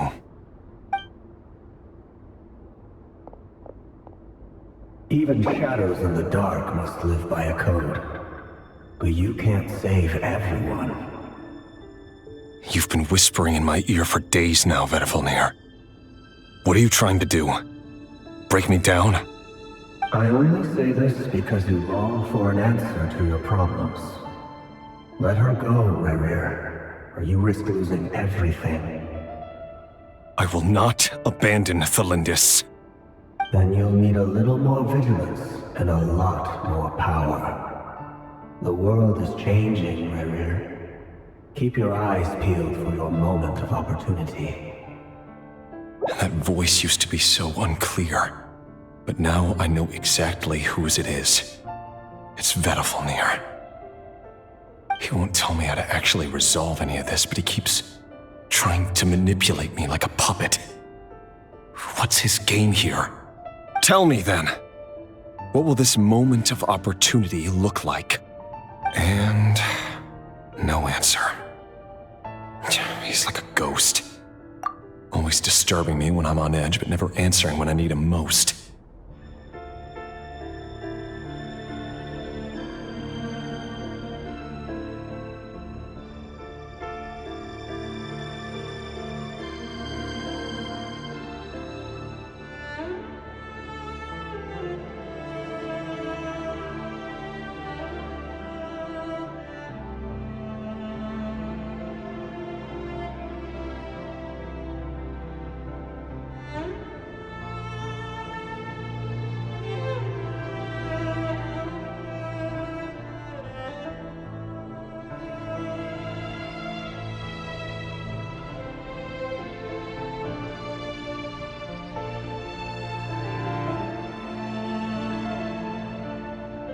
So, the Eclipse dynasty was purging, well, massacring the descendants of the Crimson Moon. And it seems like it was all connected to the Vinster King's research. The King's obsession with abyssal power left the future of Conria hanging in the balance. No wonder every aspect of Rarir's life was so unstable. And it looks like this Thelindis, Rarir's would-be fiancé, herself belonged to a sub-branch of the Crimson Moon dynasty's descendants. It almost defies belief that a couple like them could hide the truth from each other for so long. If the Vinster King hadn't intervened in such a drastic way, they might have gone on deceiving each other for the rest of their lives. And why does Vedderfanir, Daneslif's older brother, keep talking in Rarir's head? This guy kept more secrets than I ever imagined. The human mind is like a vast desert of shifting sands. When you follow the flow of someone's memories, you only ever see the parts they're willing to let surface. Time for something a bit more creative. We've been inside Rarir's mind this whole time, building up a picture of his psyche. There's already enough clues on the board to start reading between the lines and mapping out the rest. Now, we can finally begin to put the pieces together. Sure, it'll only be a reconstruction, part simulation, part reasoning, but it's usually pretty accurate. Once we've built up a cognitive profile, we just need to cross-check the logic behind his actions. And then we'll be able to take a sneak peek at whatever it is that Rarir has really been hiding.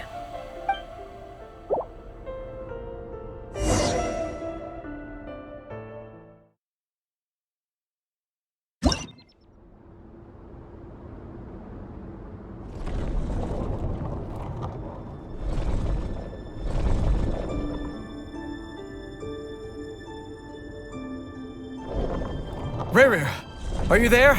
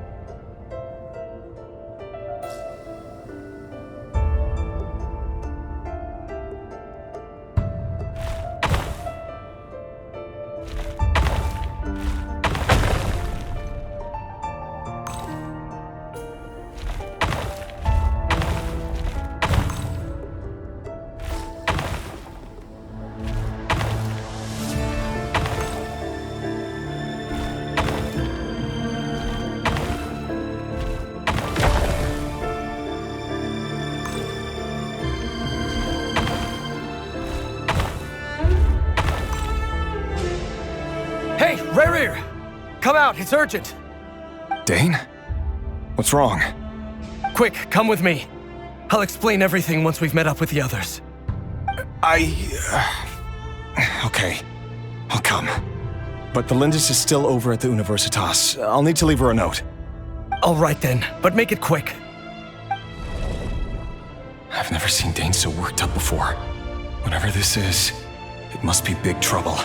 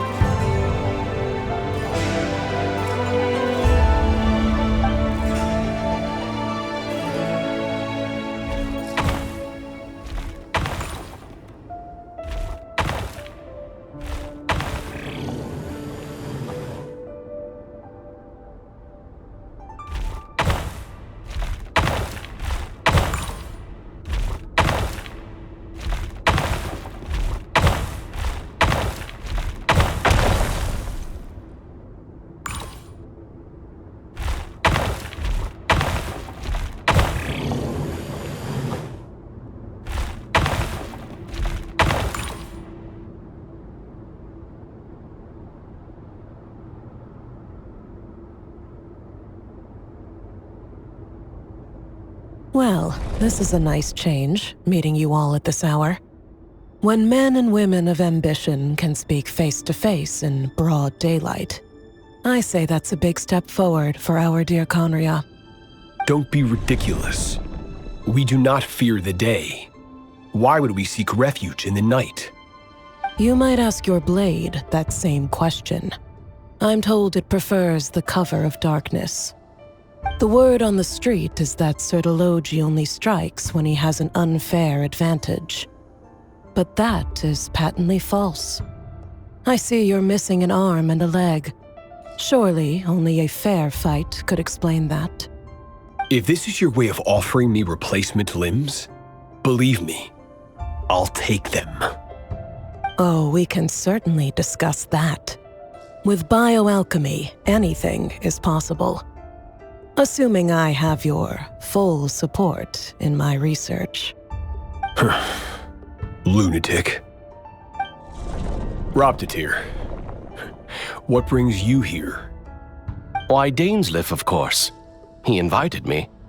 Please, cast aside your apprehensions, Miss Rhindaughter. Whatever the rumors may say, I am but a humble servant of the king, and I can assure you he affords me no greater convenience than he does you. Well, the Universitas Magistrorum won't stop fawning over you. So at least some of the rumors must be true. You're clearly doing well for yourself, so drop the humble servant act. It endears you to no one. You're president of the Universitas Magistrorum, the chief royal mage known as the Wise by royal appointment, and by far the most favored among the 4 pillars of Conria.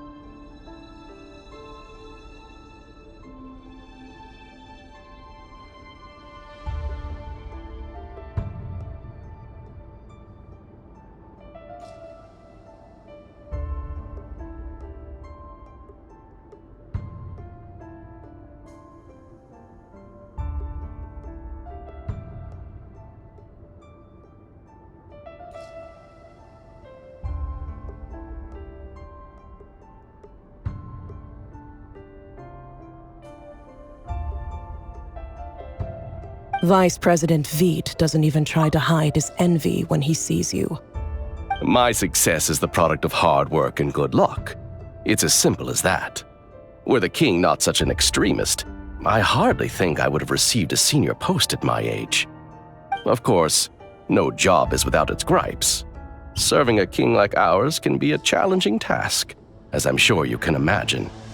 And as for Efterveit, in missing out on the presidency, he's dodged a mountain of stress. Like everything else in life, it comes with pros and cons. You're all here. I apologize for the short notice, but it was an emergency.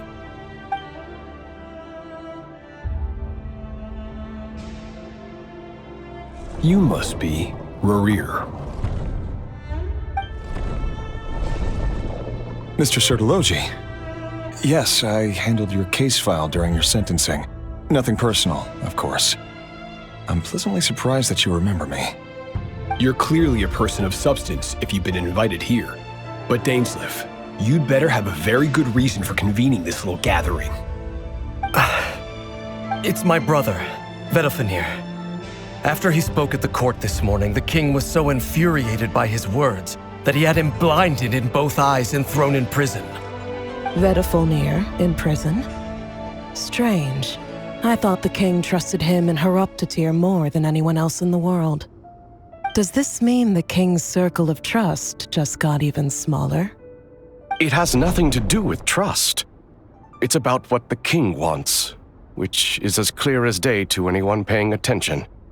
I simply appease him, because it's in the best interests of the Universitas Magistrorum. And also because you're slimy. Vedalfenir, perhaps less so.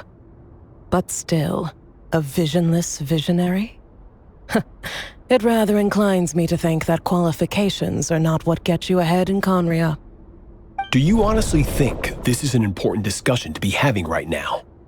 Dane, what are you planning to do? Rescue Vedalfenir, I assume. Correct. It will mean storming the palace by force. Tonight. I need all of you on my side. That's far too dangerous. And don't forget, Dainsleif, you're captain of the Royal Guard. You swore an oath to the throne. You've been planning this for a while, haven't you? I have no desire to commit treason. But whatever critique the king may have of Vedalfenir, disfiguring your most loyal subject for putting the best interests of his court and nation first, this is not the conduct of a wise ruler. My blade will force the king to see the error of his ways. So, Vedalfenir's prophecy enraged the king. I'm sure it wasn't what he wanted to hear, but if he won't take counsel even from the visionary, that is deeply troubling news. The extent of His Majesty's madness is now all too clear. The question is, how does a man like me get out of this situation unscathed? You have noble ambitions, Dane, but I'm afraid they don't do much for a guy like me. I'm not interested in saving the world. All I want is a letter of pardon. A letter of pardon? For whom? Thelindis? The chances of the Vinster King issuing a pardon for anyone connected to the Crimson Moon seem vanishingly slim.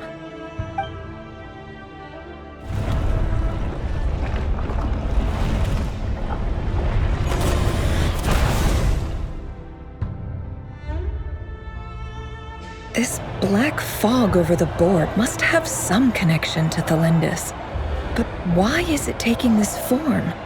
Does it have something to do with Revir's past? Another mystery I'll need to unravel.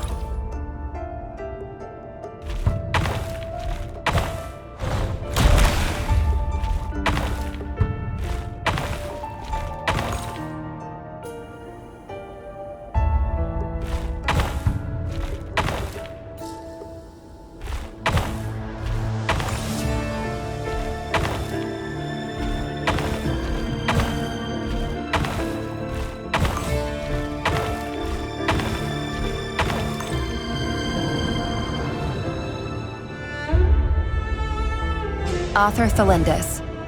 Over the course of this week, the research object was subjected to interference for a total of 60 hours for experimental purposes. The results are as follows. Research dating back to the Crimson Moon Dynasty has established 2 points regarding moon marrow. Firstly, its origins have something to do with a god's power. Secondly, it serves as a portal to an as-yet indeterminate location.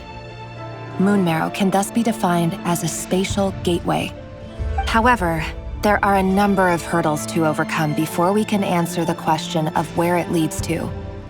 To start with, opening the gateway requires a specific power source, which the relevant literature indicates. An enormous amount of power is then required to keep the gate open. Currently, the total power output of our instruments remains in the single digits. To make matters worse, I am now the only staff member remaining in the Moon Marrow lab.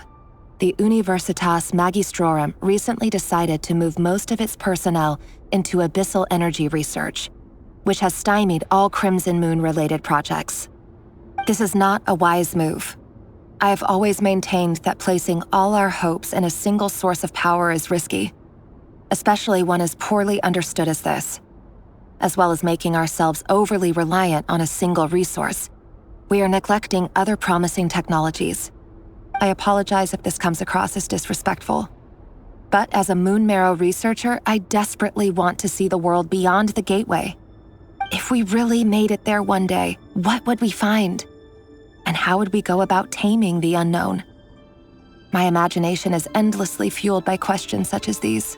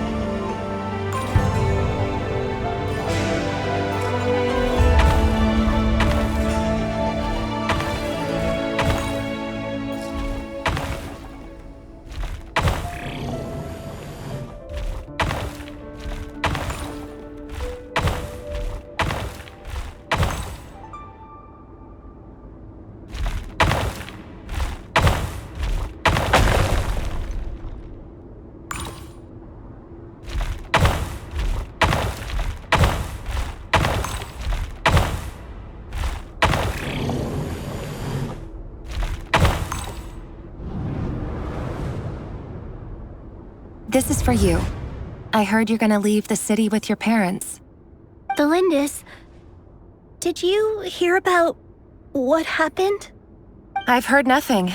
Rerir got back very late last Friday, and he was acting a little unusual, but he slept pretty well, so I'm guessing whatever he did was a good deed.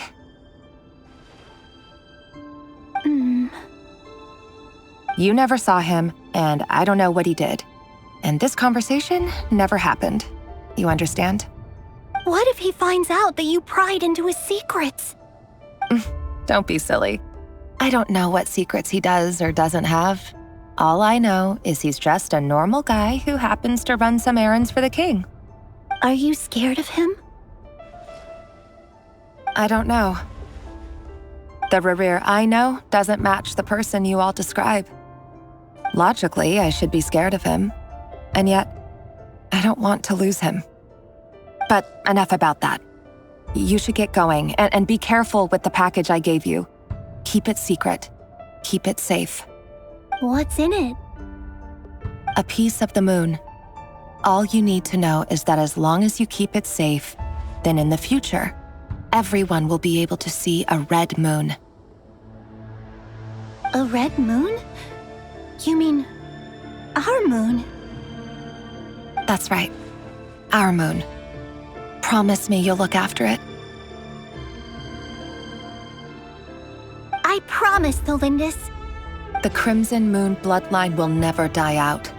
Its light, the color of blood, will become like a fire that flows in our veins, no matter how long it takes.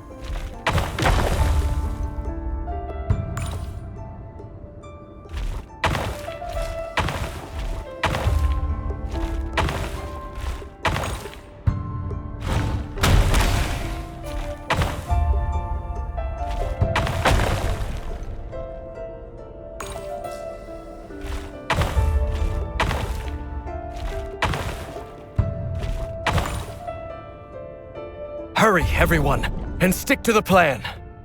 Sir Dainsleif, what are you? Is this treason? You know what happens to those who betray the throne. Please, don't do this! It is the king himself who has betrayed the throne. He has betrayed all of Conria. If you have any love left for justice in your heart, you should join me. It's showtime. Dane and his group will handle the troops in the palace. Then Hraptatir and Rheindotter will disarm the security measures. My job is to enter the prison and rescue Vedifalnir. Stay safe. Wish me luck. Look after my brother. Draw your blade. It is time for justice to prevail.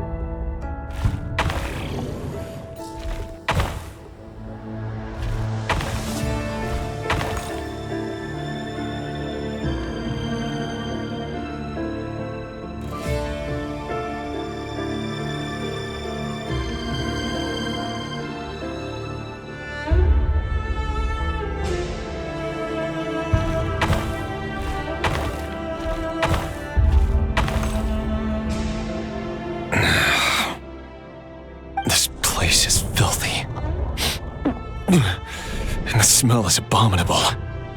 Clearly, the king doesn't allow his prisoners a single shred of dignity. This is dire. Found you. Hello, Mr. Vedafilnir. It's you. Surprised? Oh, wait. I guess surprise isn't an emotion that prophets feel very often. I certainly felt some surprise in the moment when I was blinded. Surprise at the king's sheer ignorance. Surprise at just how unfairly this world responds to words of earnest remonstration. I'm curious. What did you prophesize this time? It wasn't a prophecy. It was a word of warning. Someone had to say it. The king has forsaken all reason in pursuit of his obsessions. I simply told him that if he continues on this path, Khaenri'ah will surely fall.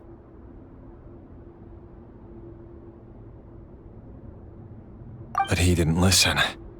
Worse still, he stabbed you in both eyes and locked you away. Dane asked for my help. The court is in complete chaos now, but I'm sure you predicted that. Everything is transpiring as I foresaw, yet I am powerless to change it. Fate is an immutable force. I can but lament as the inevitable unfolds. I do wonder whether giving a man the power to see the future does nothing more for him than slowly crush his spirit. Forgive my curtness, Vedafilnir, but the king did not suddenly turn on you today. His suspicions have been brewing for a long time. You can't have wisdom beyond the reach of your fellow man without attracting his fear and suspicion. There are things the king does not want to see. So, he doesn't want you having visions of them either. He blinded you because he thought this would make the visions stop. He wasn't entirely wrong. I did indeed lose my power to see the future. Right up until... Until what? Just now. I believe I saw something new. Well, tonight could go a lot of different ways. 5 of us banded together to storm the palace, also we could rescue you. This will go down as the most tumultuous day in Khaenri'ah history. I sense hatred in you, but also hope. A desperate hope that with the tyrant deposed, that will be the end of the story. But this is not the end. It is the beginning of a new chapter in a whole new story. There are many men of honor and courage in this world, Rerir. But you are not one of them. You're not here for justice, are you? You're here for yourself. Is that a dagger? Interesting. Why not the polearm? It was always your weapon of choice. With your abilities, I don't doubt that you were able to recover some of your sight. But I also doubt that you want to make an enemy of me right now. Of course not. We're on the same side, aren't we? We could be. But I need you to be honest with me, Vedafilnir. At this point, you're my only hope for the future. You mean your future? With your beloved, Felindis? Yes. And I know there are bigger things at stake here. A dynasty, a nation, maybe the entire world. But forgive me, I care first and foremost about myself.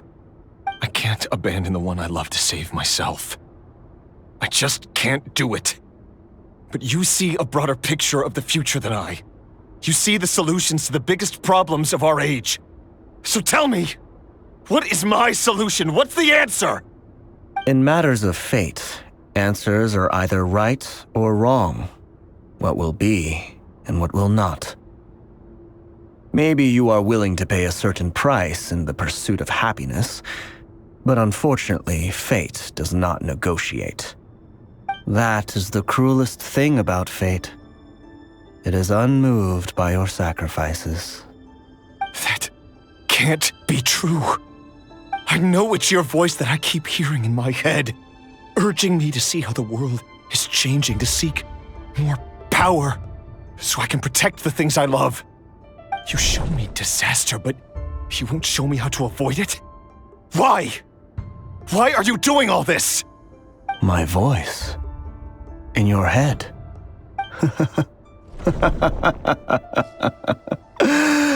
So, you hear it too? The voice that steals your mind, gains your trust, and drives you crazy. It turns out that we are not so different, you and I. Vedifilnir just broke into the strangest smile I've ever seen in my life, as if he'd discovered some monumental secret. But then he suddenly switched to looking extremely weary. Very well then. My advice to you is as follows. You must persevere. Whatever trials and tribulations you may face, be steadfast in the belief that they are your path to the future. For as long as you live, your story with Thelindis shall not come to an end. That is the only chance you have of fighting back against fate. It is up to you whether you believe my words. Regardless, that is all I will say on the matter. I have no right to intervene any further. I will hold you to your word. Thank you for setting me free. In return, I will tell you one more thing that you cannot afford to ignore. Just then, a strange wave of energy rippled through the city. We had no idea what it could mean. If I were you, I would head to the Universitas Magistrorum. The Universitas? Oh no! I'm sure we'll be seeing each other again very soon, Rerir. Whatever Vedifilnir said, I didn't catch it. I didn't even help him out of the prison. There was no time to lose.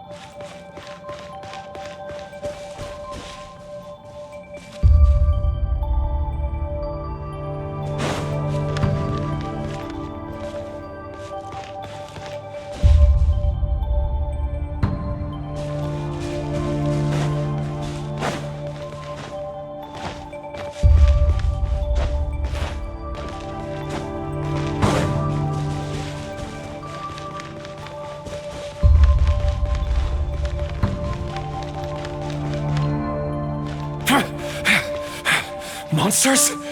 Is this Rhindaughter's doing? Or the Universitas Magistrorum? Out of my way!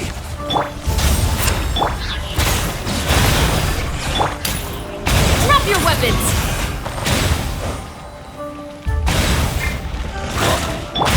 Headbutt! Look out below!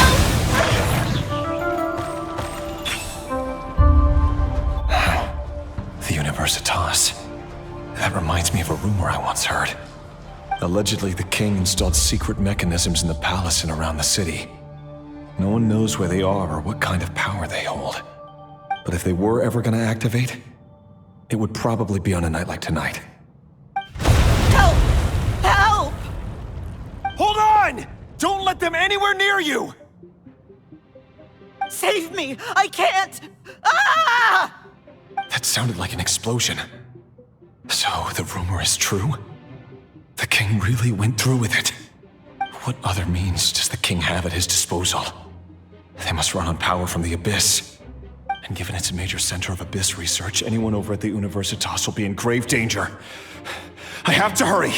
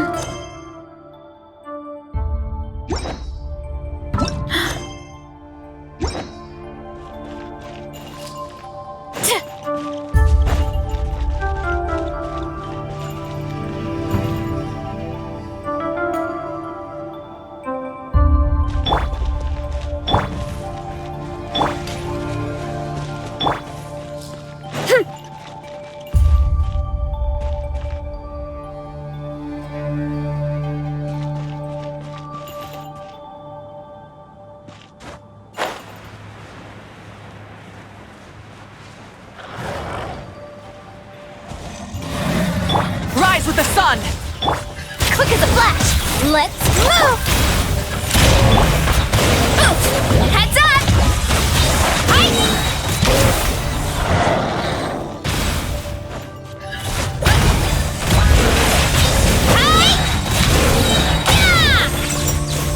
Burn it down!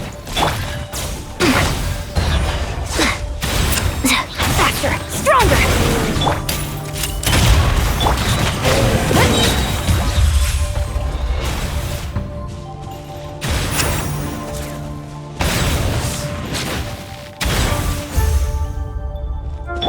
Light it up!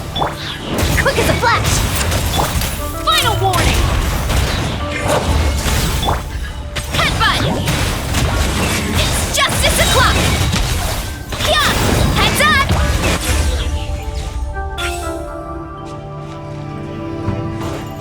Hurry up, Brassa!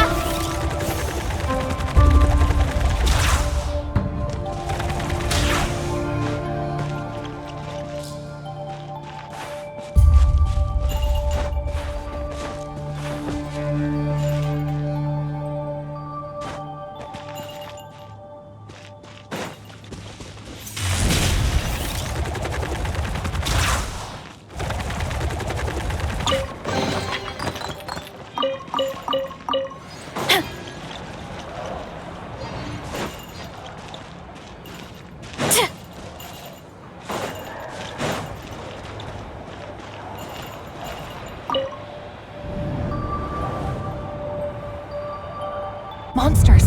At the Universitas Magistrorum? Why now?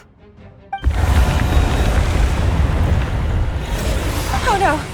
They're coming! It's no use. The table won't hold out much longer. The weapons. Where are the weapons? Of course. All the lab equipment was upgraded after the inspection last week, but the new weapons haven't been allocated yet. I'm done for. Is anyone there? I need help!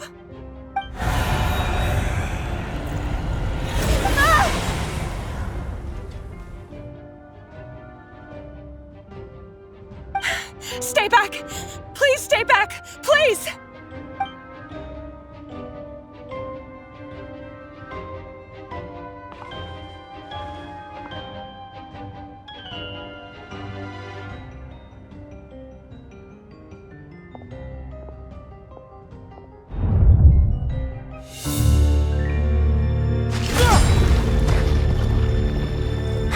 What's that? Reverie! So the rumors about your work are true. What? No! Listen, something happened at the palace tonight. We have to leave! You don't need to lie to me anymore. What do you mean? I know why you're worried, and I will respect the decision you've made. But it's okay, because I found a solution. I know how to end all this. You can have it back. The normal life you so desire. But until then, I'm afraid our wedding will have to wait. Celindus? No, don't do it! Celindus! Celindus!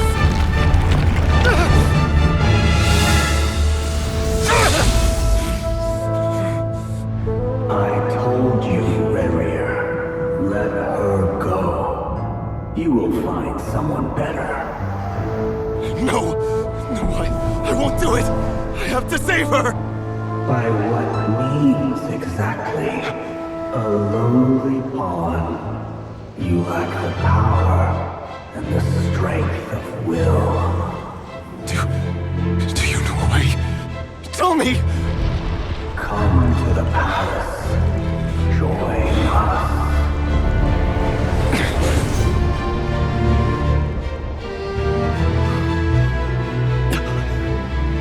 Reverie, thank goodness we... Step forth and take your share. You made it. Not you too.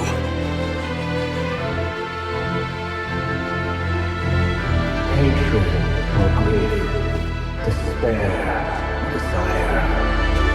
Root all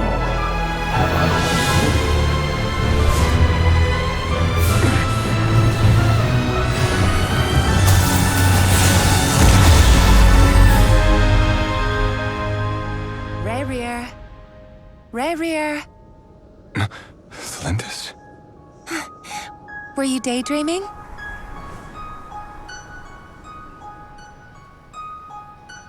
You still remember, Rerir? That question you asked me a couple of weeks ago? Oh. You mean the proposal? Yeah.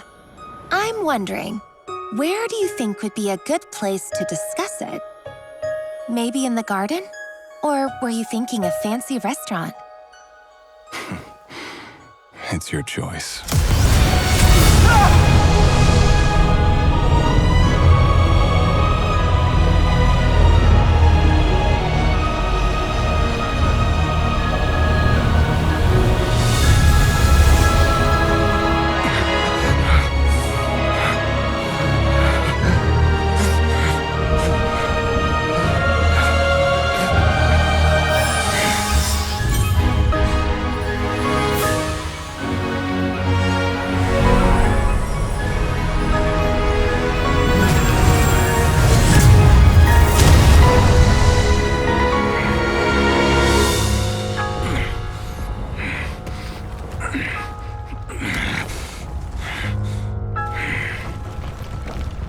I will find you. And then, you can give me your answer.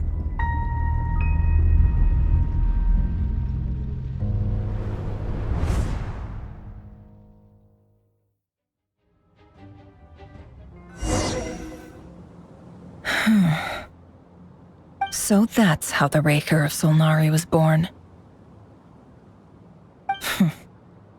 A monster created by circumstance is a monster all the same. Viewing other people's thoughts for too long can get uncomfortable. Right now, I'm feeling a strong sense of loathing. In a nutshell, the story of Conria is what happens when the truth falls by the wayside. Everyone tells little white lies, and before long, you have a huge pack of lies that destroys everything. Time to get back. His past is filled with sorrow, but the tale of any fallen civilization is one of endless tragedy. Cruel as it may be, that was Conria's fate.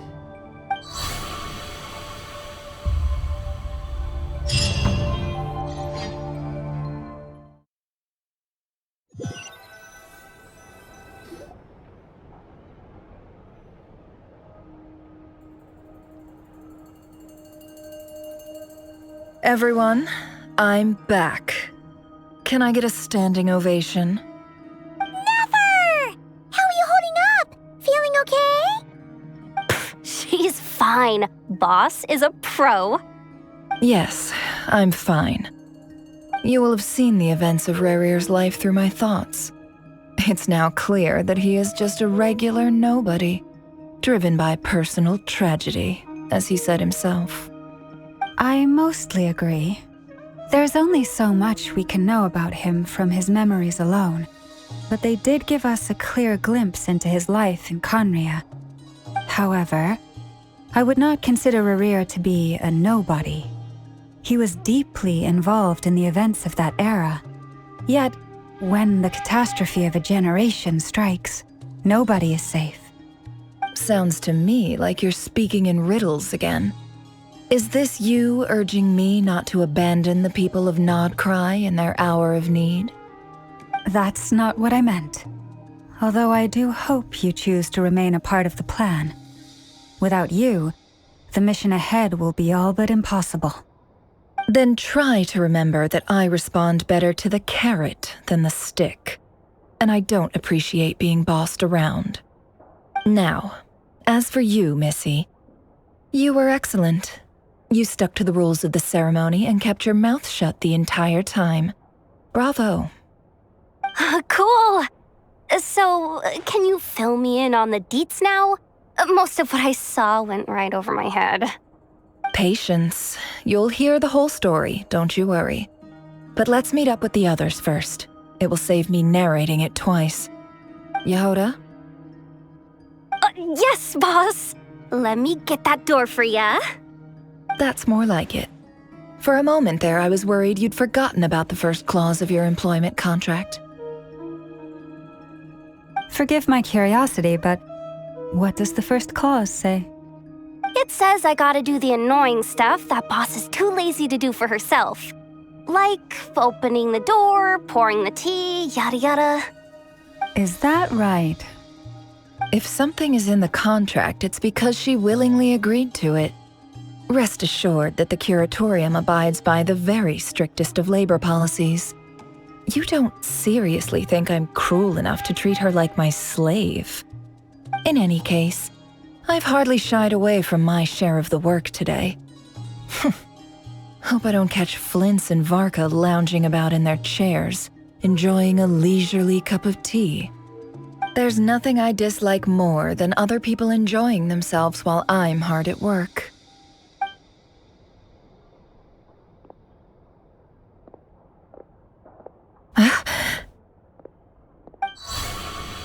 Oh no.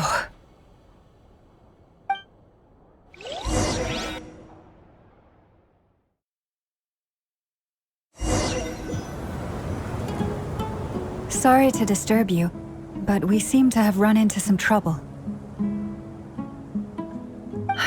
Evidently so. Don't worry, I'm not about to leave you to fend for yourselves. I'm not that kind of boss. And it would go against the Curatorium's labor policy. I'm sorry. What did you hear me say? I wasn't talking about labor policy. Wait. How long have I been standing here?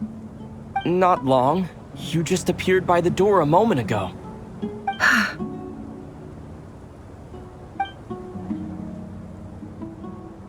Boss, what's wrong? You look like you've seen a ghost. We've been tricked. We never left at all. Somehow I hallucinated that whole scene back inside the office. Hallucinated? But how? How indeed. This place should heed my will alone. All thoughts and actions that occur in here are just a result of pawns moving across the chessboard in a carefully calculated manner. And nobody has access to this chess set but me. So you control everything in here? More or less. But yes, it's a special technique of mine. Has anything like this ever happened before? Only once. It was the first time I used the chess set. Is there any similarity between what happened then and what's happening now? I suppose my thoughts are a little turbulent, which was also the case my first time. Is there anything I can do to help? The first clause of your contract clearly states that I only need your help with things that I'm too lazy to do myself. Meaning you're not feeling lazy right now? Meaning this is not something Yehoda can help with. The chess set is a personal treasure that I alone understand. I must be the one to find our way out of here.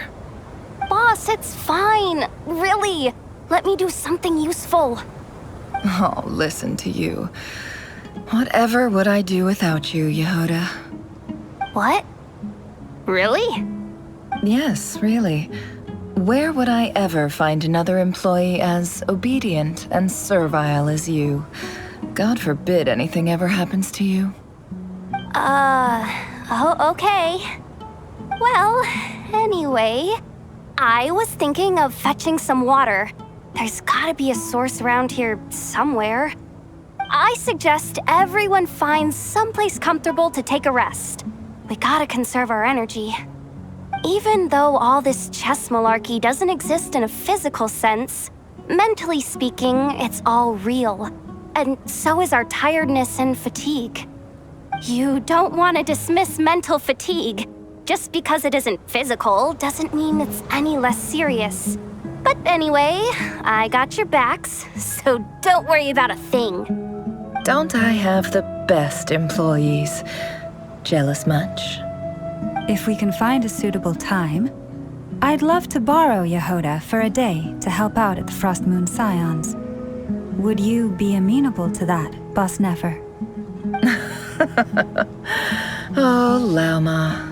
Have I ever told you just how pretty you are?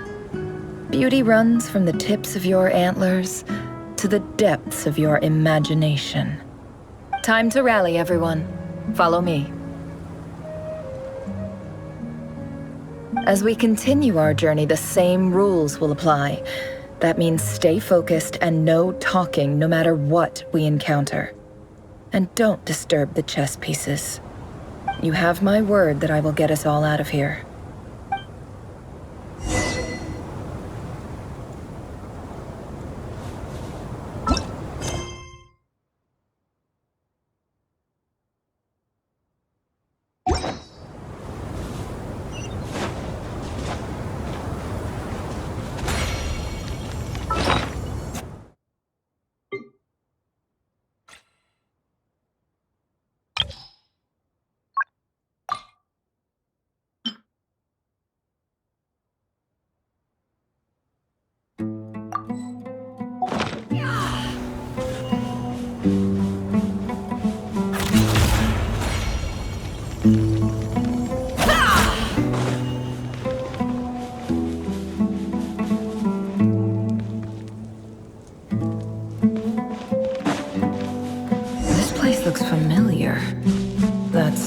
Good sign. There's someone up ahead. Time for a little chat.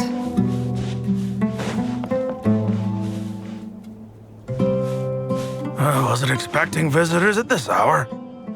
Wait, is that? Oh, it's him. There you are! Sinue's been looking for you all day. I think he has some news for you. Oh yeah? What were you doing just now, Uncle Retinue? Hiding away some more loose change? I know I saw some Mora. What do you mean, loose change? Oh, come on, I'm too old for this. Just pretend you saw nothing.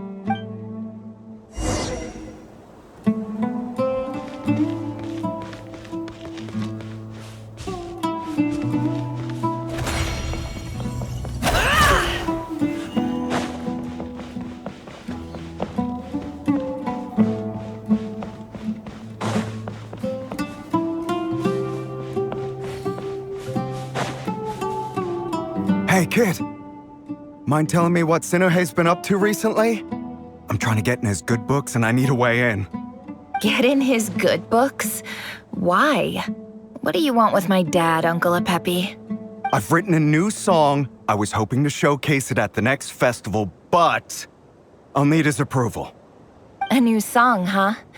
I'd love to stay and listen, but unfortunately, Uncle Retinue says my dad's looking for me. Well, there's plenty of time and I'm not going anywhere. See that pile of stones? I'll be sitting there warming up my vocal cords. Come find me when you're done. Pile of stones. Got it.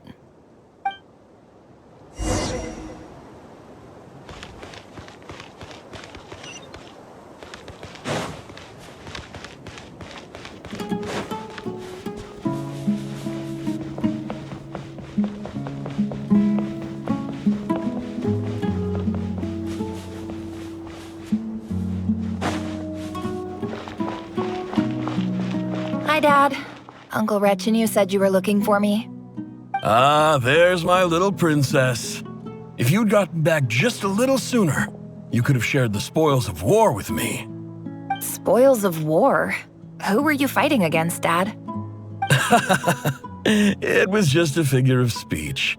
The aftermath of a sandstorm is no time to be waging war. I was talking about our war against thirst. I went out to fix our water supply problem, and now I'm back. Which means... We have a well again!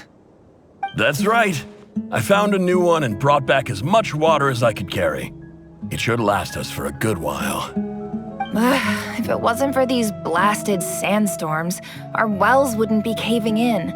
You wouldn't be spending all your time out searching for new water sources. As the chief of our tribe, I'm supposed to be leading us out of hardship and poverty, onto better things. You know how prosperous our ancestors were. I've told you all the stories. And look at us now, squeezed into these hovels. No one would choose this, if it wasn't for the endless wars over the years. But things are looking up. I started working with some folks from the academia a few months back. They gave me some contacts in return for my assistance in the desert. So you're the academia's helper now? Special ambassador, they call it. Think of it as a partnership. It's nothing bad, okay? We've been isolated here in the desert for too long. Seeking opportunities elsewhere is the best thing for us, and the fastest way to progress. So, do you get anything good out of being a special ambassador? Of course. My luck's improving all the time. One day, I swear I'm gonna lead us out of this place. We'll find somewhere new. Somewhere better.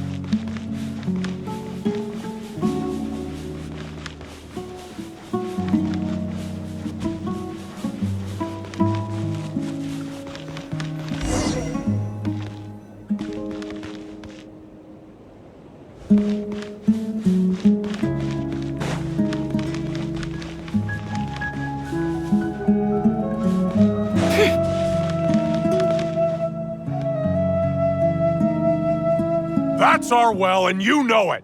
You stole from us. Well, you've gone from chief to thief, and now you have to face the consequences.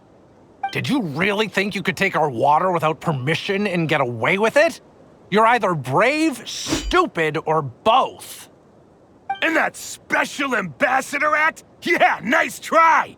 We spoke to the academia. They said it was all news to them. You're a liar and a cheat!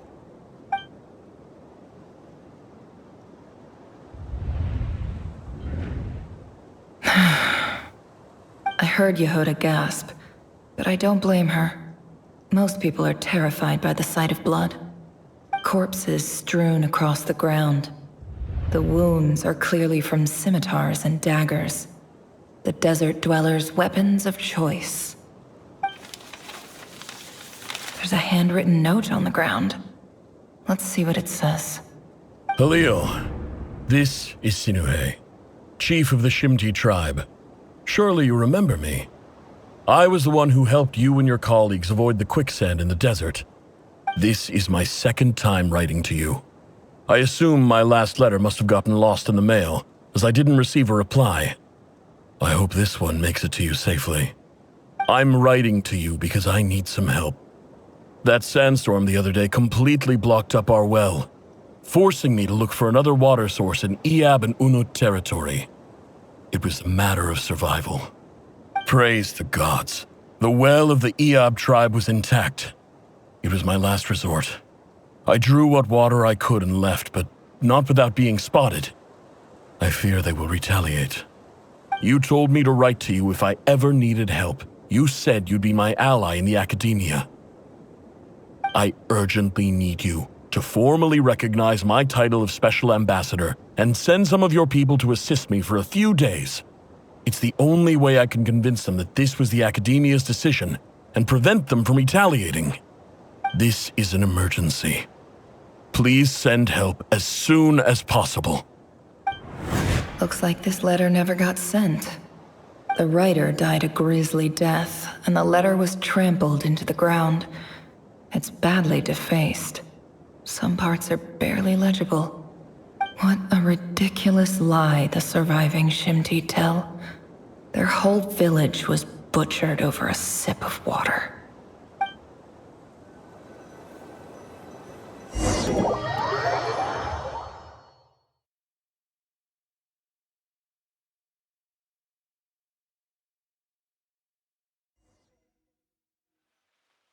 Ah, officer. Welcome. Welcome to our humble village. I thought you would at least have the courtesy to provide some respectable libations. This is the finest wine Aru village has to offer. I promise.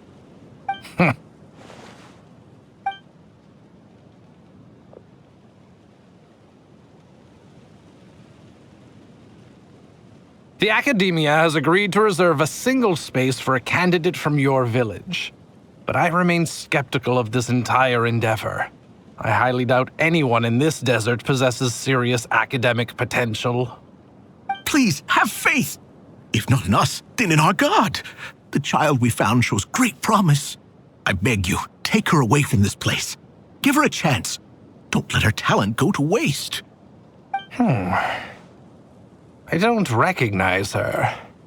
New arrival? She showed up here a few days ago and we took her in. She's a really bright kid. Please help. I'm begging you.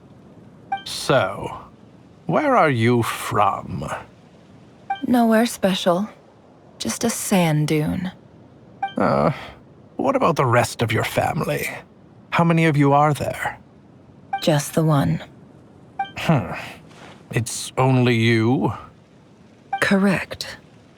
So, no brothers, no sisters, no mother or father? Any who have slept on a bed of sand, I call my brothers and my sisters. Apart from that, I have no family. All right. Get over here. Sign your name on the form.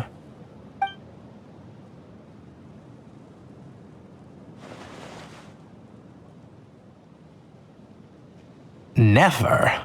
You're rather fair-skinned for a desert dweller.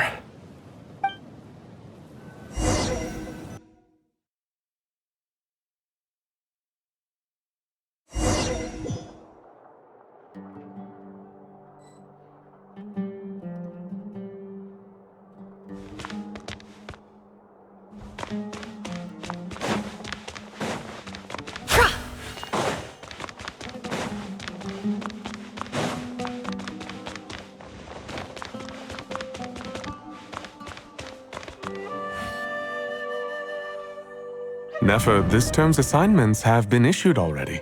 Please read through the materials thoroughly, conduct your own additional research, and then write an essay on the topic. Yes, Professor, I'm aware. I just had a couple more questions I wanted to get your perspective on. Oh? Please, ask away. Well, I saw the other students' problem sheets, and I couldn't help but notice that my assignment is much easier than theirs. Do you really think I'm a weak student? A weak student?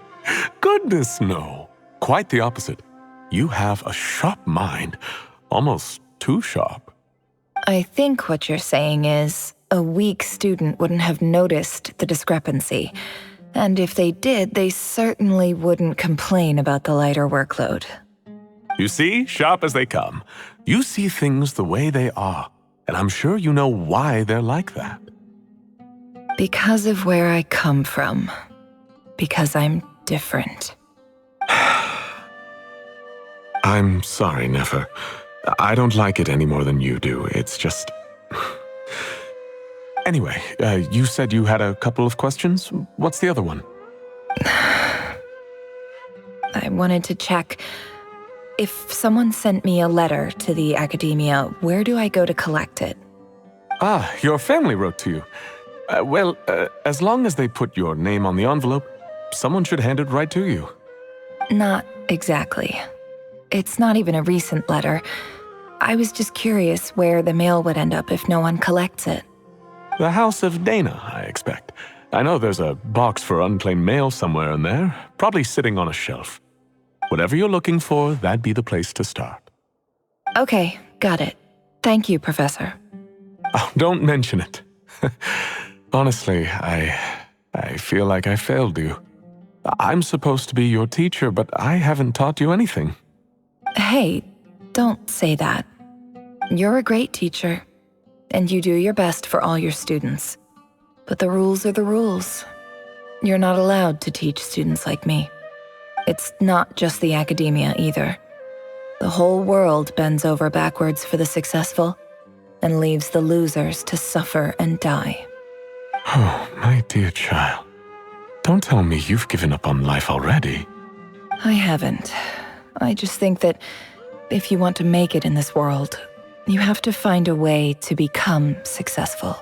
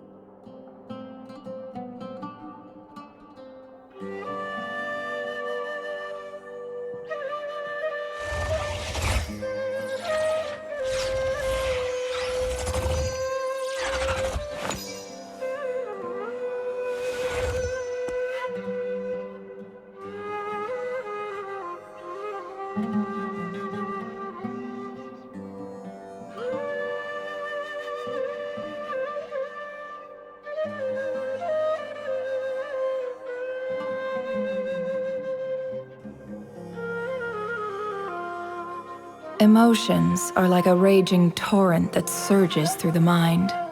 More often than not, if you try to hold them back, you'll be swept away by their unstoppable force. And if you try to ignore them entirely, you'll end up tearing yourself to pieces.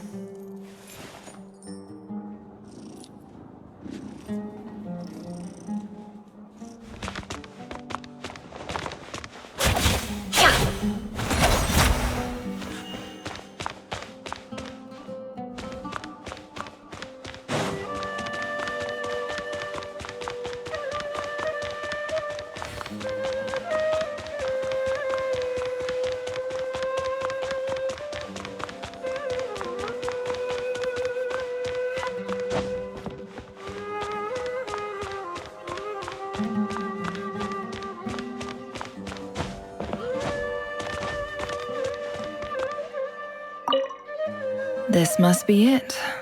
A big cardboard box full of unclaimed mail. And probably some letters that ended up here by mistake, too. Let's take a look.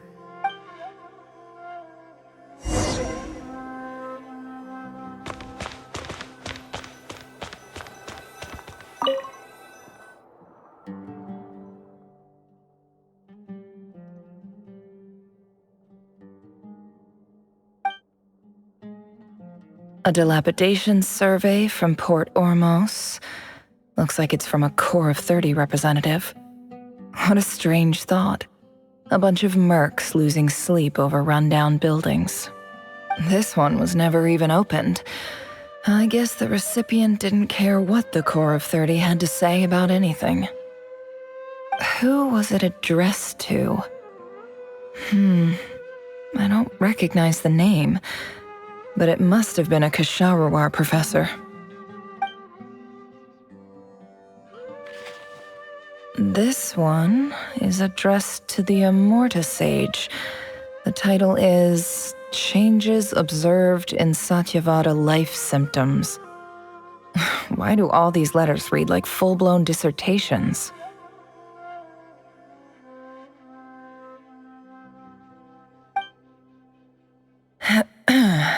Guided by the incense, we became lost somewhere in the forest. All the barriers between levels of consciousness disappeared as our minds soared around in circles, looking for a branch to seek refuge on. In clinical terms, these symptoms fit the description of incense poisoning. The Immorta Darshan strictly prohibits the use of hallucinogenic substances, but I believe there are still people getting away with it. For example, my neighbor who always breaks out into song and dance after using incense. This seems like something the academia would want to know about. Why wasn't it collected? Wait, what's this written on the back? It's so small. The note says, "The sender authored this letter while under the influence of mushrooms. I would send it back, but no return address was provided. Stamped by the Grand Conservator of the House of Dana."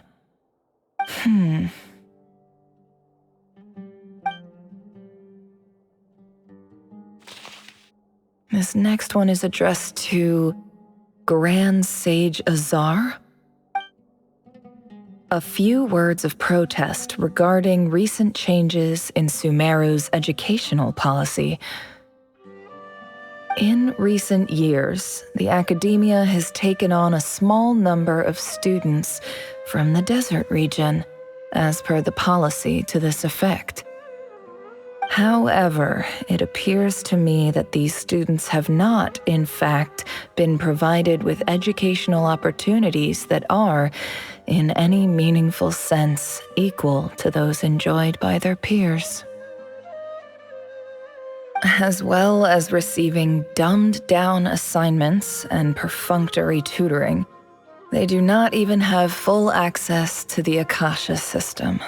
Education is the fundamental purpose of this institution, which should go without saying in a nation whose founding virtues are knowledge and wisdom.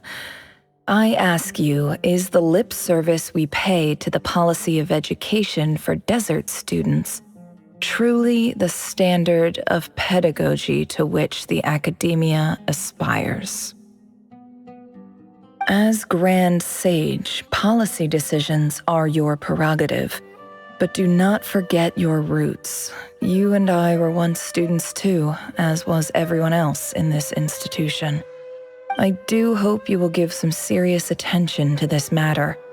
I encourage you to discuss issues like this with myself and others, and listen to some alternative opinions. Great letter. Shame it didn't get to where it needed to go. And the sender is... Sage Cyrus of Spontamod. I didn't realize anyone else even knew how bad students like me have it in this place. So this is where letters from the Sage of Spontamod end up? Nice one, Grand Sage. Really enlightened leadership. Whatever. This isn't what I came here for. I'm not exactly holding out hope that a letter sent from the desert would even make it here. But if it did, where else would it end up if not in this box? I can't believe how much discarded mail there is. Must have been years since someone last went through it all. And this is just one box. The whole House of Dana is boxes on shelves. I don't believe for 1 second that any human being has sat down and read through all the documents in this place. Who has that much free time on their hands? Wait, could this be it?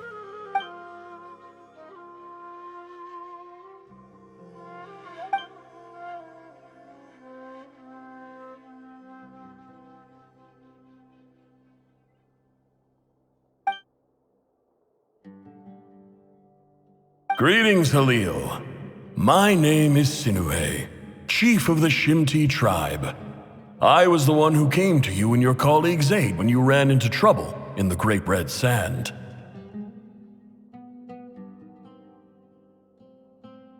I don't know how well you remember it now, but I brought you to safety and gave you some water and other supplies. You seemed very pleased and told me your name. In my tribe, learning a person's true name is serious business, and I therefore see you all as friends. You were kind enough to leave your contact details so we could stay in touch. The Shimti tribe lives a harsh, nomadic existence in the desert. You were sympathetic towards my plight, promising to make me a special ambassador of the academia and help us find a way to make a better living. This brings me to my reason for writing. Our tribe has fallen on particularly hard times. and I would like to ask for your assistance.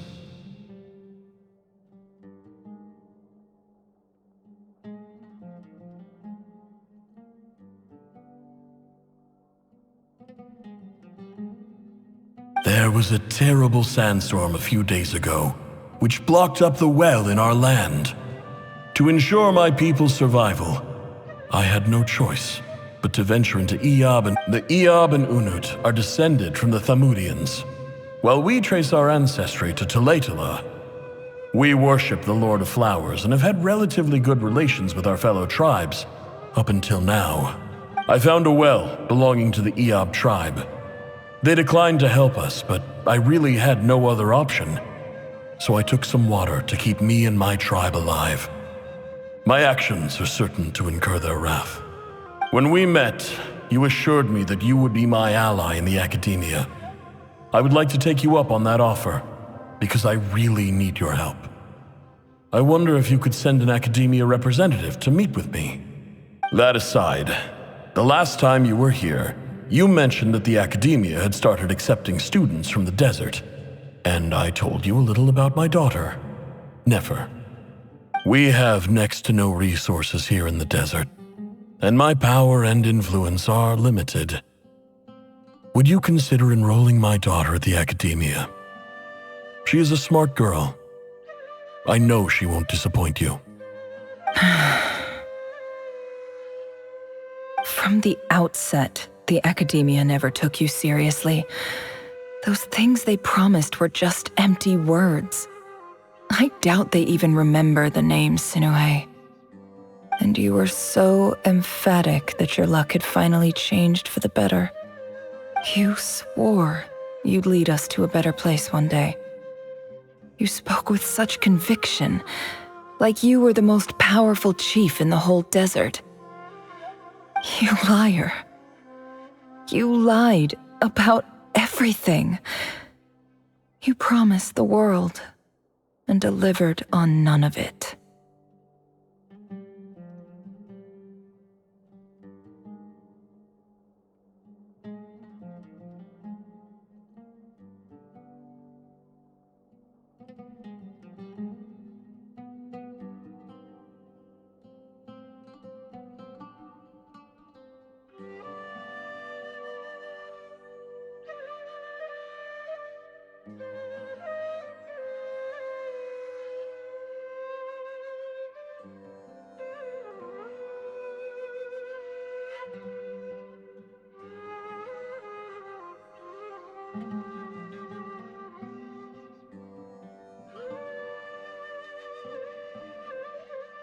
And who fell for it?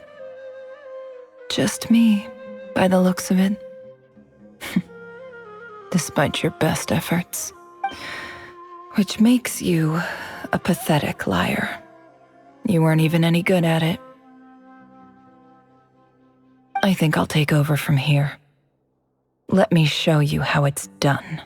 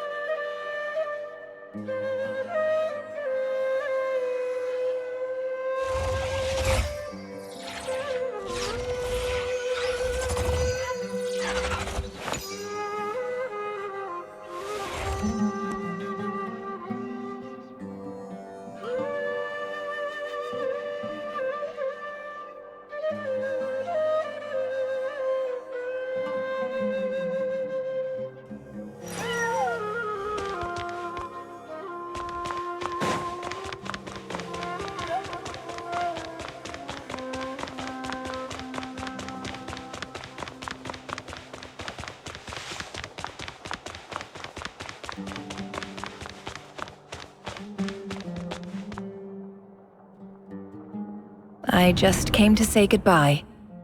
Thanks for everything you've done for me in my time here. Nefer? You packed your bags. Where are you going? I'm quitting. Something's come up in my hometown. Gonna head back and deal with it. Huh? But this was a hard-won opportunity for you. You know that better than I do. It was, but it doesn't matter. I have more important things to deal with and they can't wait.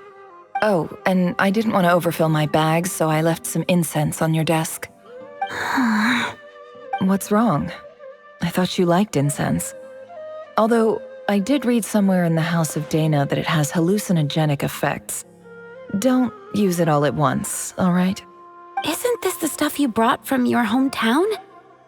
You're just letting me have it? But you said it's a rare and valuable commodity. Yeah, about that. I lied. It's not rare at all. There's this bunch of ruins near my hometown that are practically overgrown with this plant.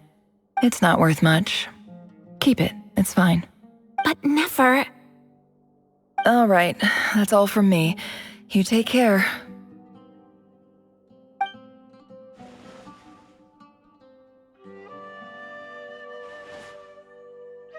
Don't forget me, okay? I mean, we're more than just classmates, right? We're friends. Yeah, I'll remember you. I lied again. That incense is worth a fortune, and it's a rare find even in those ruins. And as for remembering her, I have far too much to do when I get back. No time to reminisce. I'll be lucky if I even make it through this alive. But either way, I expect I'll forget you pretty quickly.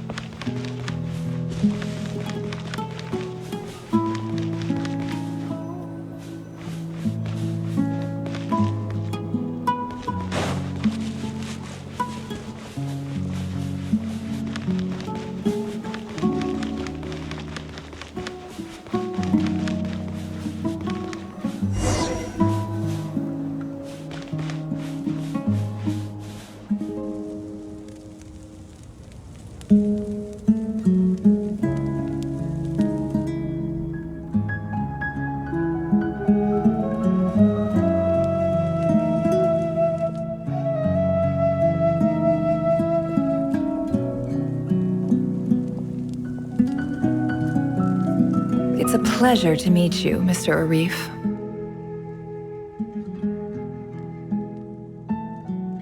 So, what does the Academia want?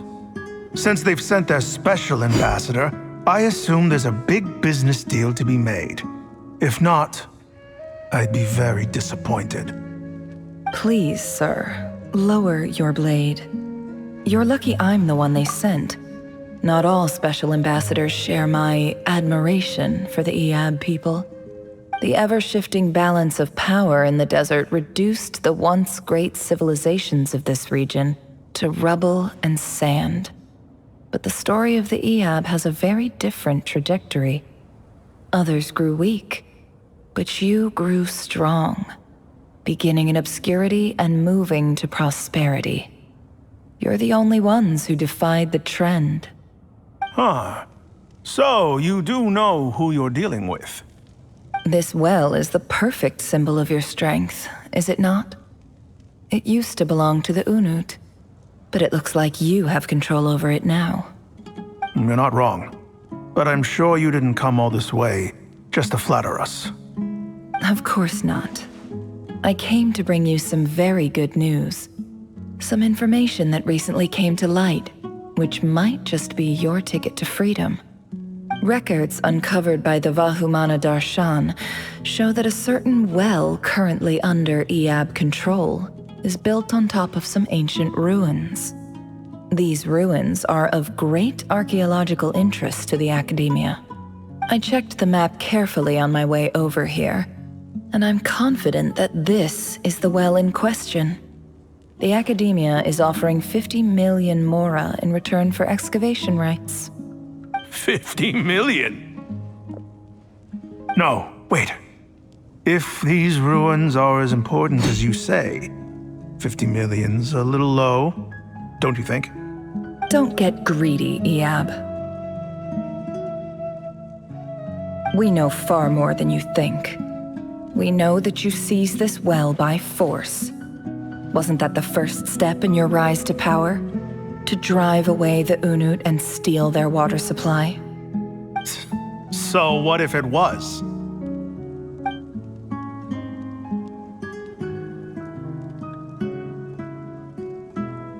Don't worry.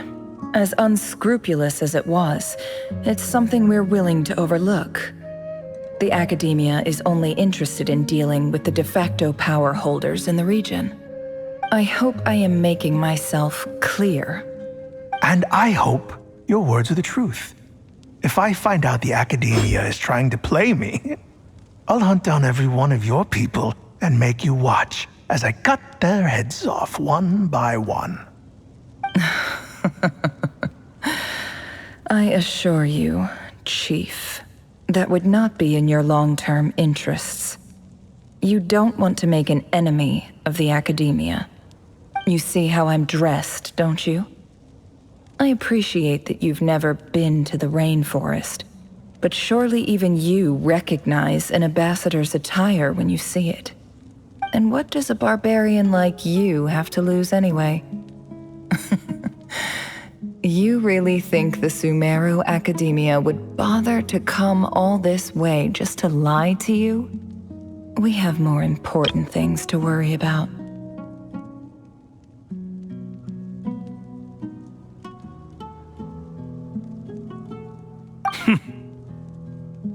All right, I take your point. The Academia is the highest authority in the land. I'm sure you're trustworthy people. In that case, we have a deal.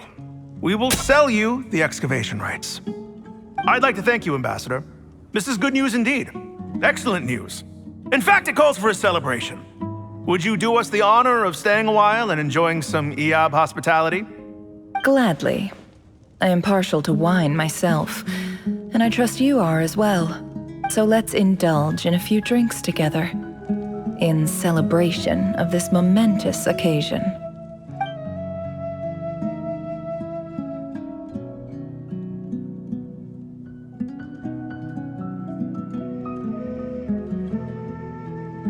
Chief! Chief, it's an emergency! It's the Unut. They've taken the well. What?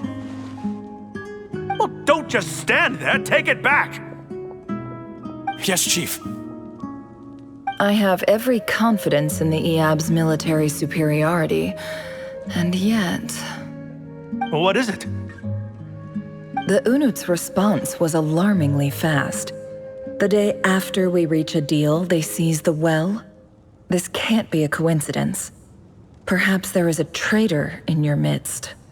I don't think so. I am obliged to remind you, Chief, that the Academia will only deal with the de facto power holders. If you cannot regain control over the well, I'm afraid you won't see a single more— No! Please, Ambassador, just give me some time. I swear the Unut will not get away with this.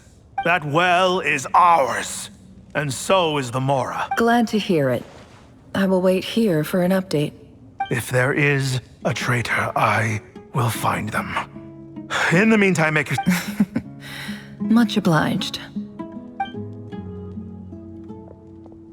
Wow. All it took was a few words and I've got him wrapped around my finger. What an amazing feeling. So, in summary, Ambassador, the Academia would rather negotiate with our tribe instead of the Iab, yes? The Iab are ruthless murderers who don't listen to reason. And now they have the gall to interfere in our research projects in the desert region. So let me ask you, Chief, if you were the Academia, what would you do? Kill them all, of course. Precisely. The Academia does not tolerate those who stand in our way. The EAB have held back our academic pursuits for... At the same time, there is simply no way that the Academia can be seen to be... We have our own rules out here. If the rainforest dwellers raised arms against a desert tribe, you'd start a... Right. We can't confront them ourselves, but we can support their enemies. The Unut have always had strained relations, natural allies. Weren't the EAB your allies once? You were quick to send them after us to protect your interests back when we stole that water. And now look at you. You're at each other's throats. Let me be clear. The Academia wishes to collaborate with the legally recognized rulers of the desert in this matter. We are asking for excavation rights to that well, and our offer is 50 million mora. Say no more. I believe we have an understanding. Good. Then I suggest you get to work. Get us access to that well, and the mora's yours. You see, Dad? Lying is easy when you know how. People will believe anything.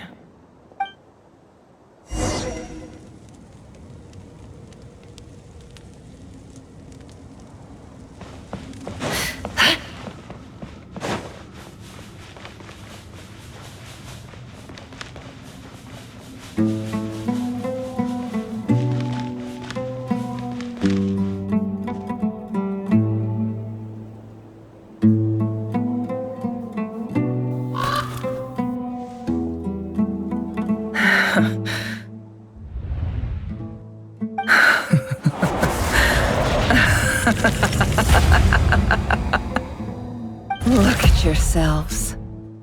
You may be vile, savage monsters, but your butchered bodies bleed like any others. You're no different. You're nothing special at all. The monsters who destroyed my home, they're just ordinary, petty human beings. What a joke. I think we're even now. Maybe I've even done the desert a favor. It's a better place without all these people around. Oh, Sinuhe, my gullible fool of a father. Perhaps if you'd been as ruthless as I was today, our tribespeople would still be alive. In this dog-eat-dog world, a chief needs to be tough to survive. But you couldn't do what had to be done. So I did it for you. Nefer, it's okay. All of this is in the past now. I believe I remember you promising to remain silent. Yeah, but even so... Yehoda, is there anything you can do to ease the tension? All right, time for a sharp turn onto a completely different topic. So, anyway, that's enough of that. When are we getting out of this place? Feels like we've been walking forever. I'm getting pretty tired. Oh, Alma, you tired? Yes. If we can find somewhere to sit down, I could certainly do with a rest. It's not far now. There should be a temple just up ahead. Yes. Really? A temple? That's where this story ends? I guess that's how things go in the desert.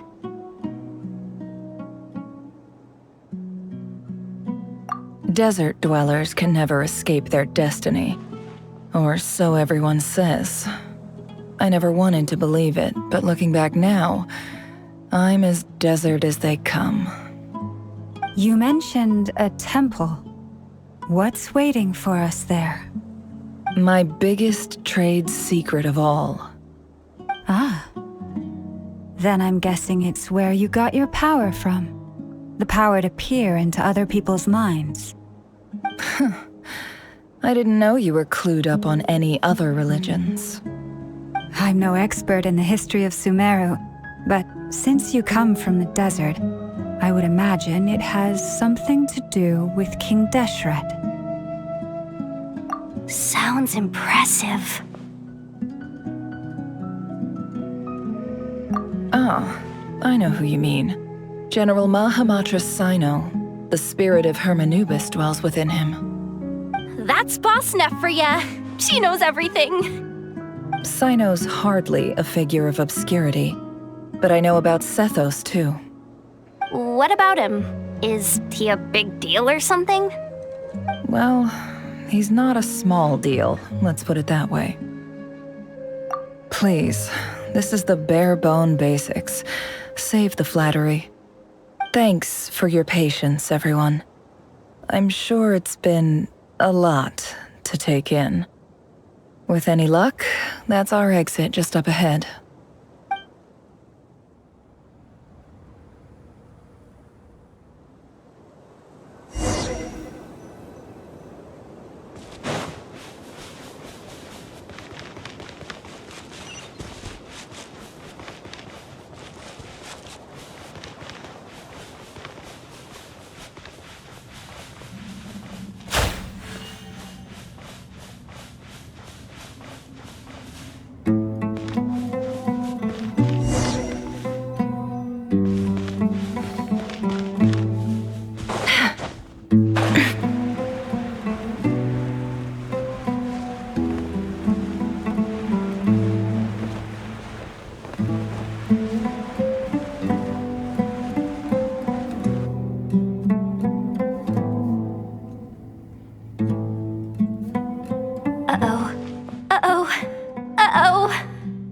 I'm totally out of my depth here.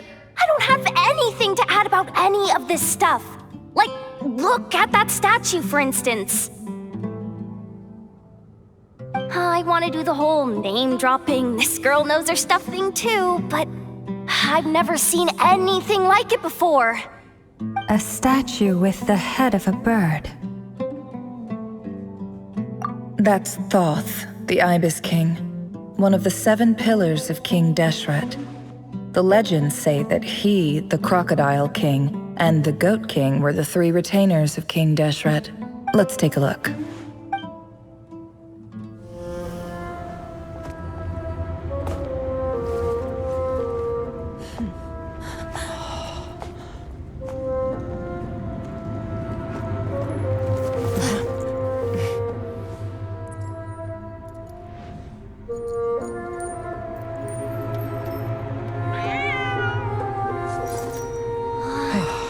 It's just Ashru. So, all is well?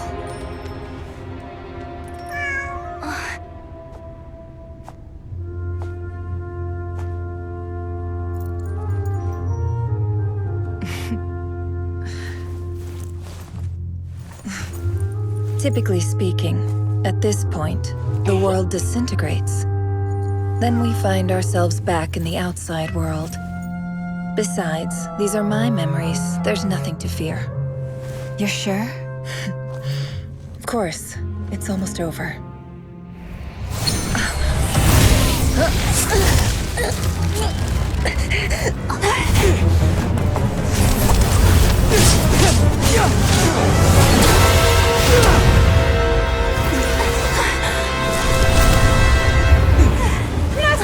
Hold on!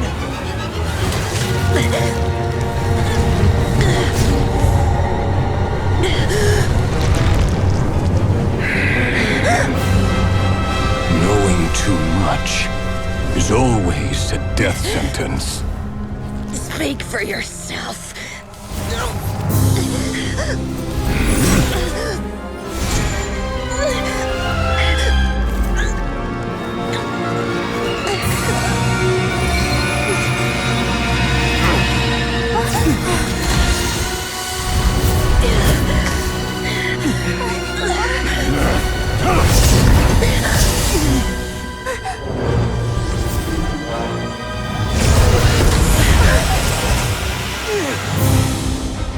How repulsive.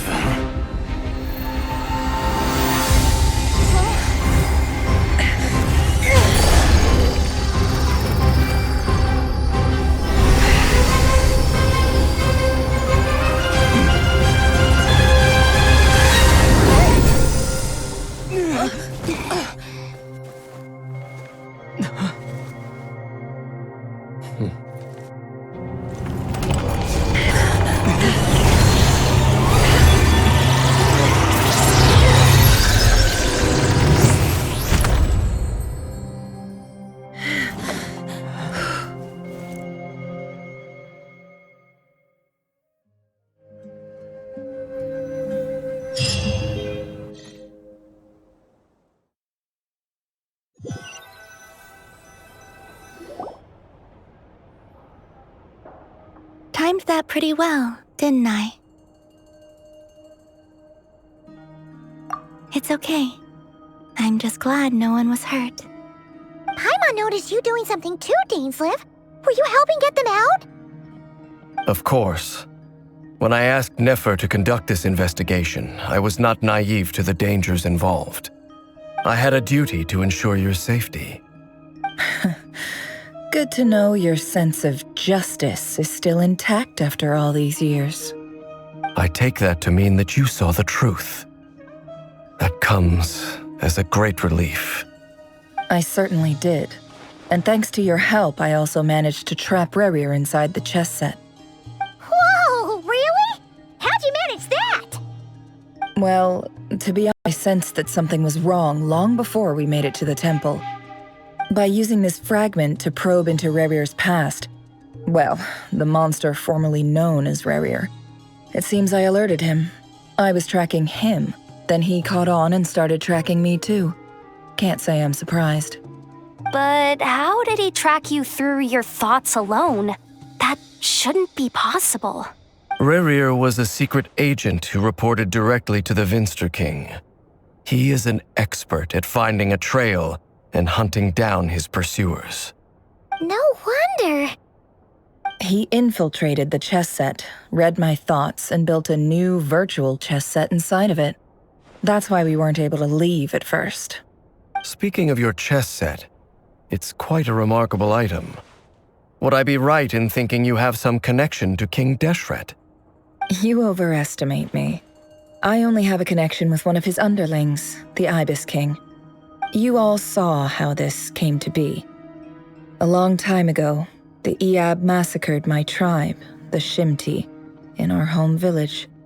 The Unut and the Iab fought a bitter battle over the rights to a well, all for the sake of a non-existent 50 million mora.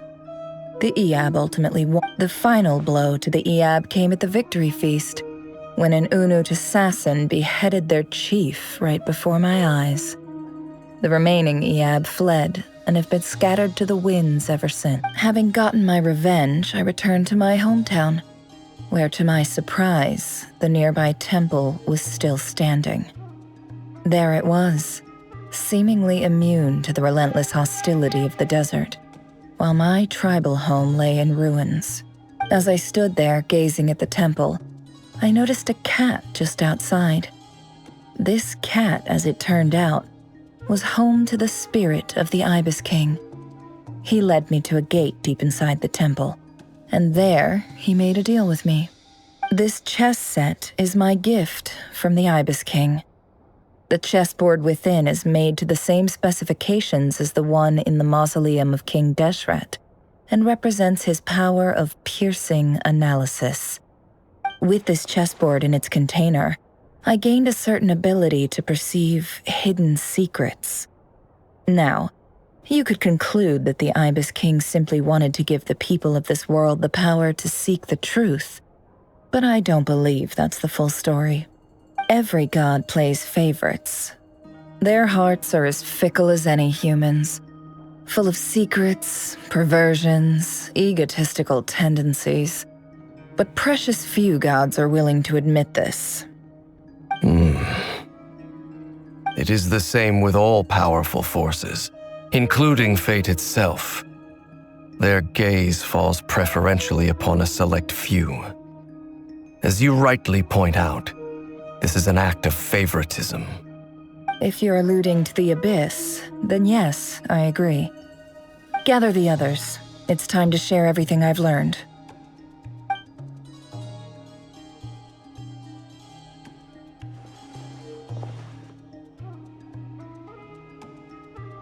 Thank you all for being here. As promised, I did some further investigating into the Reicher of Solnari's background. I am pleased to report that the investigation has been most fruitful indeed. The Reicher of Solnari, real name Rerir, was once a Conrian subject who served the Vinster King. I will now share the important details of his story. Please save any questions or comments for the end.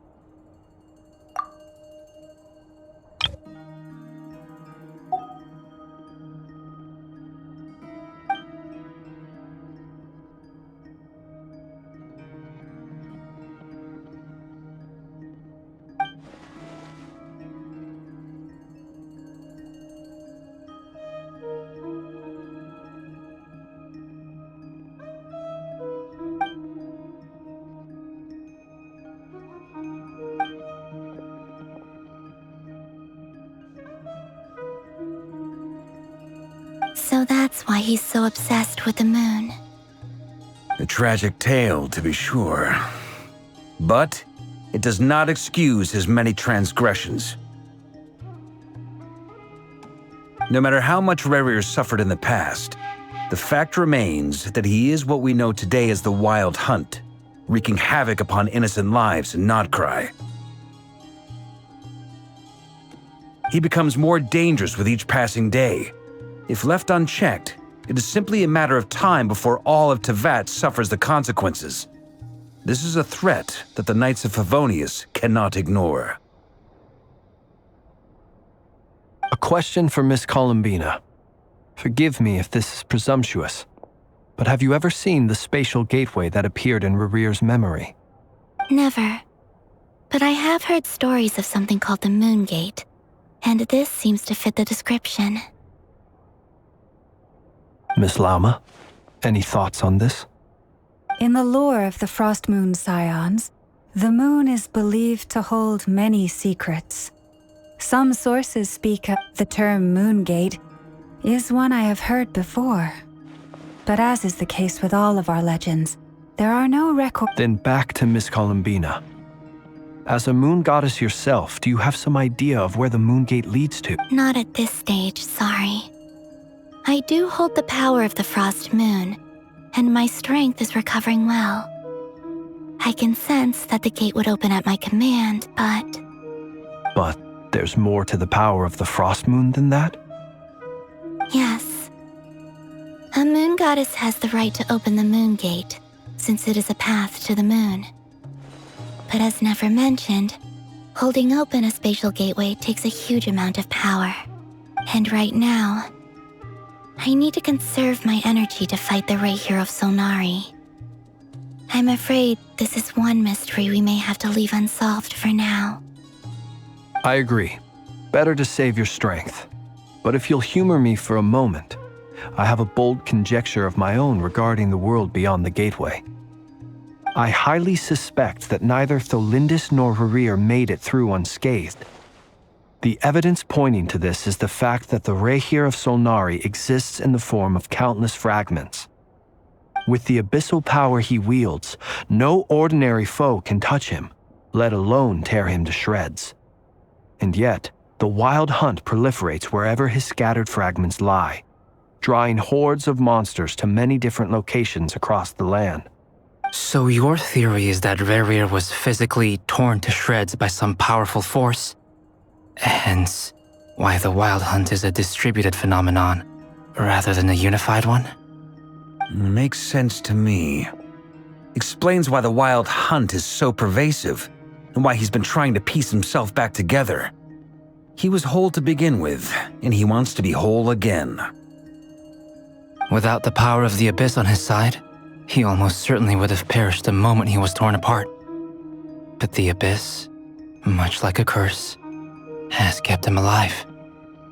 I could not agree more. The power of the Abyss is most surely a curse. It is a compelling explanation, and one that accords with my present understanding of Abyss creatures. Whether the life form in question is primitive or advanced, if a curse has extended its lifespan unnaturally, it will continue to survive in spite of everything.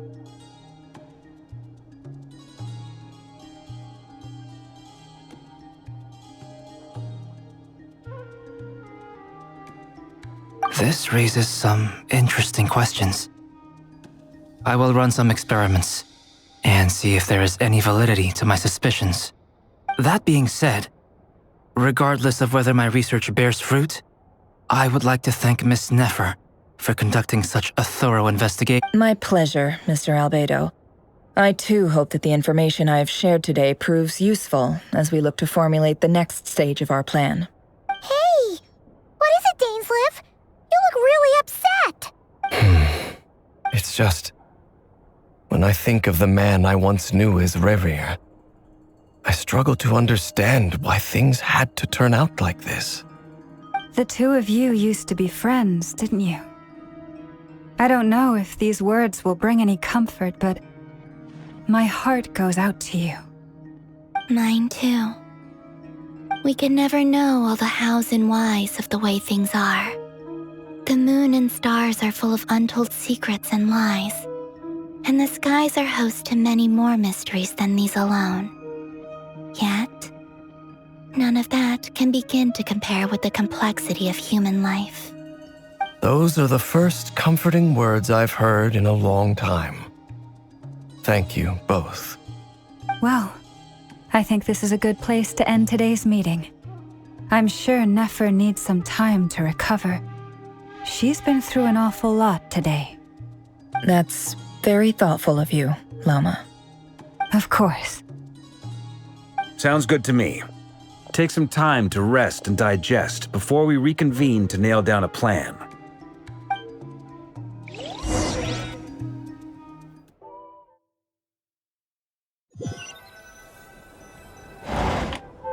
Hey, is this a bad time? Hope I didn't kill the conversation.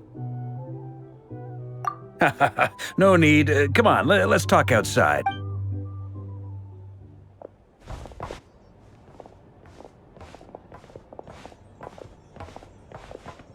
Anyway, Nefer went back to the curatorium to get some rest. But before she left, she shared some things with me that I thought you should be aware of. Firstly, although she managed to trap the Raker of Solnari inside her chess set, there's no guarantee that the power of the Ibis King is any match for one of the 5 sinners. Their powers are beyond our comprehension. It's only a matter of time before he finds a way to break out. We have to come up with a plan and take care of him before that happens. Honestly, my mom figured that might be the case. So, how long have we got? Well, I asked her that same question. She talked for a long time, but for the most part, it seemed like she was trying to convince me how precious her chess set is. What a long and storied history it has. It felt like some kind of sales pitch, you know? The kind where you end up handing over Mora against your will? Anyway, after all that, she finally answered the question. 2 days, at most. 2 days? Holy moly! Can we even recruit enough help in that time? That remains to be seen. Which brings me to the second issue. Dainsleif is obviously conflicted about this whole thing. But given how little time we have, there's no way we can pull this off without his help. You have some history with him, right? Do you think maybe you could talk to him for us?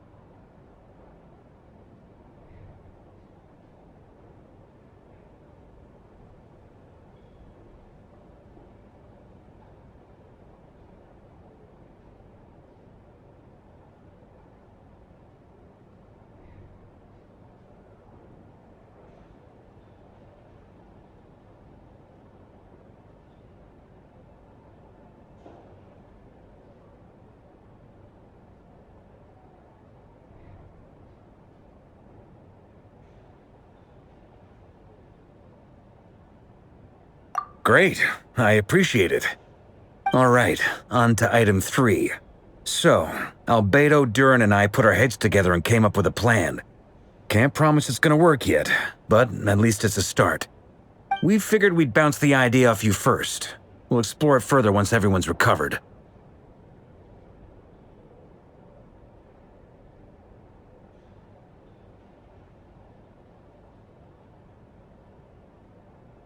Oh, Paimon's dying to hear this. All right, so here's what we're thinking.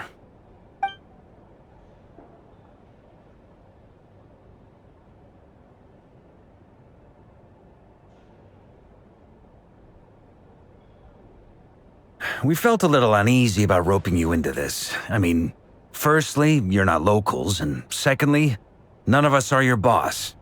You're well within your rights to refuse if you so choose. Roping us in? Why would you even say that? We know the stakes here. It's all of us against the Rayher of Solnari, or none of us stand a chance.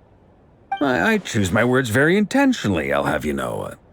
I like to think there's an art to striking a down-to-earth tone even when the stakes are through the roof. Sir Varka, I have a few thoughts about this plan. I'm all ears.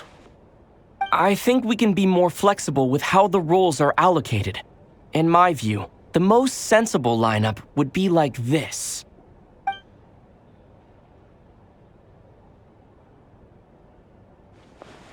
I see your point, yeah. But if that's how we're going to approach this, you'd better make sure you're ready. To be clear, I don't doubt your abilities. Far from it. I just want to make sure.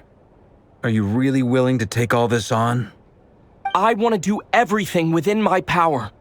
The Rayher of Solnari is a truly fearsome opponent, and if I do my part, it'll greatly reduce the risk for everyone else involved. Well, that tracks with what I've heard. Jean's mentioned in her letters that you're so diligent it's almost abnormal. As in, most people weigh up the risks and rewards in situations like this. But you seem to just march towards danger without a moment's hesitation. Of course, everyone appreciates a fearless pioneer. But all that aside, I'm the Grand Master of the Knights of Favonius, and you're our honorary knight. I want to make sure your courage doesn't come at the expense of your safety. Thank you, Sir Varka. I should be the one thanking you. It means a lot to have you on board. I'll give some serious thought to your suggestions.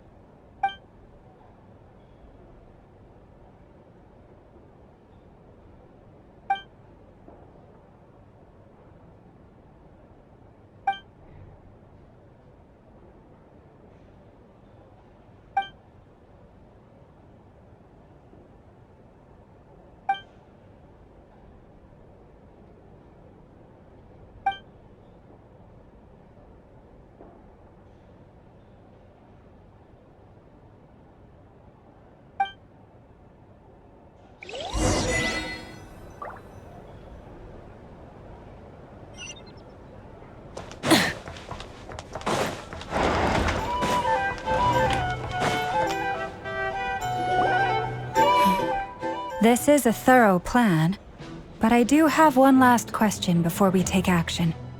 How can we be sure that our enemy won't leave the designated area? Great question.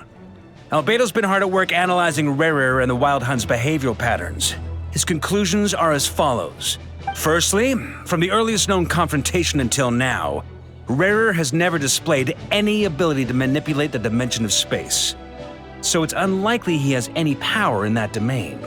Secondly, he seems to have a particularly strong vendetta against our group. If we put him in a fight-or-flight situation, he'll choose to fight every time. Thirdly, finally, and most importantly, he is consumed by hatred, both for the moon and for his enemies. Turns out, we tick both of those boxes. We have a reincarnated moon in our ranks, and a spy who accessed his private memories without permission. He'll be baying for blood, not looking to escape. As someone who's had their fair share of interactions with the Wild Hunt, those all seem like valid observations to me. Understood. Then I will defer to the verdict of the group. Well, everyone, that's the plan in full detail. Albedo and Durin are carrying out their part as we speak. Plan approved. Scheduling. Okay, any firepower you need, I got you covered. Let's light this baby up. The Frost Moon Scions are behind you as well. And the rest of you?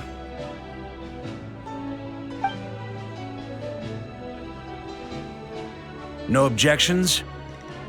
All right, then it's settled. This is the plan we're going with. Next up, an old tradition of mine. Anyone who wants to back out, now's your chance. Wait, we can still back out of this? Everyone says things they regret, right? I don't want anyone feeling trapped because their mouth said yes before their brain had time to think things through. A very people-first approach. I hear that's common practice in the Knights of Favonius. Heh. Who'd you hear it from? D-Luke? Shh. We don't use people's real names at work. This contact will be known only as Owl, please and thank you. This plan can only work if everyone does their part. Flint's and I will absolutely support it. We shall indeed. You'll be glad you accepted our help. Also, you are the last person I expected to see here, Miss Dory. It's not often I get called Dory in a work context. My peers usually call me Lord Sangama Bay. So, the longer your name, the higher your net worth. Is that the idea here? In that case, Mr. Flint's here must be worth a fortune. That's right, I know your full name. It's... The walls are thin here. I'd appreciate you keeping that a secret. Okay, fine. I'm actually only here as a favor for someone else. Do you have any idea how much it would cost to hire me otherwise? Oh, does this mean someone out there actually has the power to boss Dory around? It most certainly does not. We have a long-standing and mutually beneficial business partnership. She's actually the mom of a friend of yours. Said mom supplied me with a great little trinket, but now that lady's ruined everything. If I don't start building a little goodwill now, my whole business in Nodcry is gonna go down the drain. Okay. So what exactly is so special about this pendant? It's a lucky charm that a great mage made for me. We have a business relationship, and she was worried that something bad might happen to me. So, she wanted me to have something that can store power to protect myself with. I finally got it all fully charged up with Kuvaki, and then never went and used it all up at once! Never lost so big in my life! You're right. It was all my fault. I didn't mean to drain all the Kuvaki in the pendant, but I'll make it up to you. You will? Well, in that case, how about you give me your chess set, and we call it even? I knew you'd say that. Well, it's yours if you want it. In fact, take it now, and I'll even throw in a free Raker of Solnari. Deal? You're putting me in a difficult position here. It's a very useful thing to have around, but I have a funny feeling it won't be around much longer. I guess we'll see in a couple of days. Looks like bankruptcy for me. Hey, don't be so pessimistic. See this through and you never know. You might find a new business opportunity on the other side.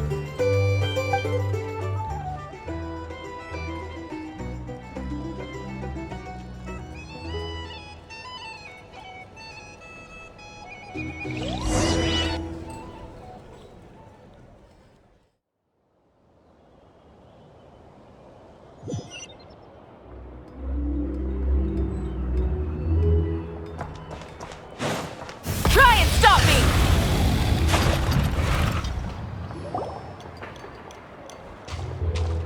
Dory, how are things going? Feeling ready? Oh, I was born ready. We only have 2 days. You think Lord Sangama Bay would let an opportunity like this slip? Don't forget, when something's in high demand, the people with the goods on hand get to charge the highest price of all, even higher than the sellers taking advance orders. Ta-da! See? It's right here! Ah, it's so pretty. Did you make it? No, I have a supplier. We go. Aha! No wonder you were talking about Lucky Charms at the meeting. You've been getting coveted. That's not the full story. It actually started a while back as a project between me. Mage Alice once warned me that this world won't stay safe forever. There may come a day when everyone faces a great crisis. I passed this on to the Dendro Archon, and she secretly brought together a research team made up of Sumeru's top scholars to invent a technology that could keep people safe. I won't go into the details because it's all very complicated, but if you want to know more... Anyway, point being, it was the Dendro Archon who asked Kaveh to build this little contraption. As one of the top, took him long enough. He stressed over it for ages. Must have gone through at least a dozen designs before producing a final product. Marak delivered it to me a couple of days ago, along with a letter from Kaveh. Could I ask why I'm sending this technology to you? And what's your proposed use case? Has it been approved by the relevant authorities? So nosy. My fault for sending him the research permit to begin with. Surely Nahida must have told him you were involved in this project. He was probably just nervous because you're always so secretive. Could be. Anyway, I just replied, let's hope. Fair enough. But it sounds like he was just being cautious. He probably thought Or maybe he was asking as a favor for his housemate. He's done that before. Not sure why, though. His housemate doesn't seem to really care. Either way, all's well that ends well. I'm just glad to finally have my hands on the product. I wouldn't want to be without it, given the potential dangers. Huh? What does that look mean? Paimon's just super surprised. This must be the first time we've ever seen you actually get serious. Well, a long time ago, I made a promise to myself. I promised that I was gonna live every day of my life with... There are always gonna be times in life when you have to give something back. That could mean paying back a debt, returning a favor, or showing some kindness. Alice has been a huge help to me over the years. She was the first investor I ever had. And I want my investors to know that Lord Sangama Bay is the best in the business.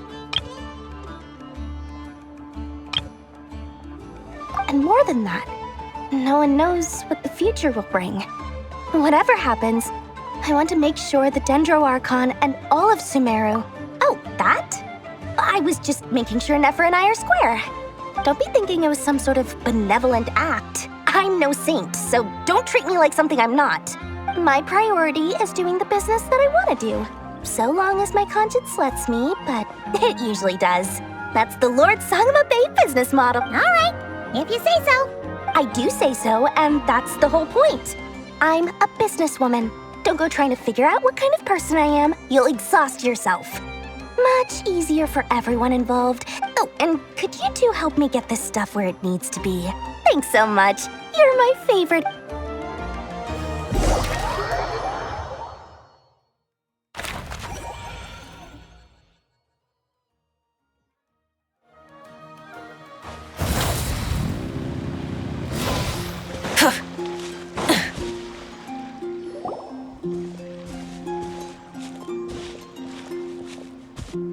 Traveler, Paimon, it's good to see you.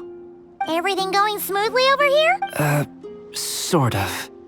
As you're probably aware, Varka, Durin, and I captured some abyss. Per the plan, we dissected and analyzed some samples of these creatures. The process went... What? You can actually... That depends on your definition of wild hunt and... Harmless, lifeless. These words are accurate descriptions. The wild hunt is an interesting phenomenon. In and of itself, it doesn't seem to possess anything akin to a... Master griped a lot about the wise Horoptetyr, and seemed somewhat fascinated with the foul Certology. But she barely mentioned Rerir at all. I don't think that was because of his lower social standing, though. Anyway, it's a pity. I should like to hear her thoughts on the nature of the life form he has become today. It's a strange mix.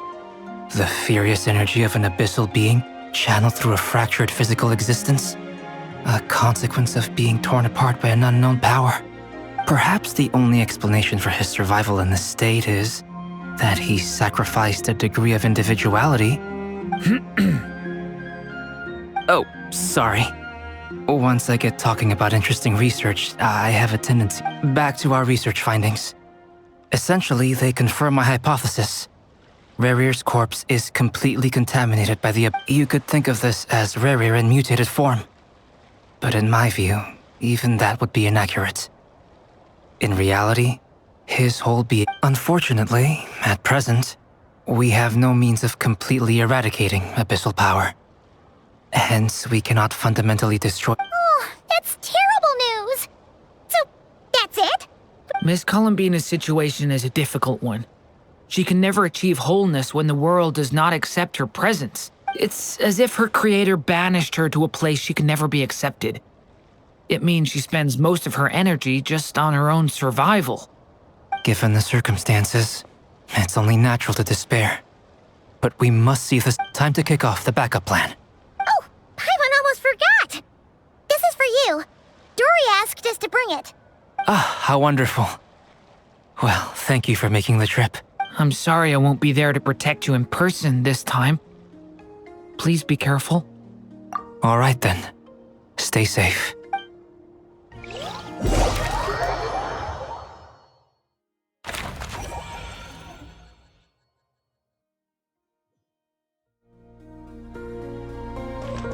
Full throttle!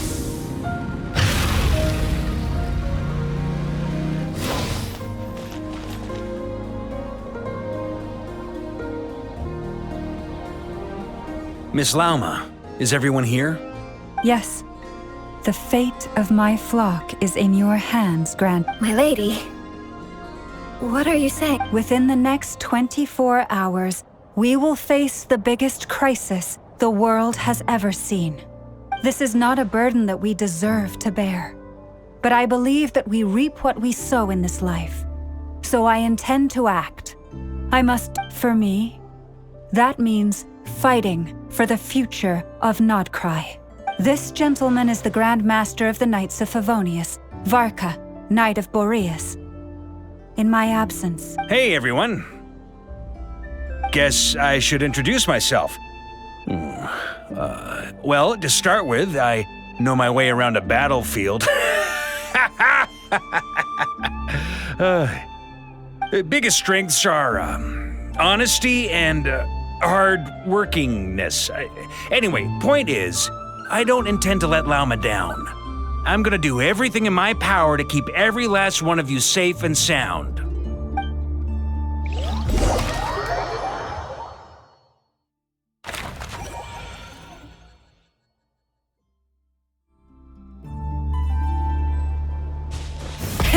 Rev the engines!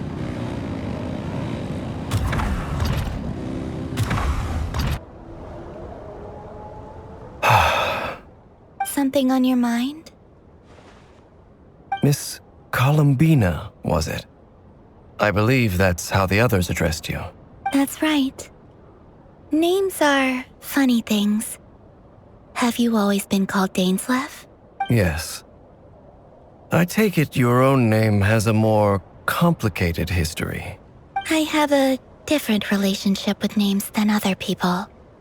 To be honest, I'm not even sure that Columbina is my name. At least, not in the same way that Dainslev is yours. But it's what everyone calls me, and I go along with it. A lot of my life has been that way. I get so used to things that I forget to question why they are so. I never used to think much about where names come from, or what they mean to people. Maybe something's wrong with me. You're different from other people. I sensed it the first time we met. You're more perceptive than most. I'm sure your long life and rich range of experience explains that. Do you ever find yourself missing Conria, Mr. Dainslev? Difficult to answer. I have dreamed of the past many, many times. Sometimes I'm fighting tooth and nail. Other times I'm lying on the ground, defeated. I don't recall any happy moments from that time. It has been too long. Is that because hatred survives longer than love and affection? That would not be for me to say. I make no excuses for the grudges I bear. But whatever the reason, I remember little that was beautiful or sentimental. Thank you for your help with the Rerir situation. Without your efforts, I never could have learned the hidden truth of his story. You're welcome. I know he's your friend. Friend? He betrayed me. And I never really understood what he was going through in life. Some friendship, that is. Okay. So, do you plan to fight him with us? You see, you're torn. Now you know what really happened. You see the things he's done in a new light. I need some time. Of course. I completely understand. Anyone else in your position would feel conflicted too. Actually, I went through something similar myself recently. Something happened that changed my perspective on a situation. A situation I took for granted at the time, but now I feel very grateful for it. You mean the Harbingers who still support you, even though you've left the Fatui? Yes. I always thought they were only helping me because Harbingers are forced to work together. But then I abandoned them. A warrant was even put out for my arrest. And even now, they still support me. Which means I was wrong about them all along. Clearly, they view you as a friend. I feel a little guilty now. I regret not seeing her help for what it was, and not treasuring it. I see the guilt that you're feeling now, because I feel it too. Hopefully, talking about it will do us both some good. Have you noticed that the Traveler and Paimon are over there? I think they've been listening. Huh. Shall we say hello? Sure. Hello. Ah! They caught us!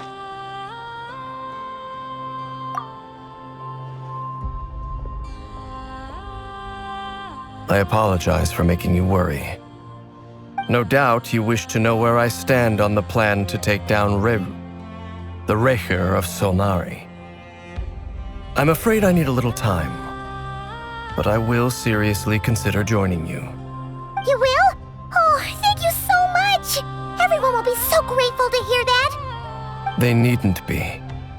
This was something that I was going to have to face up to eventually. That doesn't matter to them. They're grateful to you regardless. You can't control their gratitude, so just accept it. And then, have a think about whether you're willing to join us.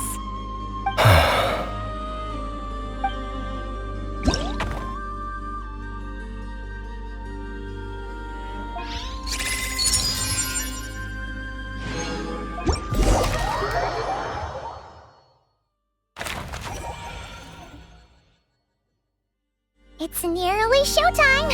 Let's go rendezvous with the others. You know the place. Stop me!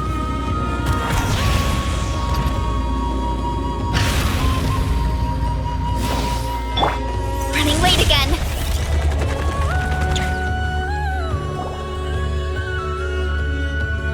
Ah, you're earlier than I expected. Hey, Flint's! Been waiting here long? Not too long.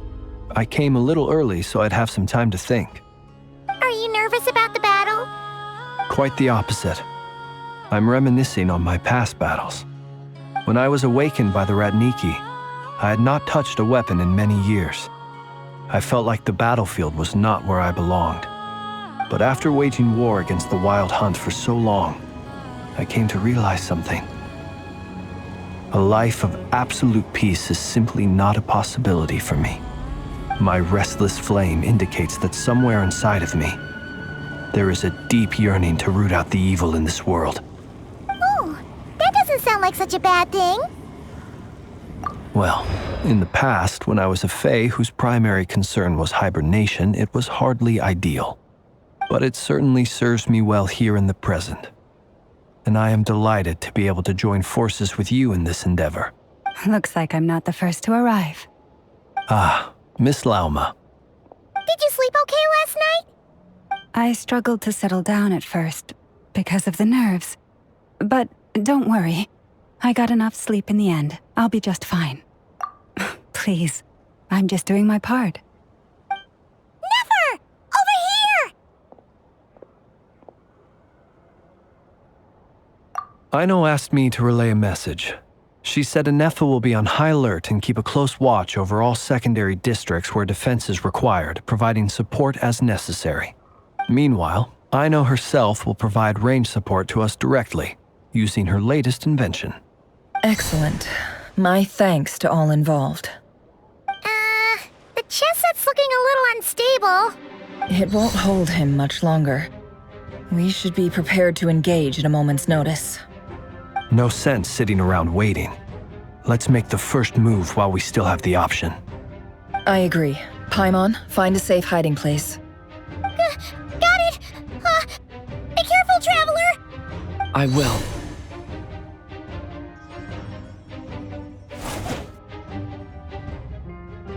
Everyone, take your positions as soon as the battle starts. Every ounce of strength we have in our bones, let us bring to this fight. Ready? Let's go. I've seen all your futile ploys before. You have become the authors of your own demise. I wouldn't be so sure about that. You are merely a moment of sport before I tear down the moon.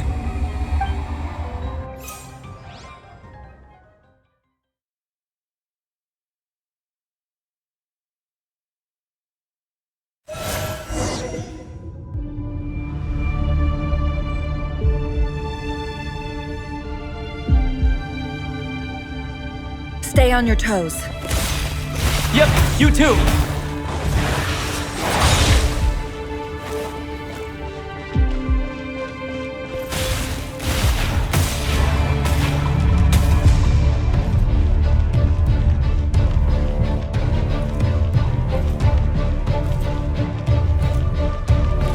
Hunt them down! Move! Meet! The moonlight betrays you!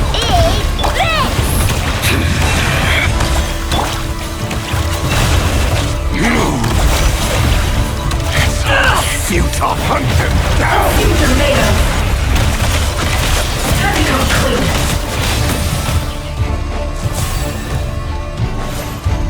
The moonlight betrays you! Go! Hunt them down! Move! No more lies. Time to come clean. It all adds up. The moonlight The mystery unravels. betrays you! Go! Move! Forest, protect us. Can't hide the truth. The moonlight betrays you! Time to come clean. Hunt them By the down! frost moon of old. You poor lost land. It began with the moon, and so shall it end. The moon will protect you.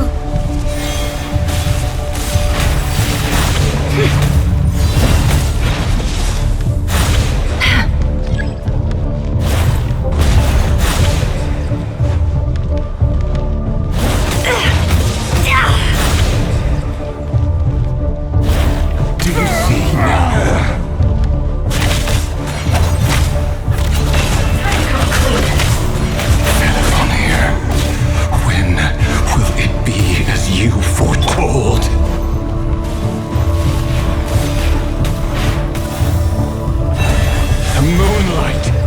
betrays you. Spirit is not welcome here. Forest, protect us for the everlasting forest.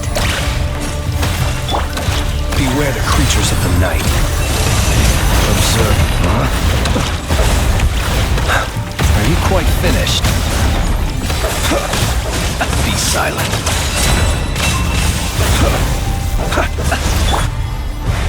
Move! You poor lost lamb. Hunt him down! Seek within. It all falls into place. The moonlight betrays you. Move! Forest, protect us. Go! Pathetic! No more.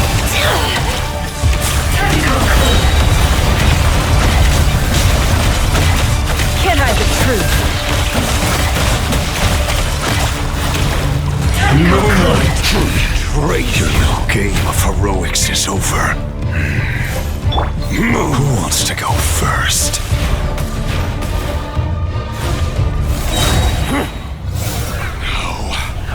Get out of my sight!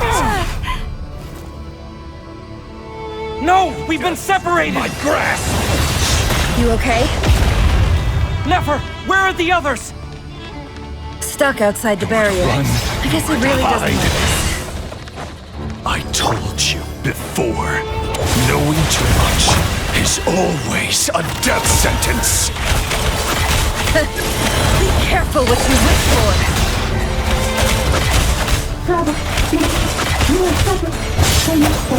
Lama! Can you hear me? Hold on, silence. The voices were gone. But at least I know they're still there. I need to focus. Stick to the plan. Remember my most important task. Just keep stalling him. If I can stall him for long enough, the moment will come.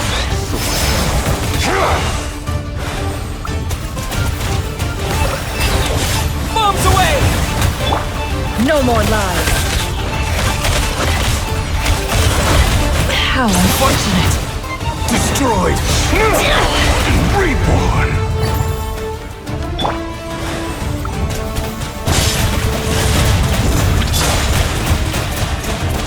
Water jet! Wipe out!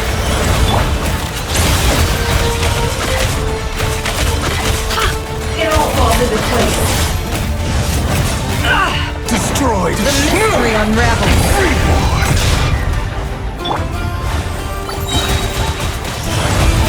Water jet! Your death is within my grasp. Yeah!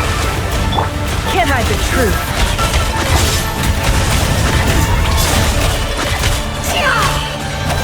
Seek within. Destroyed. And reborn. Water jet!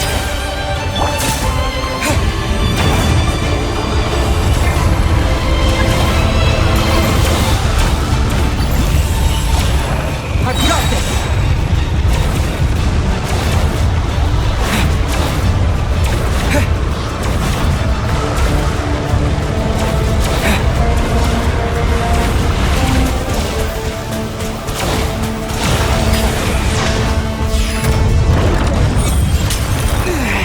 How much Shield's broken! will it take? I can't keep this up! Don't push your luck.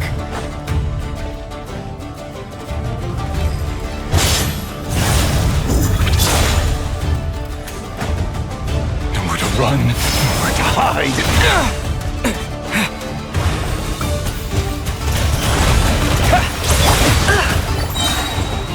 The mystery unravels.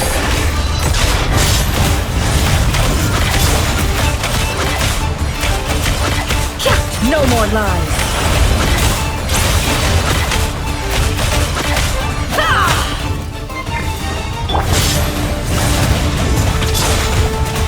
Water jet! Wipe out!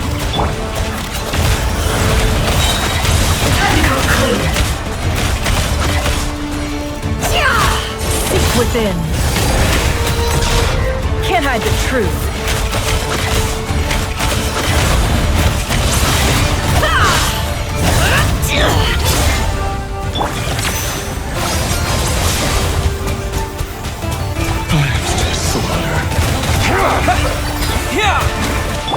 No more lies. Let's see what you're made of.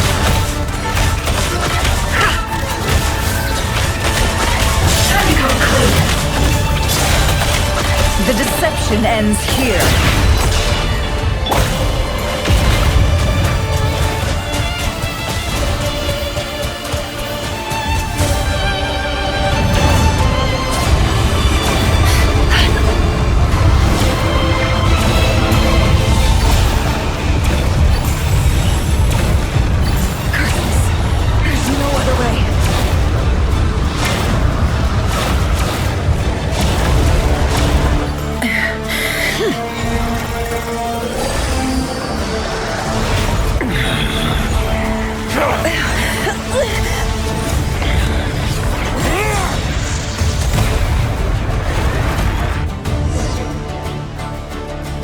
The only way to defeat Rarer is to borrow his own power.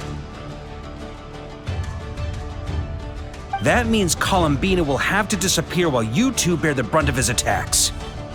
You have to hold on. Find a way to keep him focused on killing the two of you.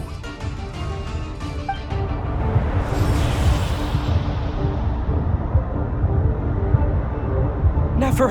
Your eyes are bleeding! Soon you will be powerless to resist. And then, I will reduce you to dust. But that dust will plague your memories. Come on, keep holding on. Any other tricks up your sleeve? Let's see them. As entertaining as they are, you've backed yourself into a corner. You don't fool me. I see your fear clear as day. I have to stoke his rage, make him unleash everything. You fear what you could never defeat. You fear the thought of never being able to save your beloved. You cannot win the fight against fate, Rarir. Is that what you think? Well, now it's your turn to feel afraid!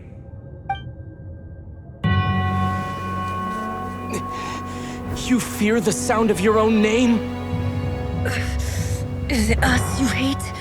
Or is it what you've become? Let's see what becomes of you!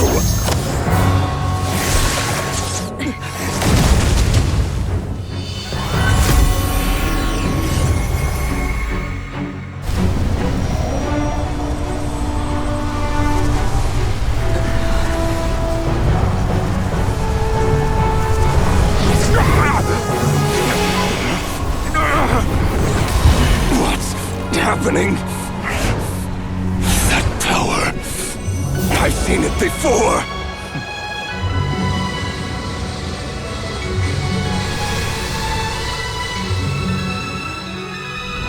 His power is on another level. We'll need to use an alchemical array to convert his power into a usable form. Then quickly channel it into Columbina, rendering her powerful enough to compete with him. I'll join you. I can help. If I release enough abyssal energy into a confined space, it'll create a potential difference, allowing us to extract a huge amount of elemental energy. Next, I'll synchronize with everyone's minds using Pyro, then give you temporary access to their abilities and fields of view. But it won't last long. Can you see? Well enough. So, we have a student of Gold Rhine-Daughter in our midst. How about that?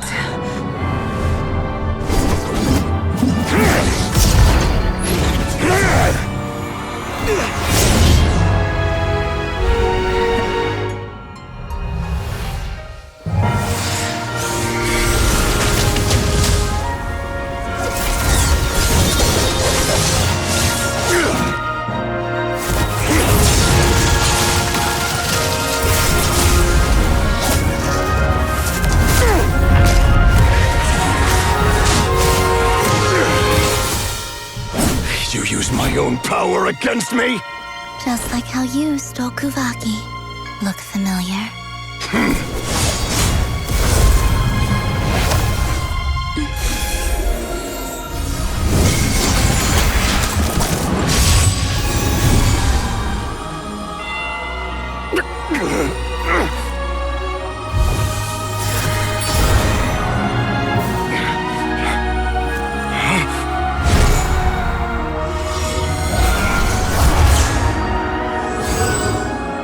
Don't you realize you don't have the power to hold that gate open? I don't, but someone else does.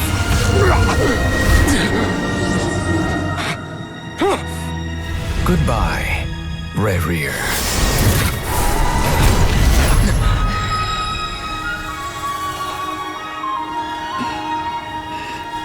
We won.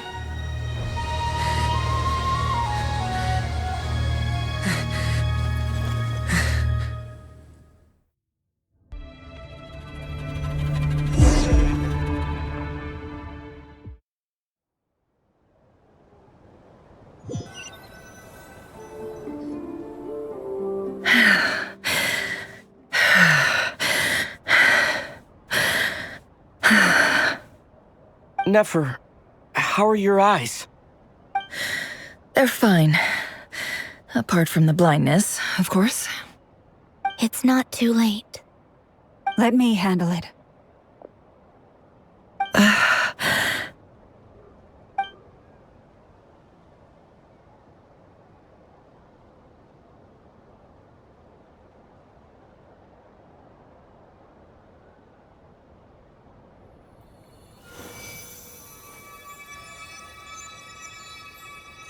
Miss Nefer, it's not like you to lose your composure. That was the most reckless thing I've ever seen you do. Reckless how? The situation was critical. Our lives were at stake. We had to do something. Even so. Okay. I guess you're right. Under the circumstances, it was a wise decision. You traded your eyes for an incredible victory. In business terms, I suppose that's a huge return on investment. I'd be hard-pressed to argue otherwise. Still, I don't like this outcome, and I don't want you to lose your sight for good. People suffer when they make sacrifices they shouldn't have to make, whether that means faith, strength, or in this case, your ability to even see. I had hoped you could win without sacrificing so much as a single hair on your head. Thank you. Really. All done. Don't try and open your eyes just yet. We'll see how you're doing in a couple of days. Until then, please follow your recovery plan to the letter. I'll send full details through Yehoda. For now, just get yourself home, relax, and rest. My dear friends, we have fought bravely and achieved a spectacular victory. A dark cloud has been lifted from the skies of Nodcry. All in this land will be grateful for what you have done. The moon will remember this day. Thank you both.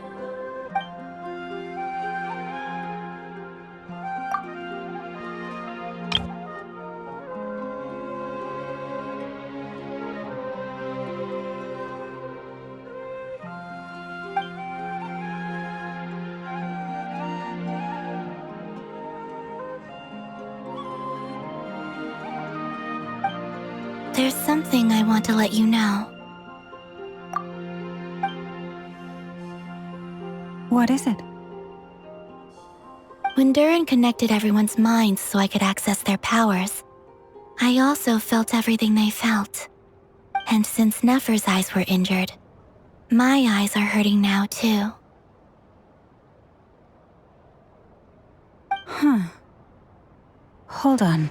Let me try. I only feel the pain. There's no actual damage. I just thought I should tell you. You're right. There's no damage. That's a relief. But I must say, I'm surprised to hear the Kutar share something like this with me. In the past, you never used to open up about yourself. Things are a little different now from how they were.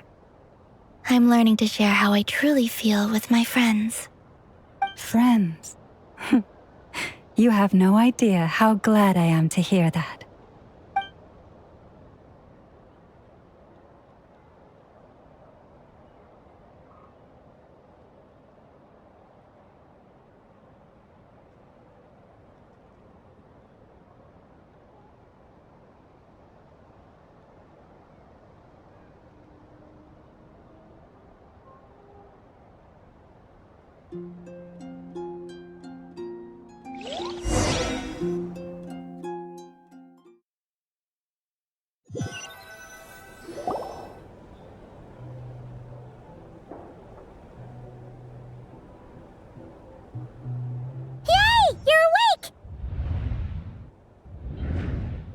How are you feeling?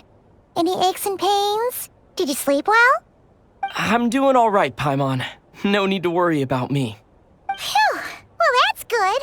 Paimon's been sitting on the edge of the bed worrying about you for ages. You slept a whole day and night. Poor Paimon had to eat all by her lonesome. Glad to hear you didn't starve. How was the food? Well, it wasn't the same without you there to share it. Honestly, Paimon just can't relax when you're not your usual self.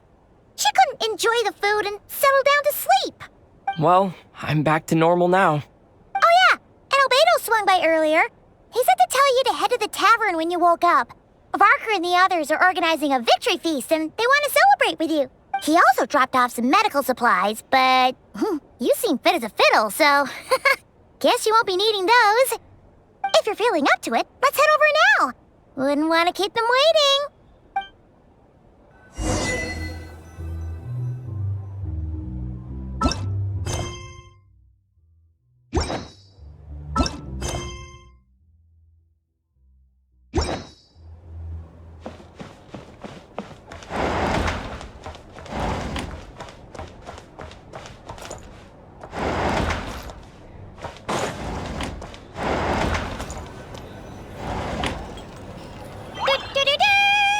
We're here! Oh, Traveler and Paimon! Perfect timing! We were literally just saying how there's no way we're holding this victory feast without you any longer, and we would have postponed it till tomorrow. How are you feeling today? Much better. Thanks. Don't worry about me. Relieved to hear it. If that changes, just let me know. Happy to check you over at any time. Yep, we're here for you. Anything you need, just let us know. Oh wait, where's Nefer?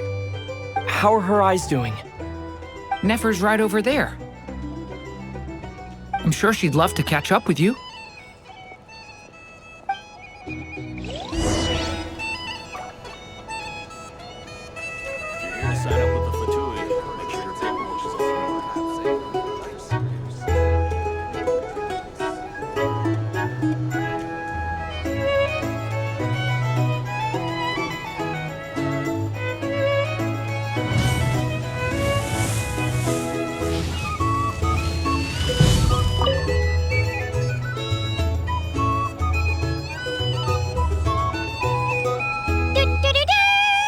We're here! Oh, Traveler and Paimon! Perfect time! How are you feeling today? Much better. Relieved to hear it. Yep, we're... Oh wait, where's Nefer? How are her eyes? Nefer's right over... I'm sure she'd love to catch up.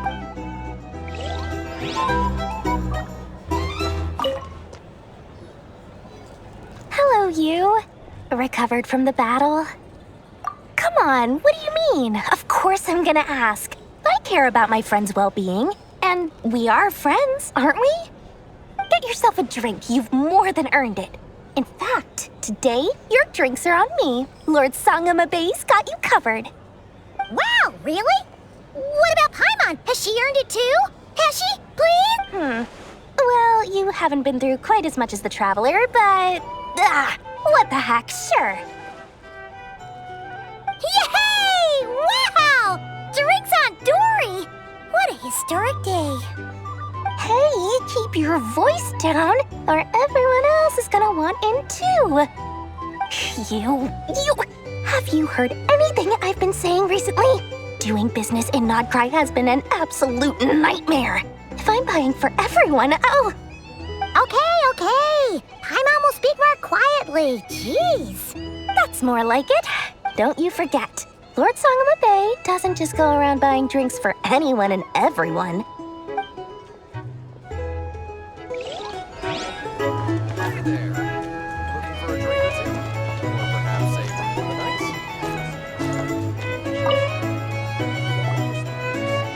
I thought of 1,000 ways to congratulate you, but now you're here, words are failing me. The honorary knight stuns them speechless once again. Well said. The honorary knight showed us all how it's done. The other knights told me that Mondstadt was the first stop on your journey. All of us are truly delighted to count you as our friend. I'd like to thank you for supporting the Knights of Favonius, and also for helping us save Nodcry.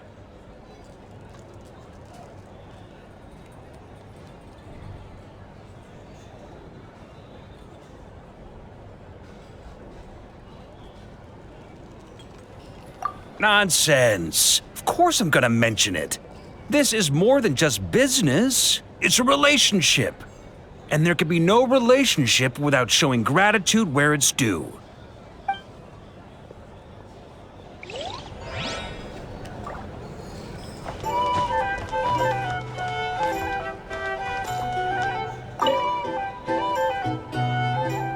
I see you've recovered. You bet. Snooze his way to a full recovery.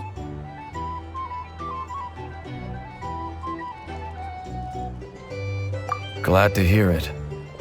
A healthy body is paramount. Nothing else in life is possible without it. So take it slow. You can't afford an injury. Paimon too! You really saved the day when you swooped in to open that gateway. I came to accept that although Rerir was my friend in the past, here and now, he was an enemy that must be defeated. Though I will never fully understand what happened between us, I could not let this crisis deepen any further. We fought a very necessary battle, and you played your part admirably. Yeah! And if you ever need to talk, just remember, we're always here. I'll do that.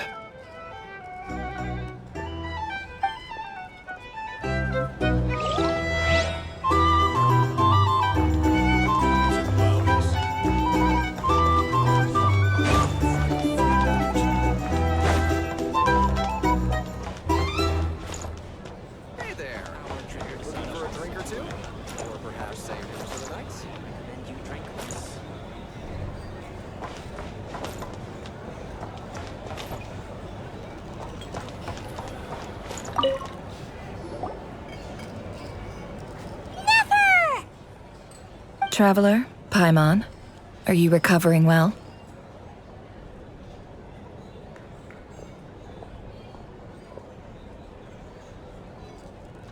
Turns out that moon chanter has some real talent after all. My eyes were mostly recovered after just a couple days' rest. I can actually open them again now. Yeah, but you gotta be careful. Lauma says not to strain your eyes while they're still healing. Yes, thank you. I'm well aware. Yehoda, could I borrow you for a moment? I could do with an extra pair of hands. Oh, sure. Coming. Did you hear that? I gotta go help Lauma for a second. You guys chat among yourselves. You bet. Make it sure thing.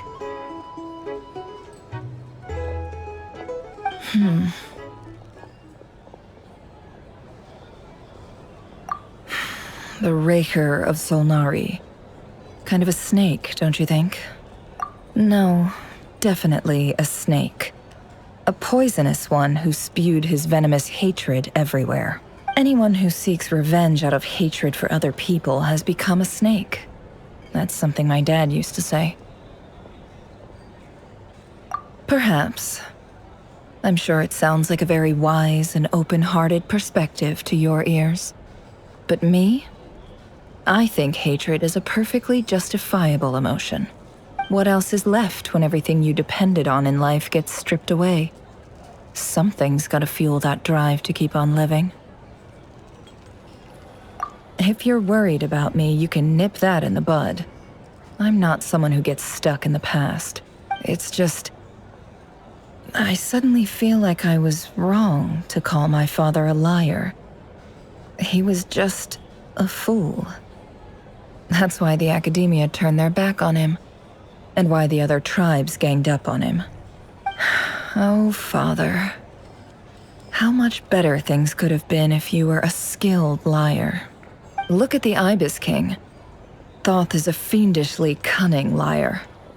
And yet, strangely, he feels more like a father to me than my real dad ever was. He's never brought it up, but I'd bet he feels the same way. Why else would he give me the power to perceive the truth, while at the same time training me in the art of deception? Well, King Deshret banished him to Aru, which is essentially a prison, and posed 3 questions to him. He promised that he'd have his freedom if he could find the answers. His response was to take on a physical form and approach me, hoping that I could become his envoy and search for one of the answers on his behalf. Did he really think I'd fall for that? He's stuck there. He can't make me return what he gave to me.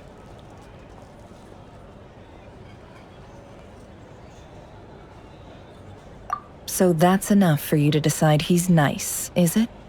He's a prisoner, and he was scared. So he decided to perform some good deeds to win people's approval. He lives in fear because he's a deceiver. How is Rerir any different? You can't work as a spy your whole life and expect a happy ending. It's preposterous. Yet I can't say I don't understand it. Liars live in the darkness of their own making, but it's still human nature to want to go on living. They say that a liar's soul is the most worthless thing in the world. What do you think?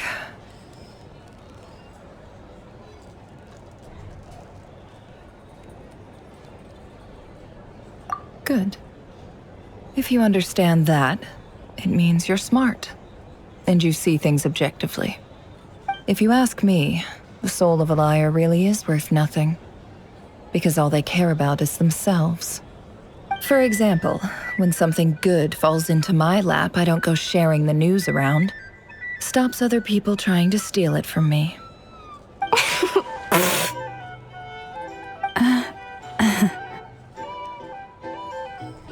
So be it. They have sharp ears. I can't keep anything from them. Oh, is that what it looks like?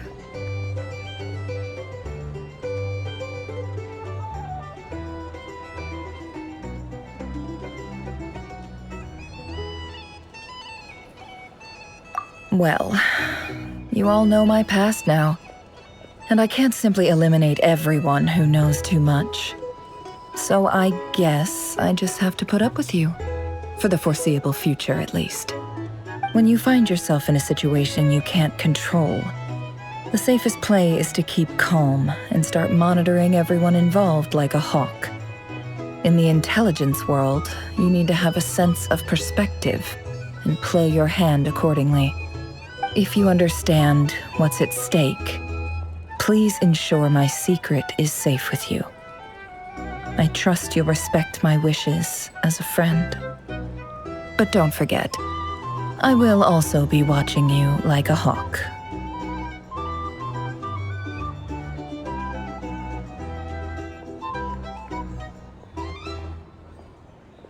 Very good. Oh, wait!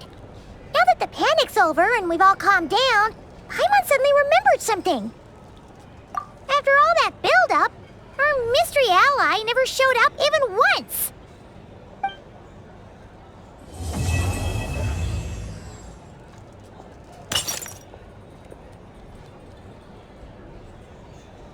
Huh? Am I imagining things?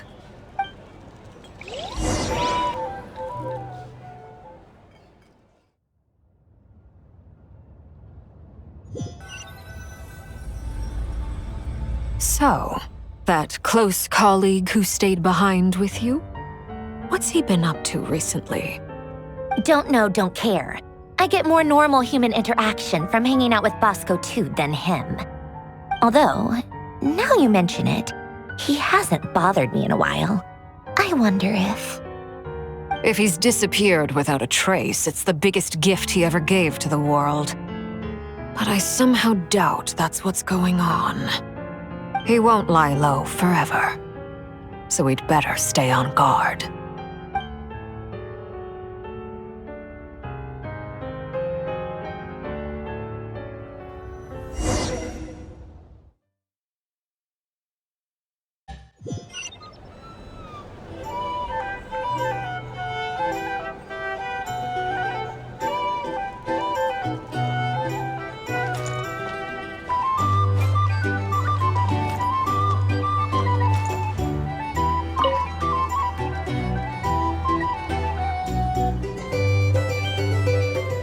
Ah, Lord Sangama Bay.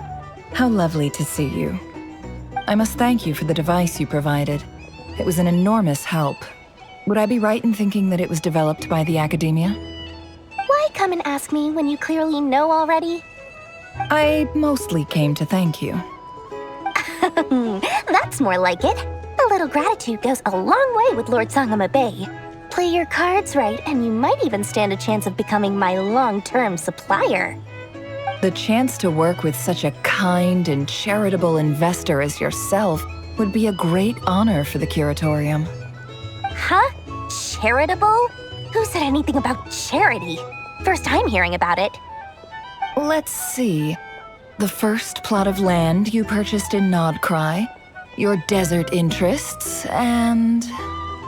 Stop! What do you think you're doing? Exposing my investment history! It's nothing to hide from. They're all perfectly legitimate investments. And some of the land you purchased was with the intent of building a sanctuary? Yes, I heard about that too. How did you... You're a curious case, Lord Sangama Bay. You don't like people finding out about your good deeds, do you? But I'm afraid no matter how hard you try to keep things under wraps, where there's a will, there's a way. You did it for Sumeru, didn't you? It was empty land that was gonna go to waste otherwise. I figured if I built something there, it might at least get some use in an emergency. Disasters are capricious things. They strike without any warning. I've lost family to a disaster before, and I don't want to lose any friends or business partners if I can help it. My elder sister used to dream of finding a sanctuary. Somewhere with plenty of food, water, and medicine. Where everyone could live happy lives. It was something I looked into, but after discussing things with the Dendro Archon, I decided on a more effective strategy. The tech people handled the tech, and Moneybags provided the Mora. It just made the most sense. It's a pity that so few people know the truth about you. Everyone says that you view everything in terms of Mora, and all you care about is growing your own wealth. So, what's the problem with that? Everyone wants to be rich. It's human nature. So yes, I love Mora, and it's nothing to be ashamed of. But surely you have dreams of your own beyond just making Mora. You don't get it, do you? My dream is to invest in other people's dreams. And, you know, make a nice little slice for myself along the way. Just thinking about it makes me happy. That sweet, sweet sound of Mora. Thank you. For the device? And the pendant. Oh, that. I was just returning a favor. Don't worry about it. Seems like we've both been away from home for a very long time. Yeah. So long that I barely remember what my family even looked like. That would be your mother, father, and sister? Yeah, though it's been years since my sister passed away. It's not like I want to forget them, obviously, but memory can be even more ruthless than the most calculating business person. Beyond a certain point, if something isn't helping you, it just gets rid of it. My sister can't help me now. Slowly but surely, her face is fading from my mind's eye. It's become a vague impression. Not everything will fade. When loved ones pass away, the beautiful memories are the ones that last the longest. Yeah, that's true. If you ask me, that's the one silver lining in all of it. Well, that, plus, I'm sure that life is much better now than it was back then. Oh, absolutely. I have tons of Mora, a big beautiful house, business is booming, and I'm as happy as can be. You've got a lot going for you too. Boss of the Curatorium of Secrets? I'm sure there's plenty of Mora to be made in that line of work. I appreciate the vote of confidence.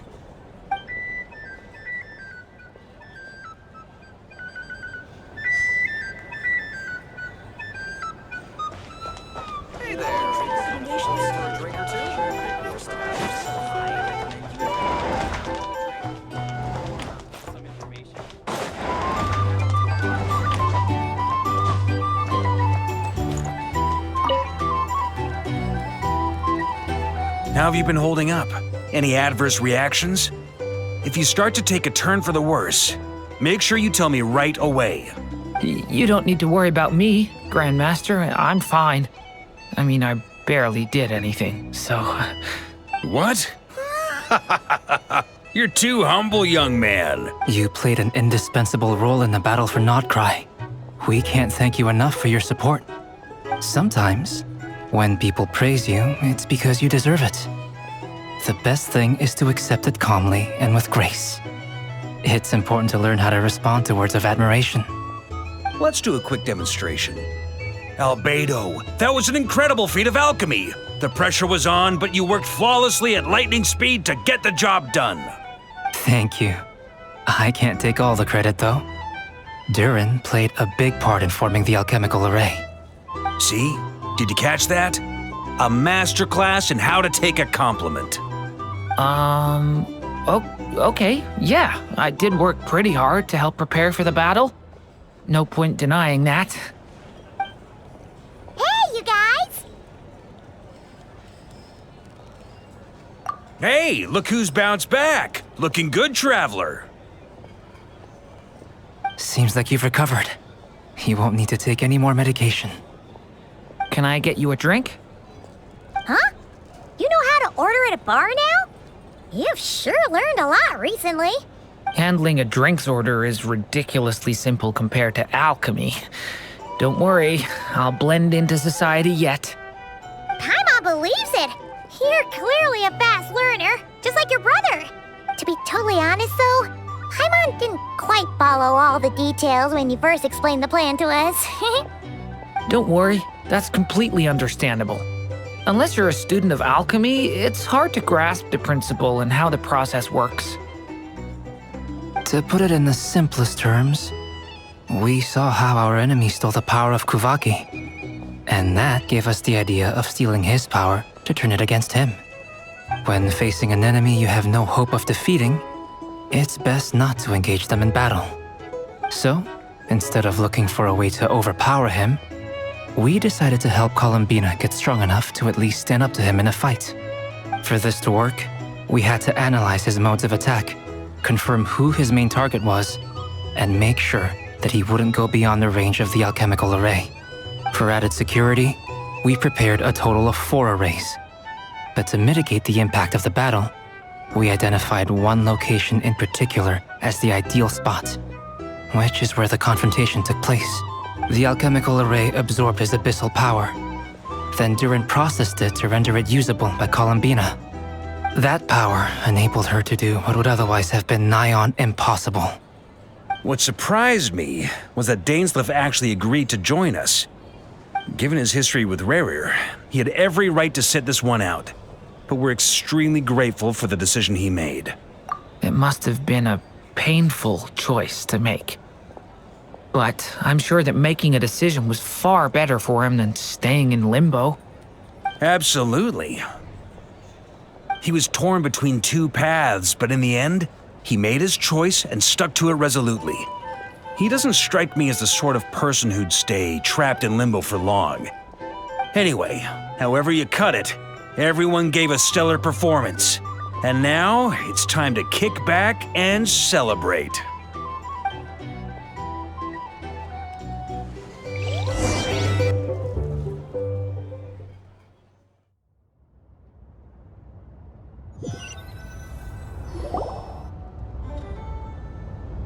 That's the only reason you're here? Yes. I've thought a lot about it. And I've realized that you, me, and Arlecchino should be friends. I think this is very important. So I felt I had to come and tell you. Well, this is a new one. I'm so moved. I can't even hold my teacup. If that's all, you can leave now. Do you not want to be friends with me? Or is it that you prefer being co-workers? What is this, Columbina? Are you deliberately testing my patience threshold? Right now, my politeness module is active. But if you say another word, I swear I'll shut it down. If your politeness module was active, wouldn't you say the word please at some point? Polonia, please see Lady Columbina to the door. Will you still invite me to your next tea party? What? Yes, I think you will. Bye-bye, dear Sandrone.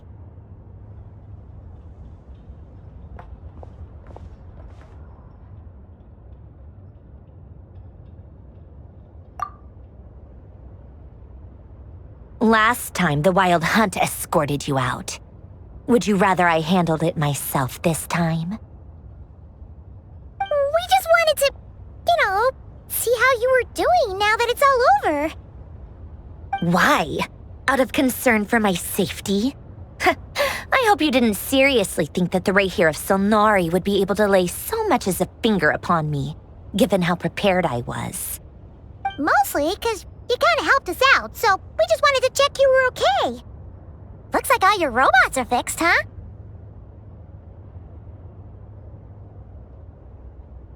Oh, don't you worry about that. Tea time is already a write-off. The visitor before you managed to kill my appetite. If you're in the mood for tea, go ahead and help yourself. Otherwise, it's going to waste. My coasters are still missing in action, though. Use this notebook instead. Whoa! Pretty hefty notebook. Look at all those calculations. You can ignore those. They're just dumb scribblings. I doodle and write in my free time.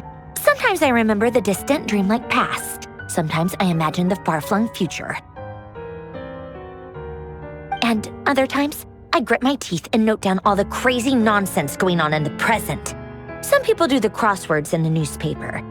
This is my equivalent of that. Trying to predict the future is like daydreaming, and writing about the present just makes me furious. The past is my favorite. If nothing else, it's already set in stone, so I don't have to rack my brains trying to figure it all out. Huh. Although, having said that, the only vaguely interesting memory in my past is probably that guy they call Lord Artificer. Who else? Pretty much all the mecha and Fontaine are his personal handiwork. Wait, are you saying you know him? Like, personally? As a friend? I mean, I guess we were friendly enough. Yep. In fact, I'm probably the only normal person left who knew him at all. We used to chat occasionally back when he was still around. Before he passed away, he asked me to destroy all his manuscripts. I honored his request, but I did read through everything first before destroying them. I mean, I couldn't let the genius of Lord Artificer Alain Guillotin disappear like that. Would have been such a waste. So, that's where the formulas in your notebook are from? I just told you, those are my equivalent of crossword puzzles. They're just dumb formulas that I solve for fun when I'm bored. Alain's work was like epic poetry.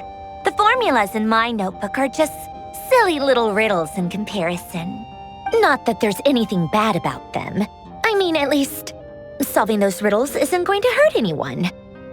Except me, because I lose a few brain cells in the process. Anyway, while we're on the topic, I might as well tell you about what happened to him and his friends. Alain Guillotin had two close buddies, Renee and Jacob. They spent their childhood years together in the Narzissenkreuz Institute. They were all quite competitive, so there was some rivalry between them, but it was a friendly rivalry. But beneath the friendship and the rivalry ran something deeper, a sense of nostalgia for the past. Unfortunately, childhood would end, the prophecy would come true, the apocalypse would arrive, and the future would never be. A mad dream that would normally only capture the minds of lunatics began to take root in their hearts.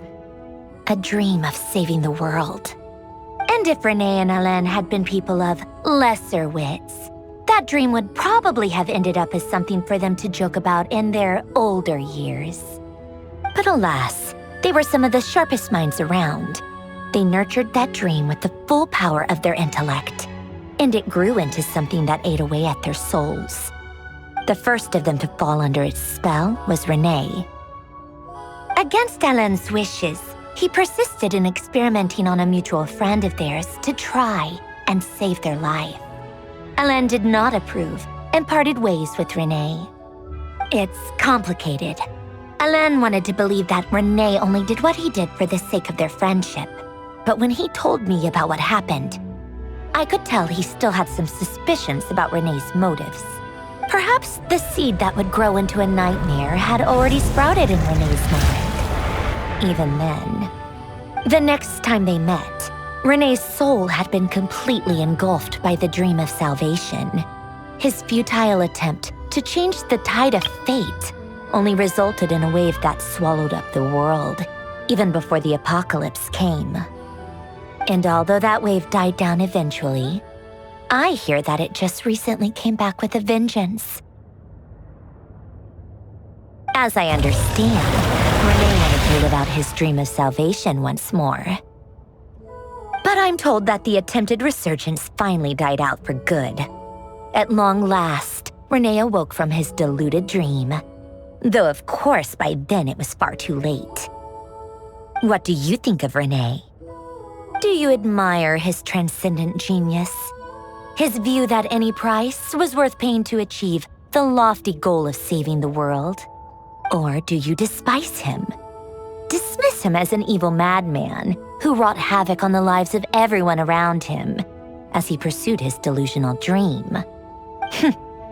Same difference, really. Just a matter of perspective.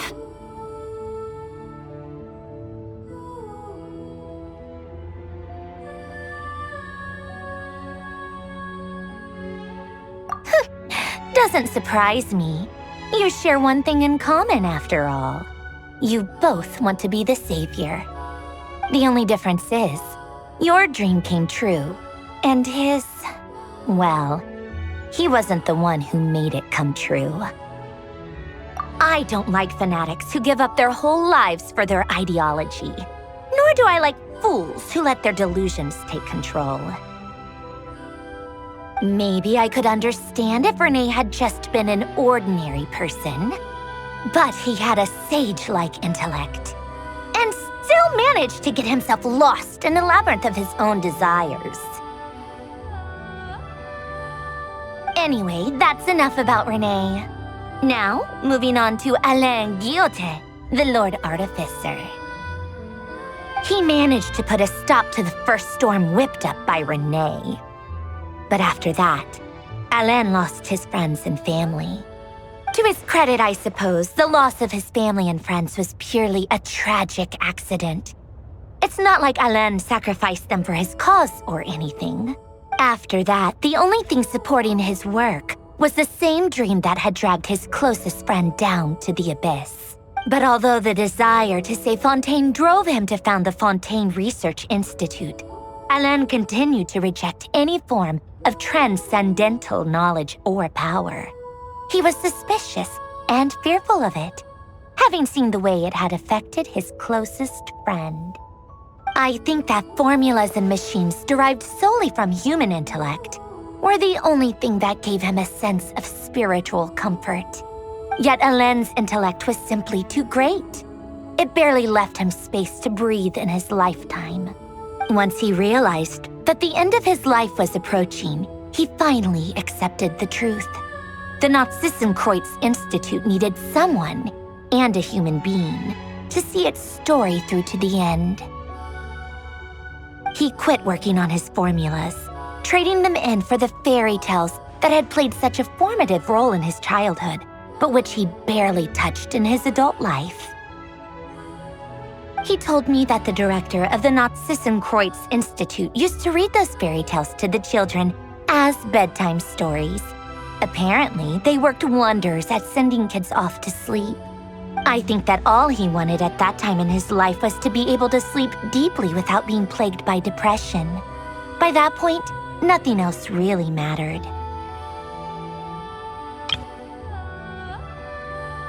At the very end, he laid down to rest in the ruins of the former Nazissenkreuz Institute orphanage, while the Fontaine Research Institute he had founded continued tirelessly with its work. Many years after that, tensions over competing dreams would once again cause a rift, this time between members of the Fontaine Research Institute. But the actions of those fools had nothing at all to do with Alain. And that is the story of two people from the Nazissenkreuz Institute who both wanted to save the world. One went all in on his fantasy of salvation without ever looking back, and ended up calmly sinking to the bottom of the deepest sea. The other sought desperately to burn bright in his life, even though he wasn't sure where he was going. I do sometimes wonder, why is it that people like them have such grand hopes of saving the world?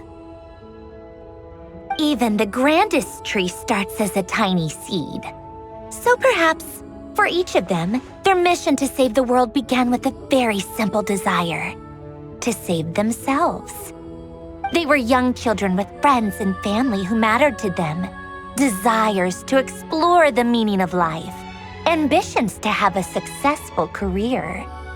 They didn't want to see all of that taken away in one fell swoop. Or maybe they just wanted to find something to anchor themselves within the chaos, to stop them getting quietly swept away by the storms of life. But instead, the search for their own salvation took them down the rocky road laid out by fate.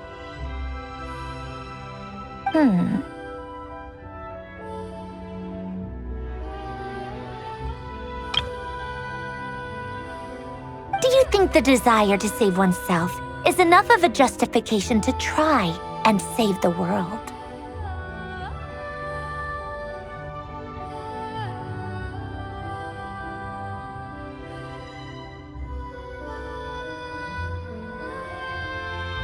You don't know? I guess that's a fair answer.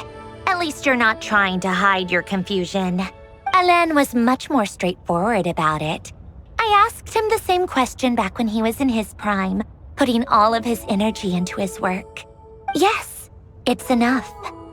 That was all he said before getting right back to his work. He was always that way. All right, tea time's over. I owe Arlecchino a favor for telling me these stories. I'll have to bring a whole sack of gifts the next time I visit the House of the Hearth. I'm gonna go tinker with Polonia now. You guys can do whatever you want, as long as it doesn't involve interrupting me. Polonia, exit hibernation mode. Begin diagnostics.